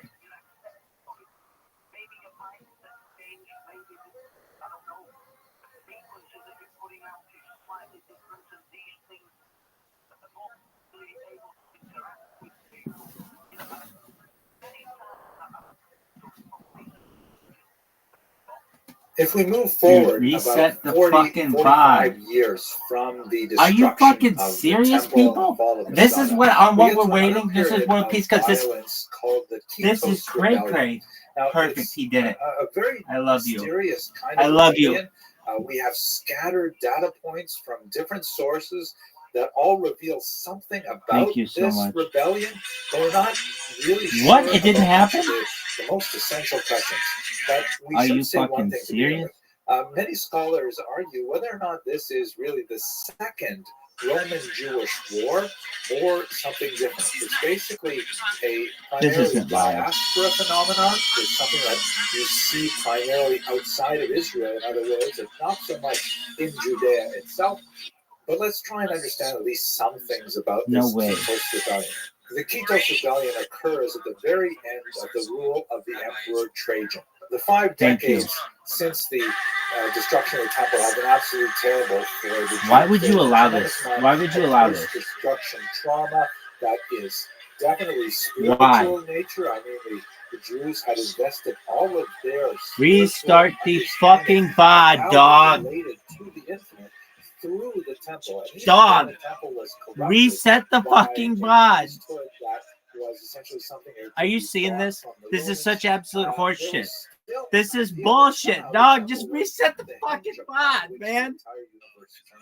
And now with that temple gone, what exactly would Judaism do? What would Judaism, look like? It was a period of phenomenal demographic upheaval. You have literally tens of thousands of Jews taken off in slavery to Rome. You have refugees who are scattered. Dog, reset the fucking VOD, man. Mediterranean, the Iberian and Greek peninsulas, around the Black Sea littoral, and further east through Mesopotamia. And you don't have the same kind of center in Israel as you had before. Would the Jewish people even survive this tremendous trauma? The Romans, for their part, did many things to make things worse for the Jews. They certainly want to stamp out any possibility of a future revolt. And so there were all kinds of measures put in place to try and demean the Jews, both spiritually, psychologically, demographically, and financially. The Fiscus Judaicus was instituted, and this was a replacement of the mandatory Machatzis shekel, the half shekel tax that Jews had from biblical times paid all over the world toward the upkeep of the Temple of Jerusalem. The Fiscus Judaicus tax took that money and made it mandatory, but instead of devoting it to the upkeep of the Temple in Jerusalem, it was directed to Rome and to the upkeep of the Temple for Jupiter. I mean, really offensive kind of thing for the Jews. And at the same time, the messianic ferment that we saw with the birth of Christianity was still continuing. In fact, it would take another couple of decades before it would have its final, defeat, at least in the 2nd century, under Bar Kokhba. Now, Trajan himself, towards the end of his rule, became involved in a very heavy war with the Parthian Empire, which was the Persian Empire that controlled Babylonia. The Parthian Empire would ultimately fall, and in their successor empire, the Sasanians, that's when the main elements of the Talmud would be put together. But at any rate, Trajan waged war against the Parthians, and he actually penetrated all the way to the very bottom of Mesopotamia. That is, this region here that you can see is sort of like a yellowish color going right down to the Persian Gulf. This was briefly controlled by Roman troops. Now, what's interesting for our purposes, and connecting it to the Kitos Rebellion, is that the Jews in Mesopotamia apparently sided with the Parthians against the Roman invaders, which is perhaps not surprising. Jews had been living in Babylonia since the 6th century before the Common Era, meaning they've been there for many hundred years. They certainly have roots sunk deep into that territory. And when the Romans came in invading, they took up arms to defend their homeland alongside the Parthians. This obviously we did it. We got it. Very lightly by the Romans. Oh, cool. And Lucius Quietus, who was Fucking finally in charge of the region, was put in charge of also devastating the Jewish population and quashing any resistance to Roman rule. So this is one element of the Kitos Rebellion, is Lucius Quietus' early participation. There will be another chapter to his story as well, and maybe I should give it away. The word Kitos in the Kitos Rebellion is probably from his surname, Lucius Quietus. That's probably how we get Kitos. So it's named essentially after him. Perhaps because of his notorious activity putting down the Jewish rebels in Mesopotamia, or I shouldn't say the rebels, the Jewish defenders of Mesopotamia, but it could also have to do with his later activity in Judea. But as I mentioned earlier, this is a diaspora affair, was certainly not limited to Mesopotamia with the advance into Parthian Empire territory in the year 114. We begin to see it also develop on the coast of North Africa in particular. Let's have a look at this map here, where you can see the extent of the Roman Empire at the time of Trajan's death in 117, 117. First of all, we have the activity in Mesopotamia, which is related to the invasion of the Parthian Empire. But then we have some interesting things happening, including Arab messages. Today, Libya. The Kitos Rebellion had major activity in this town. The pronunciation, I know some people are really sticklers for pronunciation. Including error messages. Including error messages. Oh, it's got error messages. Oh, okay. Well, that makes it fucking interesting. Oh, agricultural drones. Oh, you talk about agriculture. You think you're better than me because you talk about agricultural drones? Hey, someone's talking to me. I joined your Discord. Oh, thank you. Best streamer. Rabbi W, thank you. If you're wondering what we're doing, I've been up all night trying to get this fucking VOD, and I finally got it. And now we're going to upload it to Eddie Craven, and we're going to change the world. Kitos Rebellion itself as described in the Talmud. Let's look at Kurene first. The various sources that refer to this assert that there may have been some kind of messianic issue to this, because there is an individual who is referred to as Lukuas in one source and Andreas in a different source. It is I can't believe it. He ended the fucking VOD. This is fucking amazing. This is absolutely game-changing shit. A Hebrew name and a Greek name, or a local name. I myself have two names, right? I have a Hebrew name that my friends know me by, and I have Henry, which I publish under and stuff like that. So anyways, but he referred to himself in one of these sources as a king. So that implies some kind of unusual political, although some of the church historians suggest it was sort of a false messianic reign. And under this Lukua/Andreas, there was a report of Jewish attacks. If he was gonna fucking be at 24 hours, I was gonna get so pissed. Particular.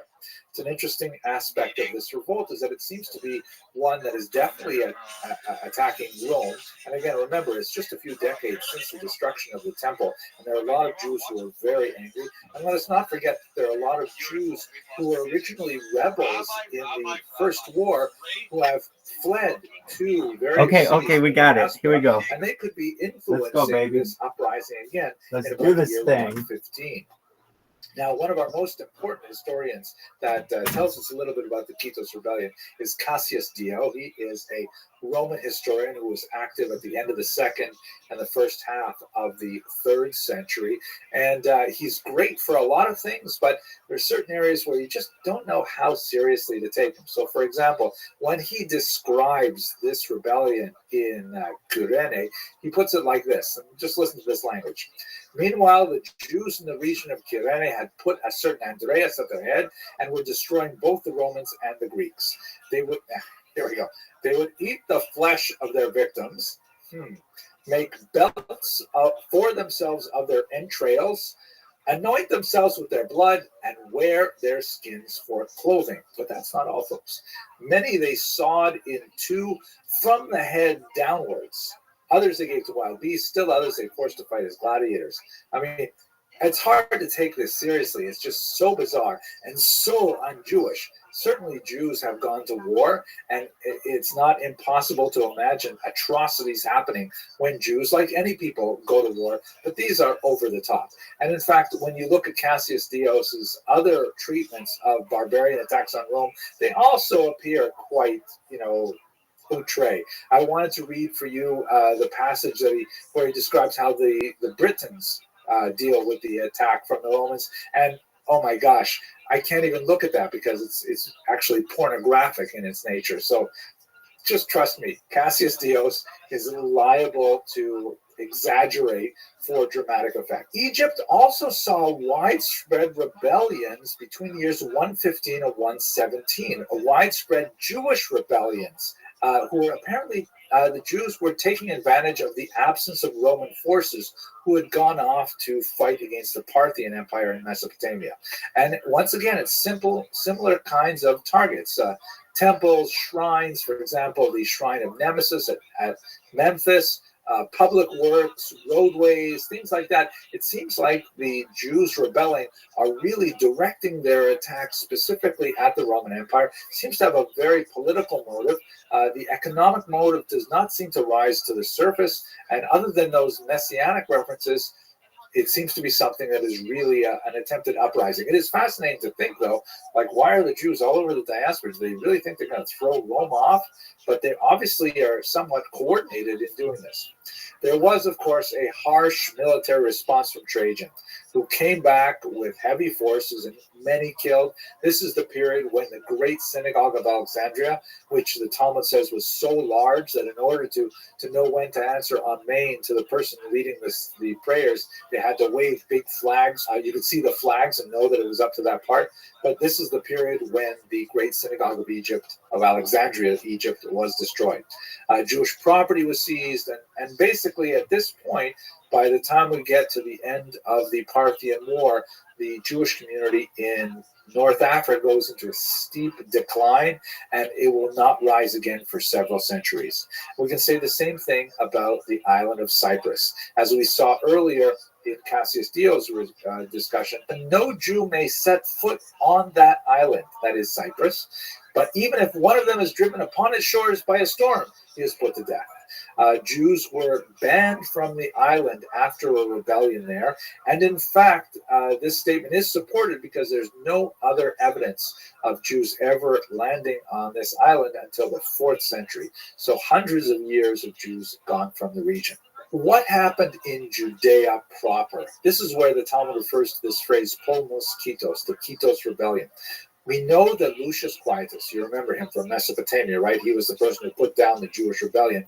He is sent back by Trajan and appointed as governor in Judea.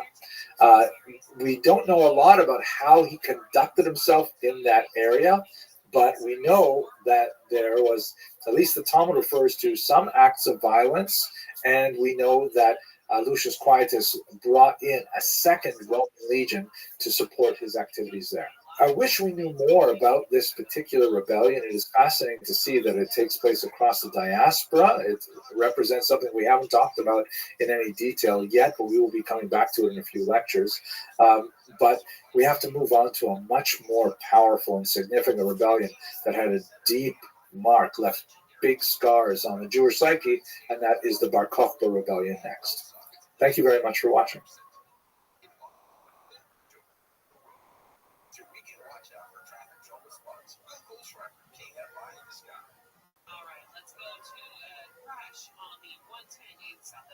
The Bar Kokhba revolt, so named after its leader, Shimon Bar Kokhba, is often referred to as the Second Roman Jewish War, the first being the Great Revolt of 66, 73, or 74 that resulted in the destruction of the Temple in Jerusalem.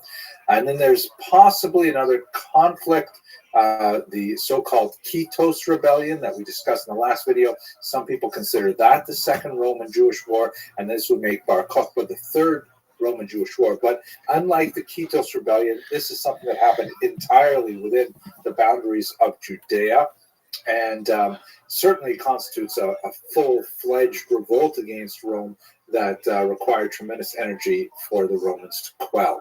So much is unknown about the Bar Kokhba revolt. We do not have really extensive sources describing it. I'll go into those in a little bit more detail, even to the point where it was not until the 1960s that we were certain what Bar Kokhba's name actually was. It appears that his name, based on some Greek language documents that were discovered in the Dead Sea region, Greek having the advantage of being a phonetic language with all of the vowels written out, which is something that is not true of Hebrew. And he refers to him as Bar Kosiba or Ben Kosiba. That was his proper name. The Bar means son of, and Kosiba is the surname. He was known as Bar Kokhba to his followers.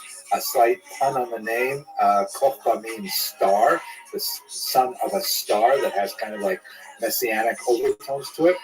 But to his detractors, he was known as Bar Koziba with a Z instead of an S. The word kazav in Hebrew meaning deception or lies. But his actual name was Kosiba, and he's known popularly in the way that Rabbi Akiva, one of his most important followers, called him Bar Kokhba, the star. It's hard to underestimate the importance of Bar Kokhba in the Israeli civic mentality, because Bar Kokhba represents the last living president of the Jewish polity until the 20th century. In a moment, I'd like to talk to you about Dr. Yegael Yadin, who wrote a very important work on Bar Kokhba, who describes the moment when the current president of Israel in 1960 first saw an inscription that was written by the previous president of Israel some 1900 years earlier. It's really important to see this as a sort of a culmination of that strive for statehood that had a 1900-year hiatus. Well, we can see this graphically is in the Knesset Menorah, the sculpture that stands outside the contemporary building known as the Knesset, which is where Israel's parliament sits. And in this candelabra, you can see that there are many historical figures that are represented on the arms of the candelabra. Zooming into the center, you see that the three central uppermost branches have representations of three distinct leaders in Jewish history. The first is Moses, who is shown here from a biblical passage that describes the attack of the Amalekites against the Jews on their way from Egypt to Israel. As the passage there describes, as long as Moses had his hands up in the air heavenward, then the Jews would succeed in battle. And when he lowered his hands, he would fail. So he was supported by his two lieutenants, holding his hands in the air so he could retain that position for the duration of the battle, representing a military victory with the field of God at its very center. On the left, you see David, who's on the center. The left here is on Moses' right, the higher level of authority and status. David shown here as a young man holding up the severed head of Goliath, a very important passage that describes, again, a military victory with supernatural assistance from God. And finally, the less significant of the two, but still right at the very center of the candle, is this representation of Dark Cloud. And unlike David and Moses, he is represented here in an attitude of decline and an attitude of defeat, because after all, Dark Cloud was ultimately unsuccessful. Nevertheless, he is shown here as a powerful military figure and as a tragic one as well. And that's the story we're going to go over the next 15 minutes. Our sources, as I mentioned, are somewhat limited. We have an important Roman historian, Cassius Dio, sometimes called Dio Cassius, who is somewhat problematic because we only have an immediate sources. We have Eusebius, an important church historian, Cassius Dio being active in the basically at the turn of the 3rd century. Eusebius, about 100 years later, one of the church fathers, again passing references, and then we have some amazing passages in the Talmud and in the Midrash, but they are not necessarily historical in the same way that some of these other historians are conformed to Western sensibilities. There are also some famous and important discoveries in the 1960s, primarily archaeological discoveries conducted by this man, Yigal Yadin, who is one of these amazing Israeli figures who has at once both very highly placed at the top of the Israeli defense forces, and at the same time an archaeologist and a scholar and a very gripping writer. I'm going to produce a little review of his treatment of that called a separate video. Absolutely fascinating account, very much worth reading. So let's try and understand what we can about our Chachma and his rebellion from the sources that we have.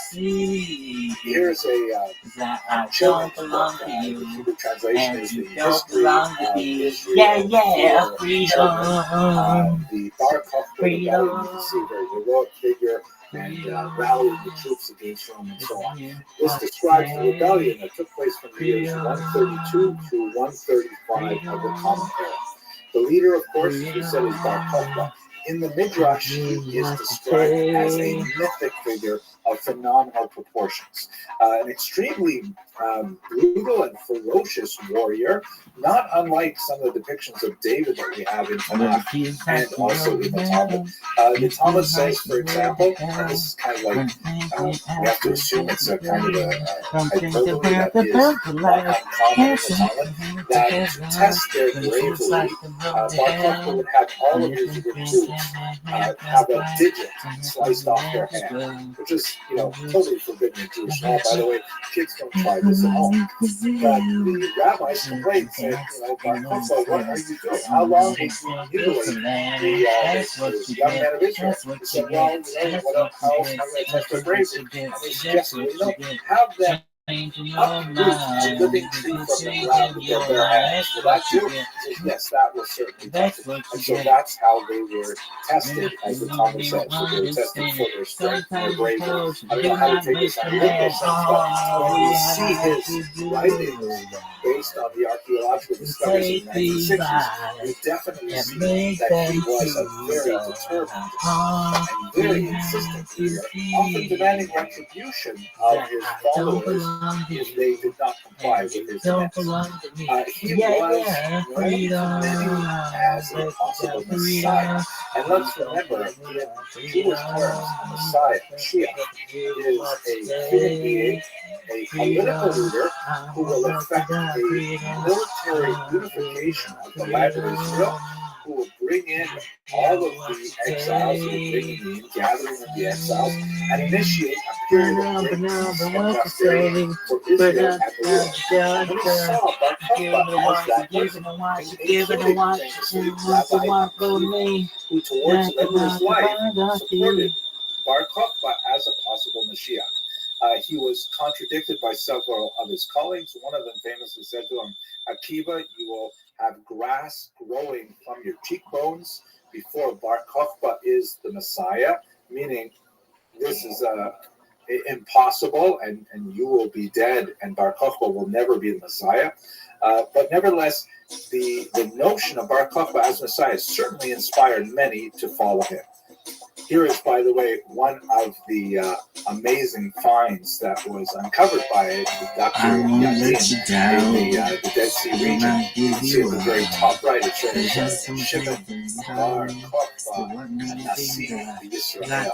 Shimon Bar Kokhba, president of Israel. Unfortunately, there's so much we really don't know about the war. One of the most basic things we don't know about the war is why exactly did it start? So Cassius Dio, the Roman historian, gives us an account of the war. Unfortunately, the only version of Cassius Dio's account has not survived antiquity in its original formulation, but rather as what they call an epitome. You know, we say in English, the epitome is something. Heaven knows I was just a young boy. Didn't know what I wanted to be. Didn't know what I wanted to be. Oh, this is Greatness goes on the street, goes high joy. And this was the first of me. Okay, I guess it wasn't. And so we have an 11th century epitome by Johannes Trifilius that's shown here that gives us, unfortunately, just passing references to Bar Kokhba, and we don't know exactly what Cassius Dio wrote, but we're hopeful that this is correct. According to Cassius Dio, in this epiphany, the reason for the revolt was that the Emperor Hadrian, shown here, decided to rebuild Jerusalem, but rename it after himself, Aelia Capitolina, right? Because his middle name is Aelius, and to build on the site of the temple to God, instead a temple to the Latin god, the Roman god Jupiter. And this, according to Cassius Dio, inflamed the population of Jews and a rebellion in the city. Now, according to Hadrian's own biographer, Spartianus, who wrote De Vita Hadriani, the life of Hadrian, the Roman Empire, it had nothing to do with rebuilding of the temple. It has to do with a ban on genital mutilation, something which the Romans had frequently issued. But it's uncertain what exactly this is talking about. For many, it was understood to refer to castration, which is forbidden in Jewish law as well. But it's possible that the revolt was started because Jews thought it referred to circumcision. And in fact, perhaps it did refer to circumcision, but later that was certainly exempted from the ban on genital mutilation. Others say no. The Midrash, for example, suggests that it had to do with an effort to rebuild the temple that was then thwarted by the Samaritans. Finally, Pausanias, who was a 2nd century Roman geographer, who was followed in some degree by Eusebius and Jerome, who were church fathers who lived in the subsequent centuries, who said that it's possible not that the revolt was caused by persecution, i.e. these decrees, but that these decrees followed the revolt. Meaning it was the general environment, whether it was the political oppression, the destruction of the Judean state in the previous war, or whether it was the Messianic movement, that these things might have caused the revolt. And then later, the Adrianic persecutions, which were especially associated with what people called the 10 martyrs of the state, the Masala, Ruby, Malchus, formed an important part of the Jewish liturgy, that those occurred not before the rebellion, but rather after the rebellion as a response, not impossible. At any rate, these are the major theories currently floating regarding the origins of the war. We will have to conduct further research and hopefully find some more archaeological discoveries that will give us some greater insight. For certain, however, the war was quite brutal, and it lasted for about 3 years.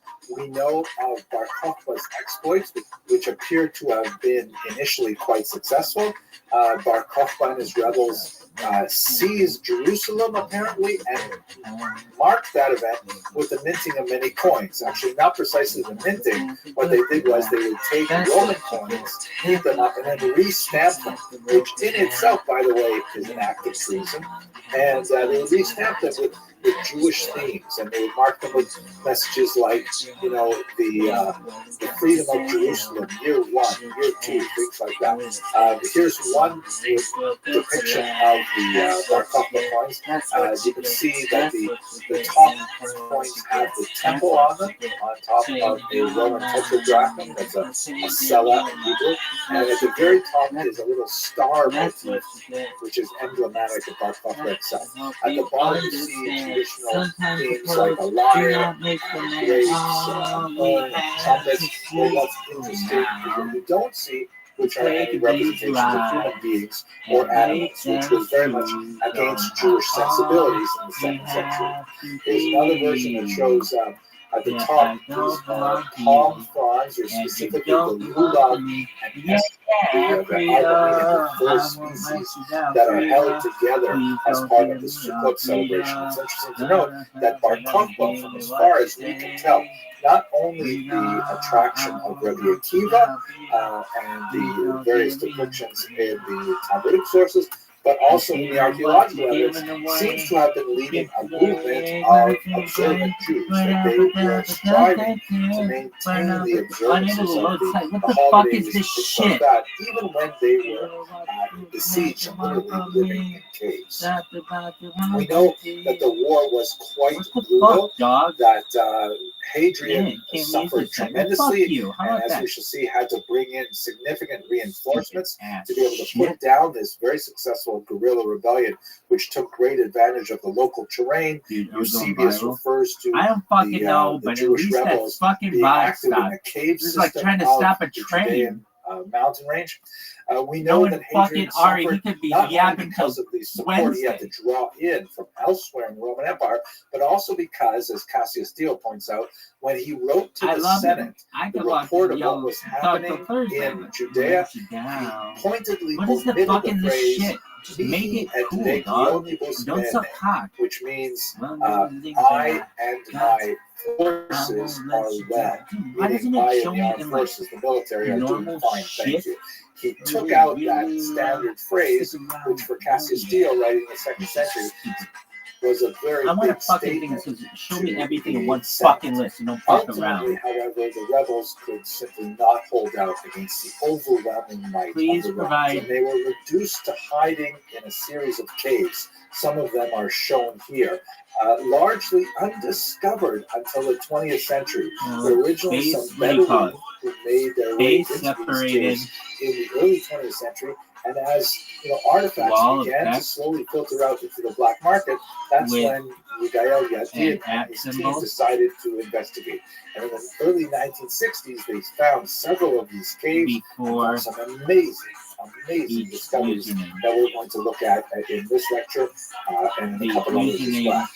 For example, these urns, which are quite remarkable in themselves. But one of the things that tells us about Bar Kokhba is that they used to have like decorations here of facial features that were intentionally defaced, as were all of the implements that had decorations of this nature in the cave. So in other words, these may have been made by Romans or Phoenicians or something like that, but the Bar Kokhba rebels, not wanting to transgress the commandment against making graven images, specifically defaced them to remove them to get a sense of their religious orientation. There are several other indicators of this as well. such as, for example, the discovery of balls of unworked yarn that was dyed with what they believed was the techelet.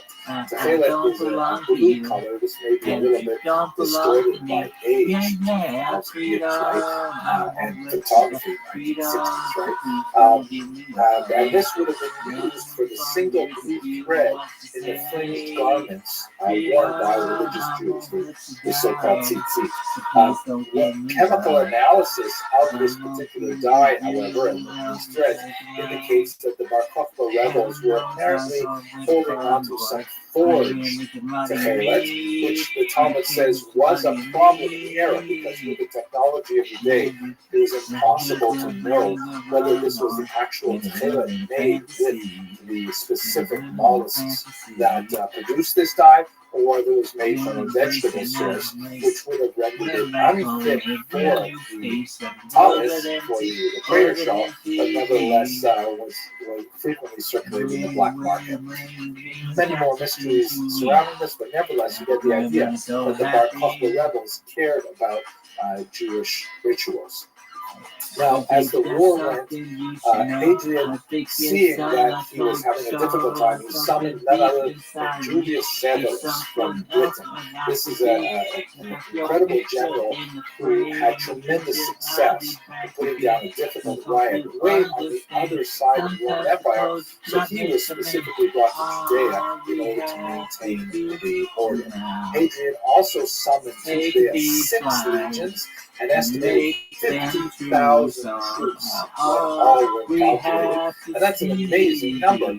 It's impossible to imagine that Bar Kokhba had more than perhaps 10 or 15,000 troops at his disposal, and even that is definitely on the high end of the estimation. Nevertheless, the Roman casualties were described by a contemporary, Marcus Cornelius Fronto, as being very similar to what the Romans lost in Britain. So that indicates that it was really pitched battles one after another. Dio does give us a sense of the Jewish casualties. He gives us the very large number, 580,000 casualties, over almost 1,000 villages and 50 outposts. Now, it's possible that, especially in terms of the casualties, the numbers are hugely inflated. Even with these large numbers, we do know that 6 legions were in the area, so it certainly would have been an absolutely horrific massacre, all told. The last stand was at Beitar, shown here. And as the last of the Bar Kokhba rebels were killed by the Romans, there was this particular event was actually enshrined in the liturgy. The place after meals includes a blessing, which specifically was composed in memory of the martyrs of Beitar. Like the name Bar Kokhba, it resonates throughout Jewish history. We have, for example, the youth scouting movement led by Vladimir Jabotinsky, shown here in the center of this group of scouts. Was a very important movement that had a very important role in the founding of the State of Israel, and by extension to it, the Likud party itself, through people like Menachem Begin, a Prime Minister of Israel, for example. Thank you very much for watching. Freedom. You got to give me what you give me. Freedom. Freedom. Freedom. You got to give me what you give me. One of the most consequential questions in Jewish history is a very basic one. Who is a Jew? Now, you might think that this is a settled law, that there is really no question about it, but in fact, when you look a little more deeply at Jewish history, you see that there are several periods in history when it becomes a very important question. For the vast majority of Jewish history, in particular the last 2 millennia, most Jews have regarded a Jew as someone who has a Jewish mother. That is matrilineal. The nominal identity of a person follows that personal status, regardless of affiliation with the religion or self-identification. But that has not always been here's short. This is a bunch of bullshit nobody cares What I'd about. like to do today is focus on this question as actually Joe had introduced the the car. question of women Selling in the ancient bees. Israel in Shout general. out to you. Now, let us Ford, recall hashtag that this Fortnite. is certainly a World Data's controversial world's question #1 as of resource. the late 20th Stick and around. early 21st Oh, yeah. century. And this is primarily because of a decision that was made by the Reform Movement in 1983 that recognized patrilineal descent.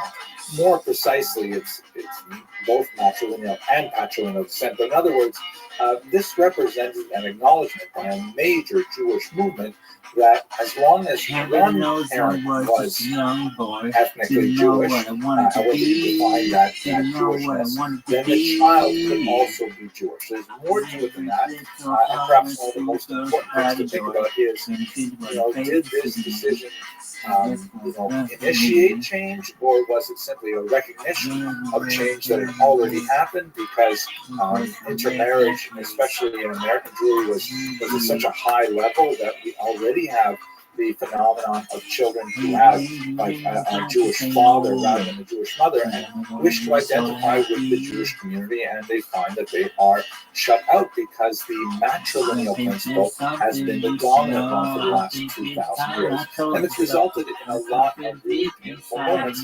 For example, in this article by Shoshana Tikva written in 2019. It's a very difficult and personal No way, it's fucking works. In this particular video, fuck you, it does it. No, it works. Everybody and I will leave the have to philosophical, do religious, now. and indeed sociological and Take a psychological beat issues to people who are and more they, expert. oh, how about this one? Oh, no. Oh, you wanted a properly working website? Oh, fuck you. Get out of here. Get out of here. What is this, 1996? Get the fuck out of here. It's just 2024. Nothing works. Yeah, freedom. I will very clear. Two things. First of all, there is a strong prohibition. Very, oh, these were just gaming channels. Oh shit! I thought they were like all of them. All right.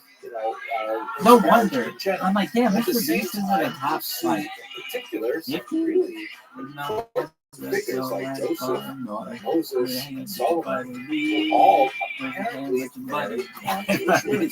How do you square these things? And by the way, Joseph, Moses, and Solomon, their children are recognized as being Jewish.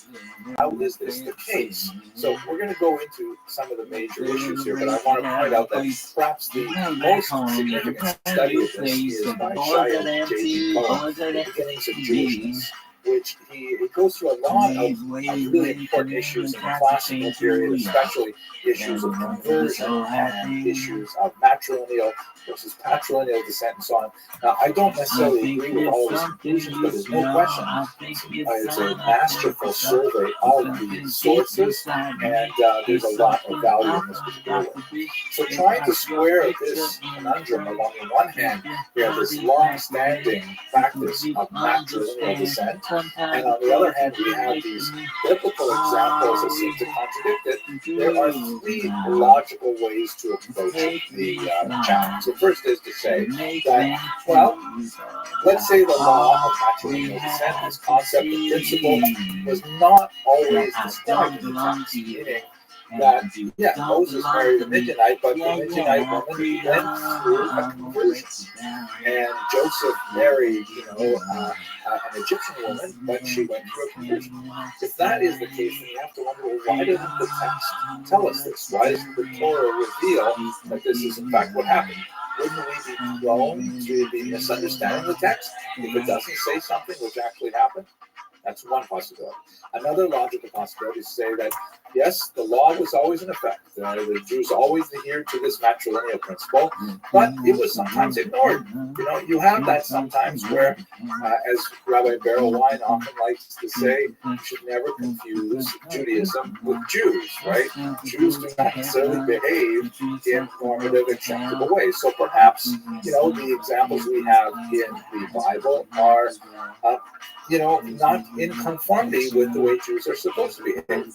Now, that would be obviously an acceptable answer, except the fact that, these figures, Moses, Joseph, Solomon, and others, they're really important people, and are we really going to assert that they were behaving contrary to law? That's definitely problematic. There's also a smaller problem, which we won't go into right now, but the Midrash has a principle that even before the Torah was given, Jews at that level, anyway, certainly behaved in conformity with the Torah itself. Like, for example, the laws of keeping kosher were not given until the Torah was given, but you still wouldn't have the patriarchs and matriarchs going out for non-kosher food, that kind of thing. But that's a smaller problem. Let's just avoid that for now. The third logical possibility is that maybe the law wasn't always in effect. Maybe the law of matrilineal descent, or the principle of matrilineal descent, was introduced later in Jewish history, which would mean that the earlier biblical figures who followed apparently a patrilineal principle were not contravening the law. Again, there's that small midrashic objection, which is reasonable, but not for us today. But if that is the case, that we say the law was not necessarily in effect, when did it change? So that's the three possibilities. Let's look at them in turn, but let's start from the basic one. Let's say, when's the first unequivocal statement of this principle? So the first one, of course, is the Torah itself. And here's one classic passage. It's in the book of Deuteronomy, Devarim, chapter 7, verse 4. So verse 3 says, do not intermarry with them, meaning the surrounding non-Jewish nations. Do not give your daughters to the sons, or take their daughters for your sons. And then in verse 4 it says, Ki yasir et bincha me'acharai, v'abdu elohim acherim, v'chara af Hashem bachem, v'yishmitcha maher. Right? Now let's look at the translation. It says, for they will turn your children away from me to worship other gods, and the Lord's anger will blaze forth against you, and he will promptly wipe you out. Right? Very strong word of criticism, I think. The problem with this particular passage, and normally Sepharia is amazing, but they're relying on translations that in many cases are already extant, and this translation is a little bit of a distortion. If you look carefully at the English, it's not for they, which is in the third person plural. It really should be for he, right? The word was ki yasir, which is male, masculine, singular. For it's really he will turn your children. Now, your children is also not in the plural. It should be in the singular masculine. For your son, which in this context will mean your grandson. Okay, so let's understand this properly. It says for he, meaning your son-in-law. It can't be your daughter-in-law, because it would say for she. It would put it in the feminine. And by the way, in Hebrew, there is no neuter gender. Every single noun or pronoun has to be either male or female. So it's binary here. There's no other choice. And it is masculine. So this means that if you have to imagine yourself as a grandparent, if your daughter marries a non-Jewish male, if you as a Jewish person have a daughter who is Jewish and she marries a non-Jewish male, the non-Jewish male, according to this verse, will turn your son, which is your grandson, away from God. That's the statement of the verse here. Let's look at it in the commentary of Rashi. I have it abbreviated on the right here, but let's look at it in greater detail. So Rashi here is quoting the Talmud, Tractate Yevamot 23a, and it reads like this, i.e., the son of the heathen, meaning the non-Jew, when he marries thy daughter, will turn away thy grandson, whom thy daughter will bear unto him from following me. This teaches us that thy daughter's son, dude, why does everything suck? Why can't this be a button to undo? Still oh, you want an undo button? Nope. Now it's a fucking treasure hunt to find what the fuck you were doing. Oh, you wanted it to be easy? Get the fuck out of here. That's not even a fucking option. That's stupid. I bet that fucking thing is done. When is this shit not working? Horse shit. Everything sucks. Would go away from God. It does not even bother talking about your grandson from your non-Jewish daughter-in-law, because according to Rashi, quoting the Talmud, that person, that grandchild, is not even Jewish. That's the clearest biblical statement of the matrilineal principle. And as you can see, it's not explicit at all. It has to be drawn out through this midrash, which is expressed in the Talmud, and expressed later in Rashi's commentary. So that's how the principle is derived. Now, if we take this from a theological perspective, at the very least, the matrilineal principle then is put in place in the period of the giving of the Torah, which is obviously quite ancient. We're now talking about the Exodus period, and would have been, the norm all through ancient Judea. But when we look at the historical data, it's a little more confusing. So, by the way, here's a beautiful painting by Anna Flerovna. She has so many of these studies of women lighting candles with their children looking on. Very kind of traditional romanticist kind of view, but really very powerful. She just passed away in 2020, but very beautiful work still available for sale in many galleries today. At any rate, we see a biblical narrative that describes how this was actually put into place. You'll recall that in the 6th century, the Jews are exiled by Nebuchadnezzar in the year 586, and then they return within a few decades from Persia, from Babylonia, to Israel under Ezra. And in chapter 9 of the book of Ezra, he laments. There's a long prayer there where he expresses tremendous regret that so many of the Jews that returned have brought with them their non-Jewish spouses, meaning that intermarriage is rampant. Then in chapter 10, one Shechania ben Yechiel of Elam sends away the foreign wives and their children. He does not, or doesn't mention, what he does with the foreign men. That is, the Jewish men who have married non-Jewish wives, their families are broken up and the wives are sent away along with their children, which seems to be, you can imagine how difficult this might have been and how harsh it must have been. But beyond the sympathy for the human drama involved, it seems like a very clear statement of the matrilineal principle in effect in the 6th century before the Common Era. Now that would be a clear illustration of it. However, as Dr. Cohen points out, when you go 700 years later and you look at non-rabbinic texts, such as the Jewish philosopher Philo, who we'll speak about in a few weeks, God willing, Josephus, who we spoke about extensively, and even Paul. And you have to understand that in some cases, in some ways, the New Testament, the Christian writings, are kind of like a historical commentary on Jewish society as well. So it's very useful to kind of like flesh out what's going on in the first century in some ways. At any rate, all of these three important figures and sources, they seem unaware of the matrilineal principle. You have to look in Dr. Cohen's book to see the specific examples, but it seems pretty clear that they're clueless about this. To give you one example, Josephus, he speaks about King Herod the Great. And he goes on and on about how Herod's own pedigree is questioned by the Jewish community. He's called the Idumean, he's called the half-Jew, because his father came from the Idumean people who had been forcibly converted prior to this in the era of the Maccabees, the era of the Hashmonaim, under John Hyrcanus in particular. So in other words, because his father descended from a people that had a questionable conversion, there are doubts about Herod's own Jewish identity. But no one seems to be bothered by the fact that his mother wasn't Jewish. His mother was an Arab woman. So what's going on? It's like totally, not relevant, their mother. So now there are ways you can approach this. You can say that Josephus is not necessarily the best exemplar of rabbinic Judaism at all. And it could be that only the Pharisees were really observing this kind of level of observance that became normative.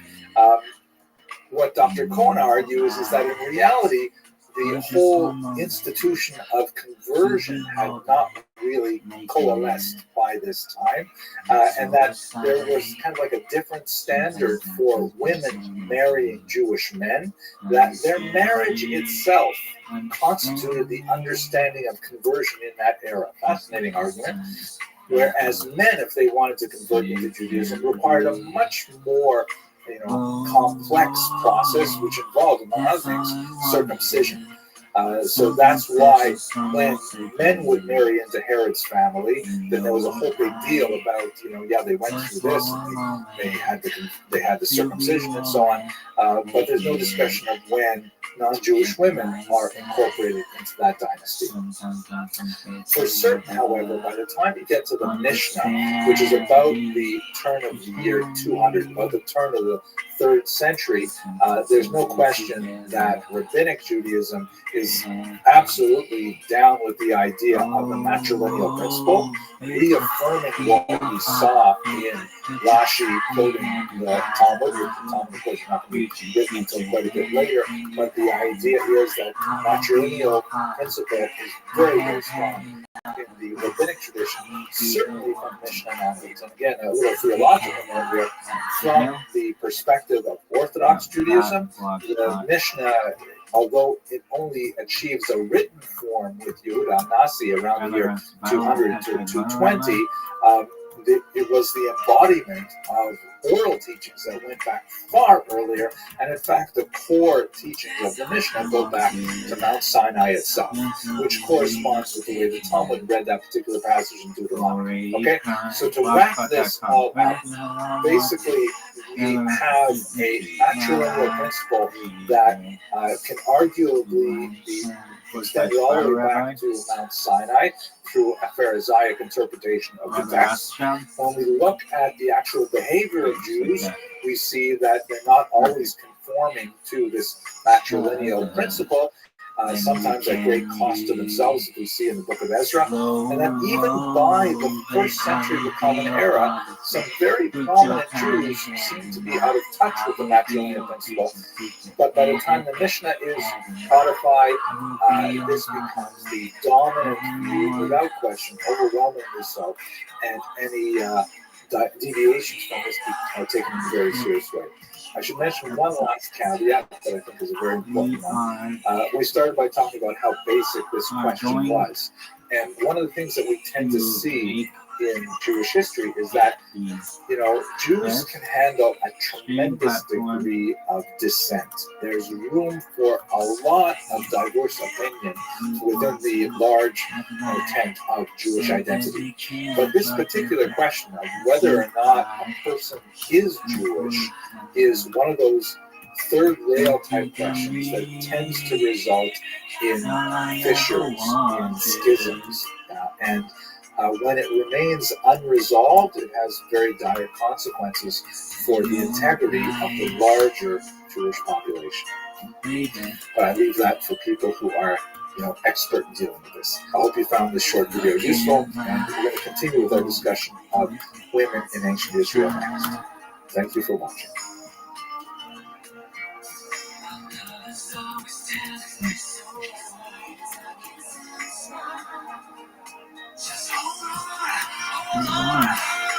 Don't let you go, my baby. Over the course of the past few videos, we've had opportunity to occasionally talk about specific Jewish women as they appear in ancient Israel in both the biblical context and in the larger archaeological context. But let's just take a step back and have kind of a macro look at the methodology of studying women in ancient Israel, the nature of sources, and some of the challenges that are associated with this extremely important topic. One of the ideas that's circulating right now, which I think is a very valuable project, is something called the Kranjek test, named after this person, Danielle Kranjek, also pronounced Kranyetz. I actually have to contact her to find out which pronunciation they use, but in America they tolerate Kranjek. At any rate, she actually is trained as a historian, so it was a nice conversation. Her test, which gained a lot of popularity in the Jewish world recently, especially on what we call from Twitter, is inspired by the so-called Bechdel test. The Bechdel test is something that has been used for modern films to sort of purity check the quality of a film from the perspective of a feminist analysis. And that is, in order to pass the Bechdel test, a movie has to have two women speaking with each other about something other than a male character, right? So you would think that this would be a totally normal thing to do, but apparently a lot of films don't pass this. I've seen some other details that suggest that the women should have names, they should be named characters and so on. And obviously the idea is to try and expand the presentation of women, even in something as contemporary as modern film, to try to, discuss women as real people. Now, Danielle Kranjak takes this a different direction and says that in terms of the study of the Jewish tradition, any source sheet, which is a tried and true pedagogic model where you'll choose quotes from rabbinic literature, from the Bible, and other things, and put them together on a mimeographed or photocopied sheet. And people will look at these sources. She proposes that any source sheet that includes at least 2 texts must also include at least 1 non-male identified text. That's a very valuable idea to try and expand simply the universe of our awareness when it comes to rabbinic theology and writings. And I would love very much to do this with history as well. We see that we are living in an era where this incredibly important aspect of the human condition, the experience of women in history, has been, ignored for centuries, and it's so hard to find women's voices in medieval and in ancient sources, but it's something that we really want to resurrect, and we want to try and recreate as much as possible what the experience of living was for fully half of the human population. We happen to live in a cultural moment where this is unusually suppressed as well. I'm sure some of you will be following the controversy regarding the decision of some Jewish papers in the media to not publish faces of women. I'm not going to go there for now. Perhaps we'll return to it in a semester or two when we get to the 20th century. But I think it is important to point out that this is not at all a uniform practice. It's really on one particular spot on the spectrum. The Lubavitcher Rebbe, who we've mentioned in other contexts before, was especially noted for insisting that in any children's book portrayals, such as his Tzivos Hashem handbook for Jewish children, if there is a male child portrayed, there should always be a female child portrayed as well. So this is something that has pushed back in all sectors of the Jewish population, and it's just another example of the project test kind of expressing itself culturally. When we come to our challenge, which is trying to understand the experience of women in ancient Israel, the difficulty is that the vast majority of our sources are by men, for men, and about men. This is especially true in the literary realm. If we look, for example, at classical rabbinic texts, we have the Mishnah, which on the one hand you say, great, look at this, it has a whole section called Nashim, which is all about women. That should be it, right? But not really, because it's mainly describing how men relate to women. Marriage, divorce, levirate marriage, and so on. So women are included in the canon, but at the same time they're kind of fenced off. Another way to look at it is in the temple courtyard, there was a section called Ezrat Nashim, the courtyard of women. So that means that women were part of the overall functioning of the temple, but on the other hand, there was a relegated space for them. By the way, we should also understand there are relegated spaces for all kinds of people. People who are not Kohanim and not Leviim and not involved in sacrifice and things like that. But the point holds true. They are mentioned, they're part of the story, but they're also relegated. Our idea is to try to understand their experience in the broader scope of Jewish history. When it comes to archaeological sources, archaeological sources, finds that you get at digs and so on, they are extremely limited in nature, much more so even than literary sources, and they're incredibly difficult to interpret. As we saw, for example, with the Bar Kokhba caves a while ago, and we'll speak about them a little more, you find cosmetics in a cave, and it's reasonable to assume that these cosmetics belong to a woman, but not necessarily. Ancient men wore kohl, for example, a kind of eye makeup. So what can we really glean from women's history when a lot of the sources are anonymized like that? Very difficult to interpret them. If you find a bowl a serving bowl, one may assume perhaps that it was more likely that it belonged to a woman, or a woman was more likely to have handled it, but there's no guarantees on that either. I mean, so it's very difficult to actually, on a theoretical level, reconstruct women's experience of history in ancient Israel based on the sources we have. There are some really exciting materials, however, especially when you get to late antiquity. For example, we have this Rufina inscription, which comes from Smyrna in the 3rd century. And if you can make up some of the Greek alphabet there, it's basically a funerary inscription that describes this woman as an archisynagogus. That's right at the right side of the top line, and then going into the second line says archisynagogus, which means leader of the synagogue. And we actually have quite a few examples of women who are represented with this particular title. Now, it doesn't necessarily mean from the larger context that they were, like, say, the rabbi or even the president of the synagogue. It may mean something like major donor to the synagogue. But nevertheless, these kinds of inscriptions give us just a glimpse into perhaps exceptional women who were wealthier or more influential, but they definitely had these significant roles, as we shall see, not so much in today's lecture, but as we move forward. I'd like to highlight these in order to try and pass the Kronjek test as much as possible. Okay, let's just look at the biblical text for a minute now. Now, one of the, there are literally thousands of women in the biblical text, to be sure. In many cases, however, they are nameless, or they are named in relationship to men. Like, for example, the wife of Noah, the children of Lot, daughters of Lot, Jephthah's daughter. We don't know their names from the biblical text, but they are named usually in some kind of relationship to men. Sometimes they're identified in terms of their character or skills, like the wise woman of Tekoa, or sometimes based on their place, like the witch of Endor.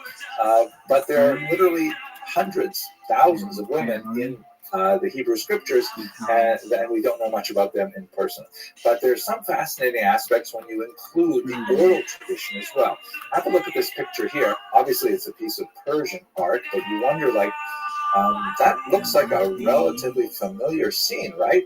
It looks like Joseph running away from Eshet Potiphar, the wife of Potiphar, a very famous scene, of course, in Genesis, where she's grabbing onto his cloak as he's trying to escape her. And here's another aspect that's really interesting in the Jewish tradition, is that although they may be nameless in the biblical text, the rabbinic tradition preserves the oral tradition, in which there are lots of names and lots of additional details. And one of the crucial things about studying the Torah in a Jewish sense is you need to have two fingers. You have to have one finger in the written text and one finger in the oral tradition to understand it, as Jews have for hundreds of years. One easy way to do that is one finger in the text, one finger in Rashi, as we saw, for example, in the last lecture about matrilineal descent. So anyways, why am I bringing a piece of Persian art? Because in the Persian tradition, there's actually a name for Eshet Potiphar. Zuleika is her name. And now this is not the Jewish oral tradition, although maybe the Muslims are borrowing something from the Jewish oral tradition, who knows? But the same phenomenon exists in the sense of there's a lot more detail than you get in the Bible itself. There are many examples in the Bible of strong Jewish women. Typically, they're named when they are strong, and often they're quite strong in the sense of defying male demands. For example, Sarah, who insists on the expulsion of Hagar, and Abraham, when he hesitates, God speaks to him and says, listen to her.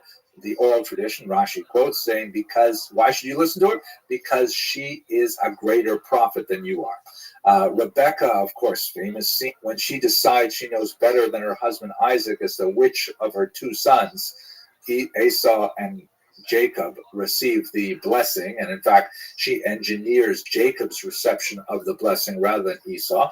Hannah, in Hebrew, Hannah, it's hard for me to think in terms of the Hebrew pronunciation, the English pronunciation sometimes, but Hannah, of course, is challenged by Eli the Kohen in the book of Samuel, and Hannah stands her ground and says, no, I'm praying to God, and in fact, she becomes the model of our prayer.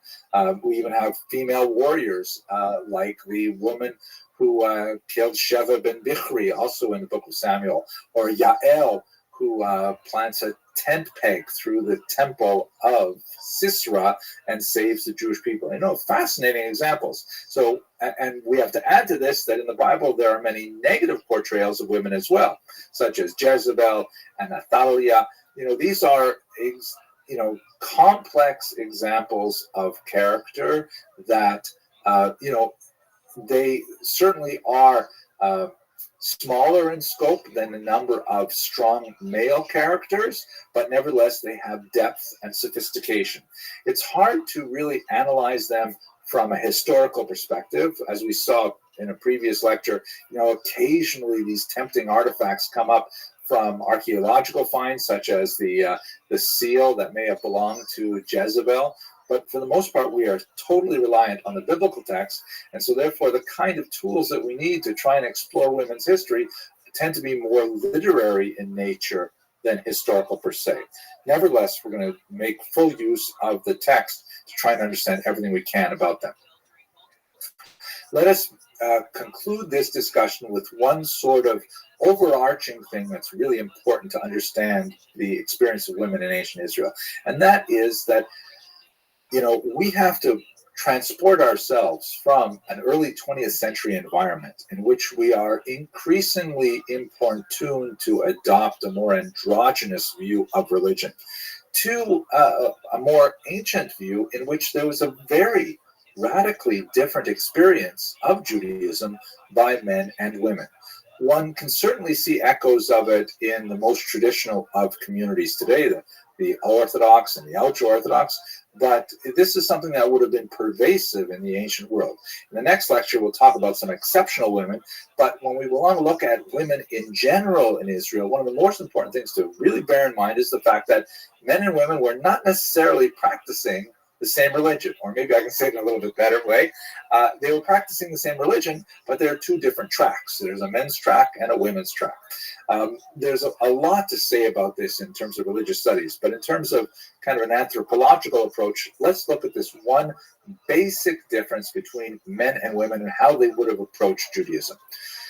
The Judaism is, of course, heavily dependent on the interpretation of the commandments. How exactly are Jews to translate the biblical text as mediated by the oral tradition and the Pharisees into actual demands on daily life? So one of the ways to categorize the commandments, which, by the way, will be a major enterprise of the medieval thinkers, and we'll return to that, God willing, in a few months, is to divide them onto 4 different quadrants, shown here. So on the x-axis, we can place negative commandments, that is, thou shalt nots, things you're not supposed to do, and positive commandments, things that you are supposed to get up and do. And then on the y-axis, we can posit those actions which are defined by time, that is, they're restricted to a particular time, or those which are open-ended and always apply. Let me give you a few examples. Negative commandment that is defined by time is no eating bread on the holiday of Passover, right? You can eat bread lots of other times during the year, but on the week of Passover, no bread. Okay, fine. How about negative not defined by time? No pork. It is thou shalt not, and it is not defined by time. Now, a positive commandment that is not defined by time would be something like honor your parents. You have to honor your parents. Kids, I hope you're listening. You have to honor your parents. There's no time when this is no longer applicable. What about a positive commandment which is defined by time? Let's say the prayers of Judaism, which are recited typically in a fixed window called morning, a fixed window called afternoon or mincha, and a fixed window called evening or ma'ariv, right? Shachris, mincha, ma'ariv. So this is one way you can categorize the commandments by negative versus positive, and defined by time and not defined by time. To return to our discussion of women, here's the key point.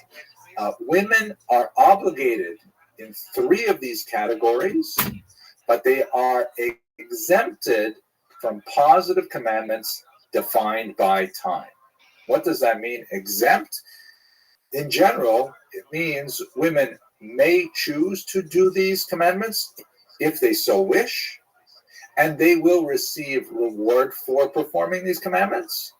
But if they choose to, they are exempt from performing them. There's exceptions to this rule. For example, lighting the candles Friday night, which is something which is specifically associated with women. That is a positive commandment, and it is associated with time. Women are generally considered obligated in that, or women at least are obligated before men are obligated. Another example would be drinking the 4 cups of wine on the holiday of Passover, also a positive commandment defined by time. Women are obligated, and the Talmud goes through a whole bunch of these exceptions and why they are exceptions, but the general rule is as such. Now, obviously, this has tremendous implications for lifestyle, because one of the most disruptive elements of a day, that's putting it in a negative, it's a positive disruption, is prayer 3 times a day. And clearly, for women who are more likely to be overwhelmingly involved in duties of the home, childcare, and things like that, the exemption from positive commandments are defined by time are extremely useful. You can't necessarily run off to shul when you have a screaming toddler. There's a lot more to say about why women were obligated in this way and not in another way, and whether the rabbinic formulations come after the sociological realities or the other way around. And I will leave that with enthusiasm to people who are experts in religious studies and women's studies and so on. But nevertheless, this is the schema of women's experience in the ancient world and for traditional communities through much of the medieval world and even into the modern world when you see the more orthodox communities. There are also, beyond this, specific experiences that women would have had that tend to be more biological in nature, like, for example, the regular visits to the mikvah, the immersion pool. And one of the most beautiful things that has been resurrected in the early modern period is the composition of specific prayers that are associated with women's experience of the commandments, such as going to the mikvah, experiencing menopause, childbirth, things like that, which are largely, disappeared from the regular canon of texts because they were primarily guarded by men. A lot more to say about this, but we'll have to move forward into the future. So these kinds of religious structural elements help define many of the traditional divisions between men and women and their experience of Judaism and the world as a whole. Women tend to be relegated to the private sphere of the home, but not at all exclusively. We have lots of interesting examples of women extending into the public sphere. Women tend to be involved in particular crafts such as the production of clothing, very, very time-consuming work, the production of, the care of the diet of the family and so on. Again, there's no way to say, and it would be inappropriate to say that this was universal, but it's certainly reliable to say that it is more common than not. In the next lecture, I'd like to look at 3 exceptional women, 2 of which are exceptional because of their accomplishments, and the third who is exceptional because we simply happen to know a lot about her, and otherwise she may have been an absolutely average woman, and will give us some sense of what it must have been like for life in their cases in the 1st and 2nd century. I hope you found this video useful, and thank you very much for watching. This is everything. This is the juice, man. Absolutely. So this person got me banned from chat, so that's good. They're on their A game. That was PX6. Shout out to PX6. I'm going to have a shout out for them a little bit later. Okay, now that we've had a look at one specific issue, that of matrilineal descent, and then we looked a little bit at some of the sources and methods, challenges of studying Jewish women in antiquity, let's look at 3 exceptional examples, and we'll hope to learn from these examples some kind of contrast to the average women in general society. It's not a very precise way of doing things, but it's very difficult to work with the nature of the sources that we have before us today. Hopefully, moving forward, to some degree in medieval period, but certainly when we get to the early modern and the modern period, we'll be able to explore women's lives with much more dependence on their actual voices. But let's have a look at the 3 examples that will give us some sense of what it must have been like to be a woman in antiquity. So these 3 women were actually suggested in a book by Richard Freund, who is a very important archaeologist who did some amazing work in the Cave of Letters, among other places. This is the book, by the way, that is really quite fascinating, called Digging Through the Bible, Modern Archaeology and the Ancient Bible.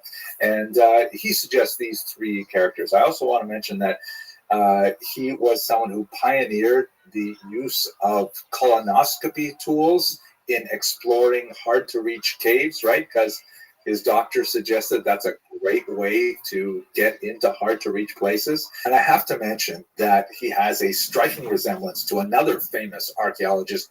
Can't quite put my finger on who it might be, but there's a certain look. Oh my gosh, I wish I could go back to graduate school. I would study so many things, but one of them would probably be archaeology.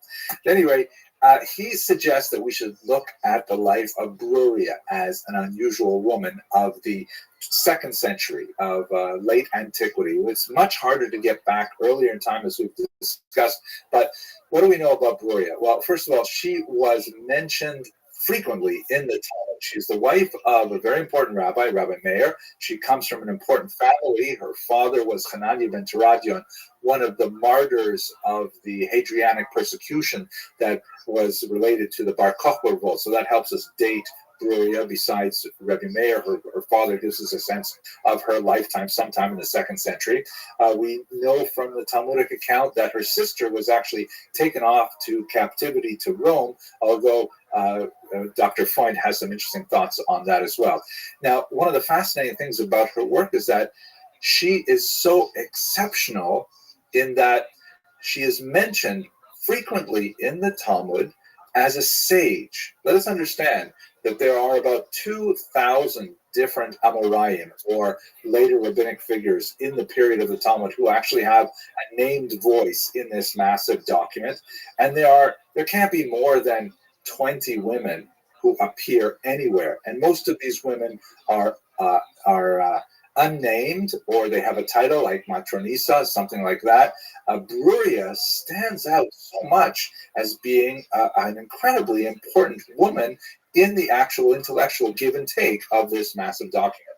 She often corrects the sages who respect her learning, and she often does it in a way that has kind of like a biting sense of humor. Like in one particular example, when she is accosted by another rabbi who asks her for directions in a rather, polite manner, and she snaps back at him saying, Galilean fool. He happened to come from the Galileo.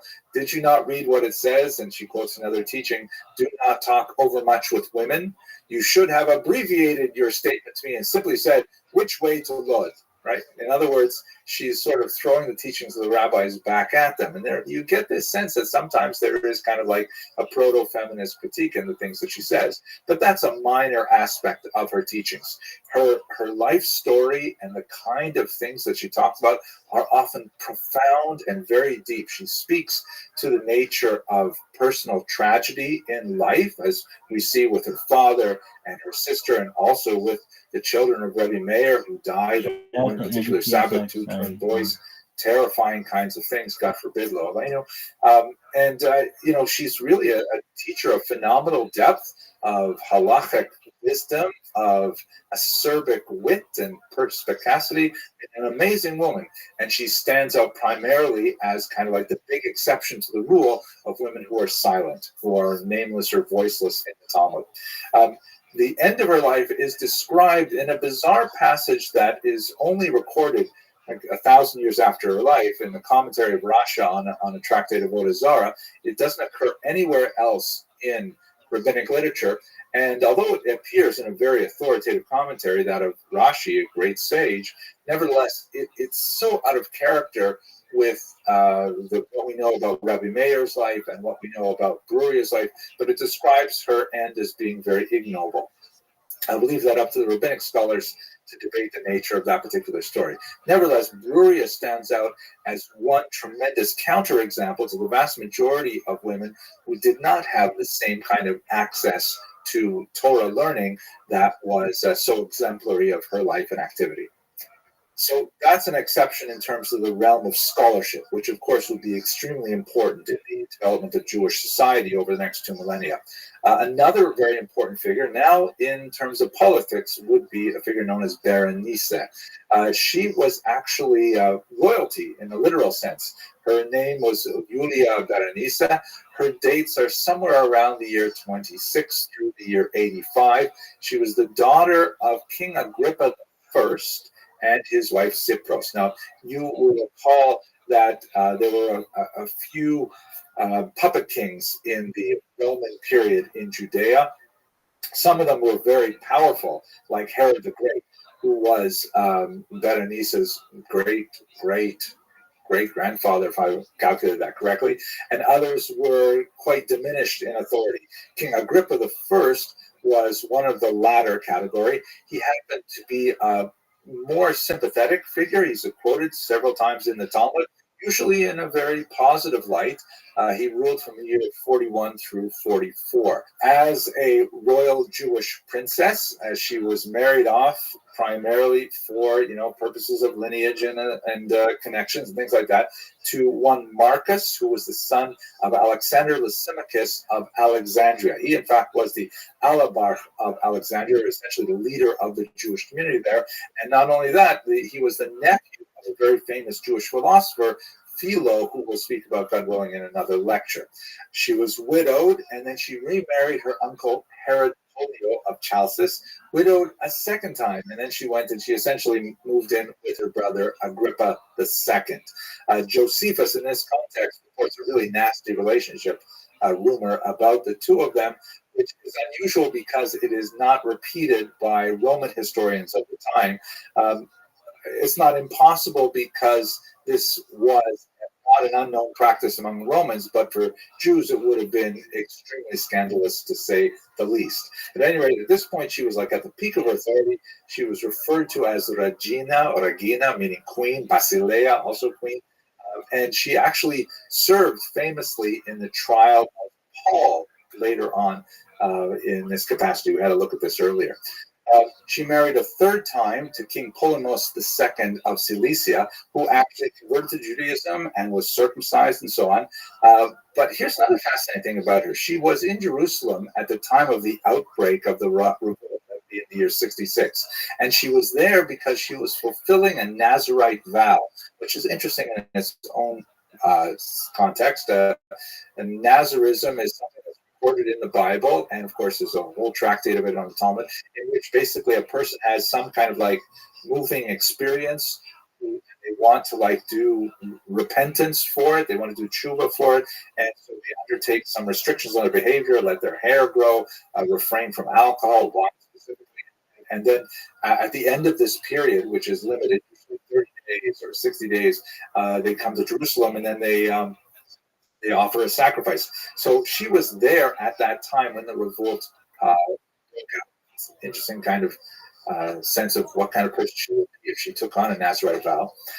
And she stood up for the rebels. She went to Gessius Florus, the procurator, who was very unsympathetic to the Jews, and she appeared before him barefoot to beg for mercy for them, but she was unable to stop either the Roman onslaught, and she was unable to control the rebel outbreak as well. She ended up fleeing Jerusalem when the palace of her brother was burned down. And somehow in this context, at this time, she is involved in a relationship with none other than Titus.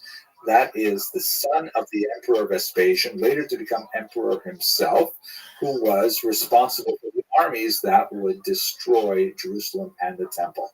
There's some interesting thoughts about what this relationship must have been like. Many of the classical historians point to her tremendous beauty. She and her sister were regarded as among the most beautiful women of the Eastern Mediterranean. Titus himself was some dozen years her junior. That itself would have been unusual. Others point to the very unequal relationship between Titus as a conqueror and Berenice as the representative of a beleaguered and conquered people, and said that this relationship might have been more of a hostage situation than an affair. At any rate, according to Dr. Freund, a very interesting interpretation, her relationship with Titus might have been instrumental in allowing the scholarly refuge in Yavne to persist. You recall that Rabbi Yochanan ben Zakkai famously asked for a retreat so the sages could stay somewhere safe and not participate in the revolt and not be destroyed, and this was granted. So Dr. Freund argues, interestingly enough, that maybe it was Berenice's relationship with Titus that allowed this to happen. And if that is the case, then of course she contributed to the survival of Judaism and the Jewish people as a whole. Her relationship with Titus was somewhat stormy. It was viewed by many as quite scandalous, and ultimately she was forced out of Rome, and Titus died shortly thereafter in the year 79. So she's a fascinating, exceptional individual in the sense that, she's at the very top of society. She is involved in things that royalty are involved with, with marriages for setting, relationships between territories and so on. She's involved in the highest levels of government, speaking with emperors, and she deals with, huge political issues like the revolt. But this is clearly in contrast to the vast majority of women who left no trace on the political record that we have. But it is worthy to note that it is in her romantic relationship that she's left a real mark on art history as well. The relationship of Berenice and Titus has been celebrated in a number of works, literary and so on, including La Clemenza di Tito, the Mercy of Titus by Wolfgang Amadeus Mozart, a famous opera. I mean, her role in this relationship has been celebrated in Western civilization far outside the Jewish awareness of her existence. Let us now turn to our final exceptional individual. We looked at Luria as an example of exceptionality in that she was such a renowned scholar. Berenice, because of her high-level political activity as a Jewish princess or even queen. And now we have a woman who is exceptional in that we suddenly get a huge amount of detail about her personal life, although otherwise she would be unknown to us. Now, speaking about a woman named Babata, I'm only going to speak for a few minutes right now, but I would urge you to have a look at works on her by Dr. Hannah Cotton, by Dr. Coyne, and others. I also have an hour-long lecture on Babata that goes into this. She was one of the people hiding Chachma rebels in the caves in the Dead Sea region that we spoke about a couple of videos ago. And she may have died there. It's impossible to tell which one of the human remains, female remains, would have been associated with her. There were many women and children in these caves. Just get that fucking thing uploaded, dog. That's all you need to do. She left behind this. Thank you to Ari for not fucking around anymore. Thank you so much, Ari. You saved the fucking world. Thank you so fucking much. Legal history. And by investigating these documents, which are written in a variety of languages, Hebrew, Aramaic, Greek, Nabatean, they all speak to her extensive legal battles. And in these legal battles, she saved these documents, also like marriage contracts, things like that. She saved these documents because clearly she was deeply involved in these battles that had to do with inheritance issues, some property that her parents left to her, and also some property that one of her husbands left to her. That second husband had a co-wife, right? They were in a polygamous relationship, not unheard of at that time. And she was disputing with her co-wife over some orchard of date palms, things like that. And also she had children who the court had appointed to the care of apotropai, or custodial officers, and she was seeking to get more control over her children and wrest it from the courts. And so, this is not the place to go into the ins and outs of the specifics of her controversies, but the documents portray her as, very much a woman in charge of her own affairs. It's not clear whether or not she was even literate in these languages. She may have had scribes, involved in drawing them up and so on, but she clearly knew what they meant because she kept them all together in this pouch, and she treasured them like, I have the family documents, like passports and things like that, in a special little box and things like that. These are very valuable documents for her life and activity. And it gives us a sense of the Jewish woman in the 2nd century who was not without means. She was probably like upper middle class, dealing with property issues and so on, who took charge of her life, and she was clearly an agent involved in her life. So we should not imagine, by Bavata's example, that the vast majority of women were passive and allowing kind of life to wash over them and being passed from man to man in various ways. This is a woman who is deeply involved in fighting for her rights and finding some success from time to time. There are some interesting questions. Why was she there with the Bar Kokhba rebels herself? It's possible that she feared the general destruction that was going on with the Romans. There's one particular figure who appears to have linked her to Bar Kokhba, because he's also mentioned in terms of the Bar Kokhba chain of command, so perhaps it was a familiar relationship. We really don't know, but we get a sense of an average woman who has a very important detail of history, like many of us do even today. And so this is a corrective to the huge silence that we get from the sources on the women in general. So she's exceptional, not so much in what she did with her life, but the fact that we know a lot more about her life, and it reveals some startling things. Many more fascinating things are going to be learned, I'm sure, as we analyze the Bavata archive with greater detail. Okay, I hope you found this video useful.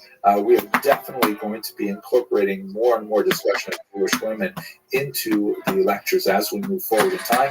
But the next series of lectures are going to deal with the Jewish diaspora in antiquity. Okay, thank you guys for watching.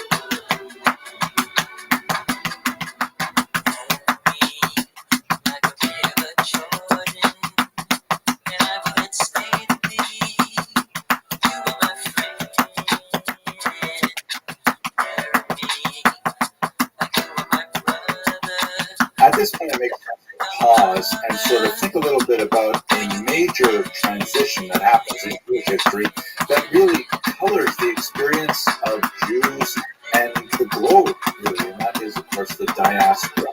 The term diaspora is Greek in origin, and it means something like scattering, and it refers to the spreading out of Jews into the Mediterranean basin, Mesopotamia, and eventually throughout the world. This has been the Jewish experience for the last 2,000 years. It's only been dramatically altered with the establishment of the State of Israel in the middle of the 20th century. So really we're speaking about the biggest chunk of Jewish history in the post-biblical period has been all in diaspora, and Jews negotiated their reality politically, socially, economically, and so on as a minority in majority cultures. And that certainly had a lot to say about what kind of people the Jews would become. Now we should note, of course, that the term that was used internally within the Jewish world, at least until the 19th century in particular, was not diaspora, which has kind of like a neutral connotation, but the word exile. In Hebrew, galut, or in a Ashkenazi pronunciation, galus. That Jews were thrown out of their land. And this is a little bit of a misnomer, because although there was tremendous devastation and suffering in the wake of the destruction of the temple, and there was an expulsion of Jews from Jerusalem in particular. They were not actually expelled from the land in the first century like they were with the also limited population transfers that happened under the Assyrians and Babylonians. They were, let's say, entirely encouraged to leave by the desperate conditions. In some cases, there were tens of thousands taken off into slavery. But the concept of expelling all the Jews from their land is something that really wasn't, considered reasonable in the ancient world at all. So there was always a Jewish presence in the land of Israel, sometimes an incredibly small population, but nevertheless, Jews always did maintain some kind of physical presence in the land of Israel throughout the long 2 millennia of diaspora. However, the majority of the Jewish population soon found themselves outside of the boundaries of Jewish Israel, hence the experience as gathered as an exile nation. It's really pointing out, not in this particular series, but just in one sentence, that the concept of exile on a theological level pertains even when the Jews have returned to their land and have a state, meaning theologically, Jews consider themselves still in exile, even if they're still living in Jerusalem today. There is a concept that until the Messiah comes, there will be a diasporic or an exilic condition pertaining to Jewish existence. But at any rate, let us take some of our time and look at the diaspora in antiquity, both before the destruction of the temple and maybe a little bit after the destruction of the temple, before we move into the medieval period. Here's a map that gives you a sense of the diaspora after the Bar Kokhba rebellion. You'll recall that the first Hold me at the river Jordan, temple in that year, and I will say to thee, you are my friend. Carry me like you are my brother. Love me like a brother. Will you be there? You see the kind of hatched lines that encircle the Mediterranean refer to the greatest extent of the Roman Empire, which would have been in the early 2nd century. And every dot that represents a city indicates that there was a Jewish population after the Bar Kokhba rebellion in the 2nd century. Have a look at Israel closely here. You see that the hatching shows that there was a Jewish settlement along the coast, You a scold little me. bit towards the When northern you Negev, find and heavily me? based But in they the told Galilee me, north, and also a be little bit of the Jordan Valley, faithful. both sides of the If I river could in be the Perea able, region as well. But if I conspicuous could by be its and absence, I of course, will is you the region love. around Judea, which is emptied of Jews because of the Roman attacks on the Bar Kokhba rebels and the destruction of Jewish villages there. A lot of Jewish population moved, in particular, north to where the new center would exist, and Jews were in fact banned from Jerusalem at this time as well. The Romans also changed the name of the land. This is when they received the Latin term Palestina, which was intended to refer Shoulder me, just be there for me, and carry it up to be me. So renaming the region Palestina was defined in terms of cartography with white Israel off the map, so to speak. It is ironic, of course, that the term has been revised as a political term. It has always been a geographic term since the Roman Empire. Jews were also living in Mesopotamia, that is this region here, framed by the flow of the Tigris and Euphrates rivers is the Gulf of what the next century. And then there's a certain amount of Jews living in the Italian and in the peninsulas and in Asia Minor as well. We also have Jews who are living in the coast of North Africa. We're going to get one of those days to in the context of the Quito rebellion a while ago. And there are Jews as far west as the Iberian Peninsula and the southern France as well. So we're going to look at all of these in the next couple of lectures. But the main sense center of the Jewish diaspora. At this period of time, this is very, very important place where the Aggregates literally for a long connection between Israel and Egypt. After the Exodus, the Bible describes many relations between Egypt and Israel, quite often hostile and quite often not hostile. For example, King Solomon marries an Egyptian princess, and Isaiah refers to communities in Lower Egypt. Jeremiah spends some time there unwillingly, as happens after the assassination of Gedaliah. There is a fast day after Rosh Hashanah every year since then. The Jews were primarily concentrated in the southern region in the earliest period. That is down at the bottom. You'll see the town Elephantine. Now, I always pronounce that, by the way, Elephantine, until I look a little more carefully. I think it's supposed to be pronounced Elephantine. Maybe someone in the comments will correct me if I get that wrong. This is known as the Upper Nile, even though it is on the bottom of the map, as I mentioned to you earlier. The Nile, of course, flows to the north. It empties into the Mediterranean Sea. And so, therefore, upriver, which is south, is called the Upper Nile, and downriver is the Lower Nile, where you have the cities of Cairo and Alexandria and so on. So there is a very important Jewish military colony in Elephantine, and we're going to look at that in just a second. And it may go back, the roots of that settlement are somewhat under dispute, but it may go back as early as the 7th century before the Common Era, when King Menashe of Judah had relations with Egypt and sent a colony there. So let's look a little more carefully at that particular settlement. Here's a satellite view of the Nile River. You can see the green represents obviously the tremendous irrigation power of the Nile. And down at the very south, where you see the little red part, there are some cataracts, which means that the river constricts and it loses its depth, and ships moving toward the north have to find a way to unload their cargo or negotiate the rapids or put it on the land in a kind of portage situation.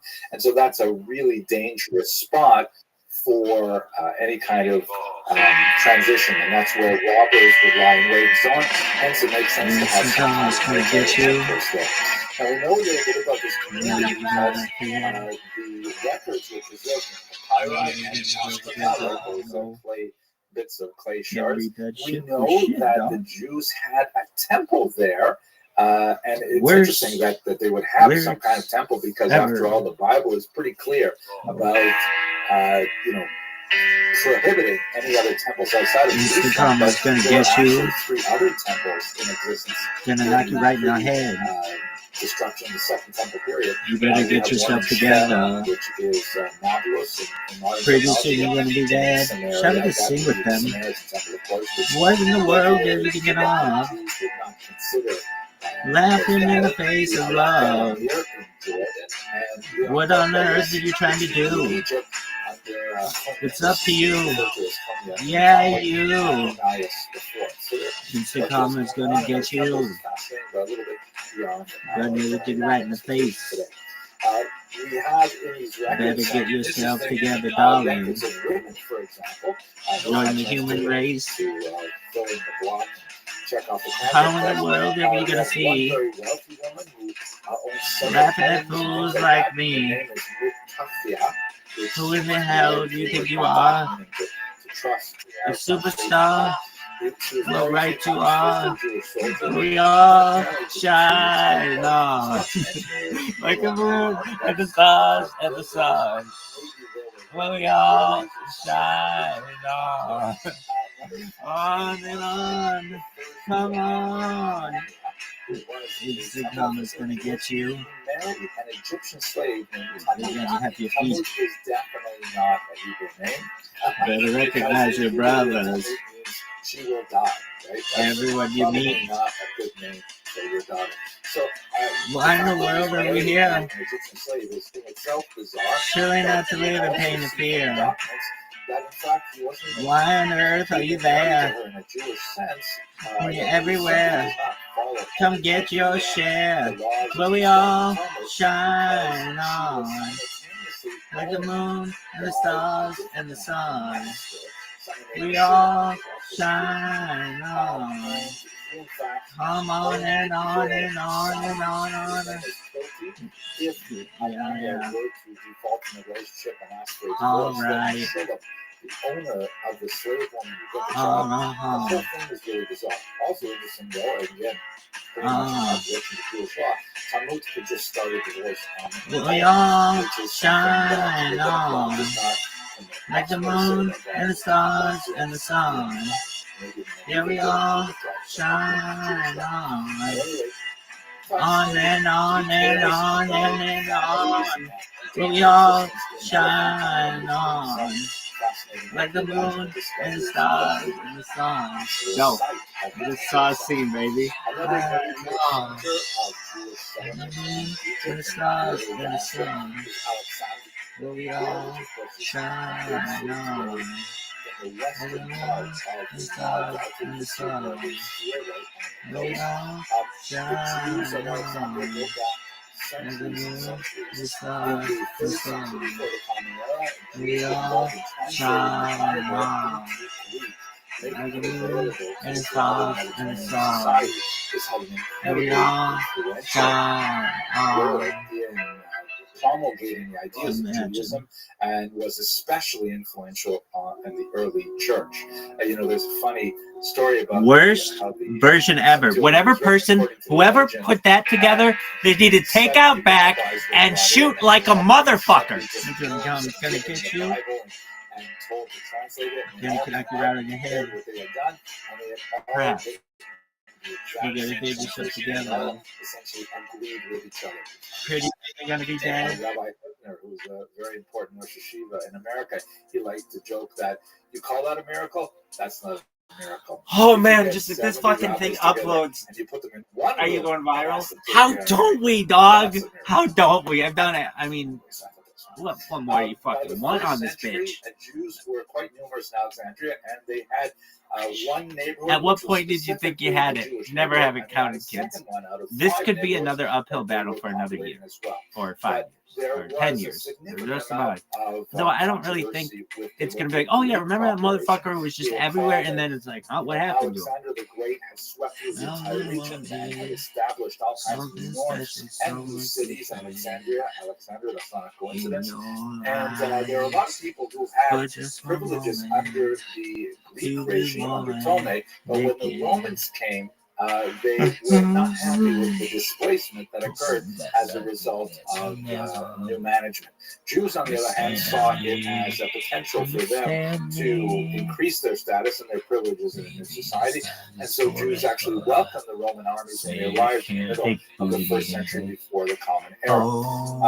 We have a fascinating description of a major upheaval against the Jews in the year 38, which some have called actually the first pogrom. This was recorded by the philosopher Nero, very important Jewish thinker of the era, who approached the Bible primarily in the Greek sense with the Septuagint. Philo was extremely important in introducing a new philosophical way to understand the Bible. He did not get that much traction in the Jewish tradition. He did not write the Hebrew, he wrote Greek, and many of his ideas were really quite contrary to much of what the rabbis were talking about, but nevertheless extremely influential once again on the Christian tradition.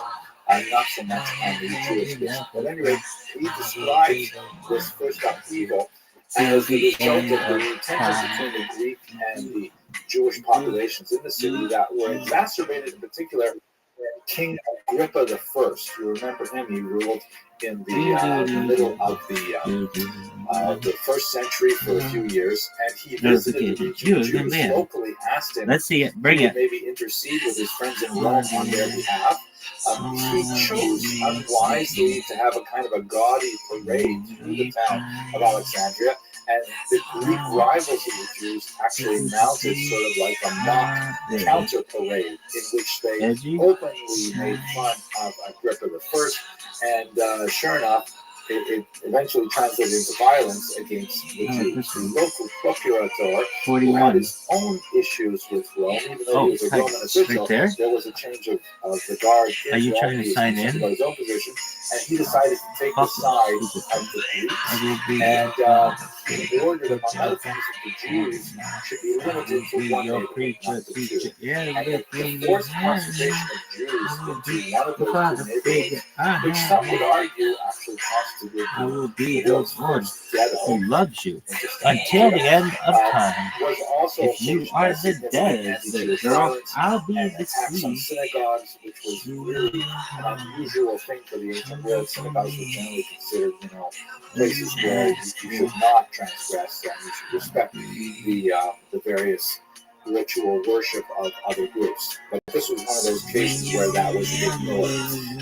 The new emperor, however, laid down the law and established the status quo ante, where the Jews were mollified, but there would be yet again violence in the year 66, probably in connection with the Roman-Jewish war that exploded in that year. So that's just a look very quickly at Alexandria. And as a whole, Egypt played a very important role in the early diaspora. Thank you very much for watching. Love can't lie, no, with me, I know it's time.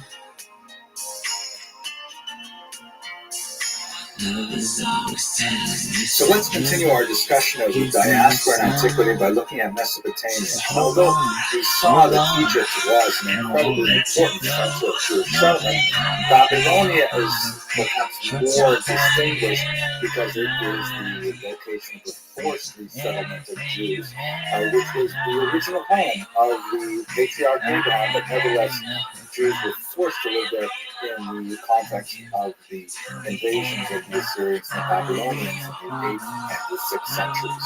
Those 2 centuries were periods in which there were forced removals of Jews from Israel to the region of Babylonia, and it's more appropriate to use the term exile and galut in that context, that even those exiles were partial. They only represented a small portion of the overall population.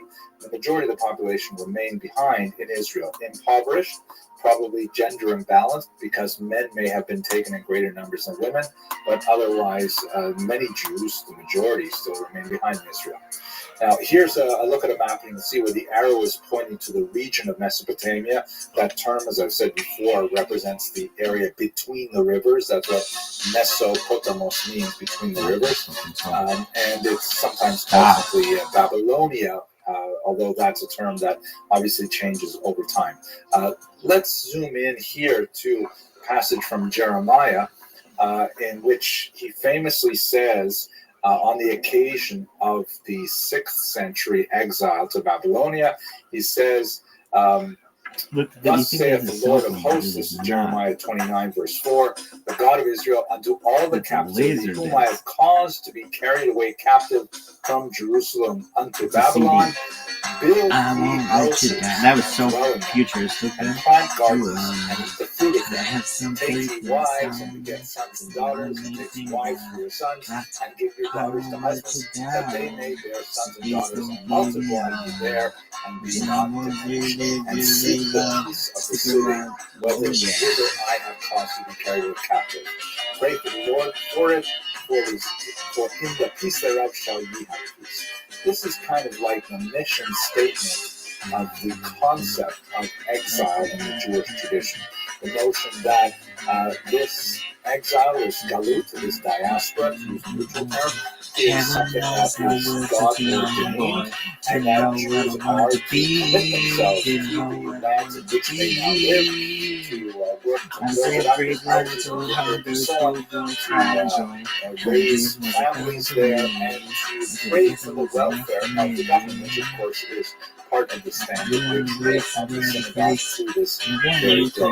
But at the same time, we should understand that this represented a huge theological, spiritual challenge for Babylonian Jewry, because up until now, although the Jews worshipped an invisible God, their only I think conception there's of something God you was should know. one I in think which your time God I was told associated with you a particular something place. deep Now inside they me. were in a There's something foreign place. else I got Were to they be.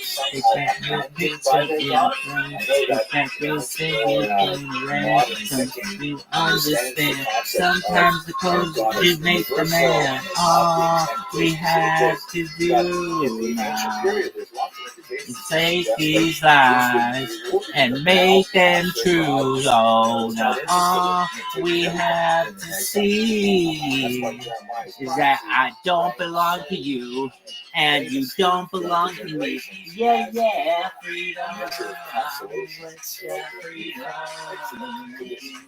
And what's going on in Babylonia in the period of antiquity that we're looking at? So one of the most fascinating collections that we have today is the so-called Rothschild archive. Now, this represents 733 tablets from the 5th century from the Bnei Rothschild, which is a banking family. It's not impossible that they are Jewish, but there's no real data to prove it one or the other. However, when the archaeologists go through these cuneiform tablets, there are lots and lots of names. There's a business archive with receipts and agreements and contracts and stuff like that. About 80% of the names mentioned in this massive archive are Jewish. And the way tell is because they are so-called Torah, meaning they invoke the name of the Jewish God right built into their own ways of referring to each other. My own children have to refer names. It's very common. If you have a name like, let's say, I don't know, Jonathan, right, means God-given. So they all like invoke the name of God in some kind of like active way. So it's relatively easy. It's not foolproof. It's a pretty good sense that these are probably Jews. So there are 8% of the names in this archive are Jewish, and they're located in 28 out of the 200 place names mentioned there. There's another collection, by the way, that refers to a place that seems to be like a concentration of Jews called Al Yahudi. Yahudi, of course, I won't let you and there's down. lots and lots Do of not Reformed give names in me this up. separate collection as well. This was discovered quite some time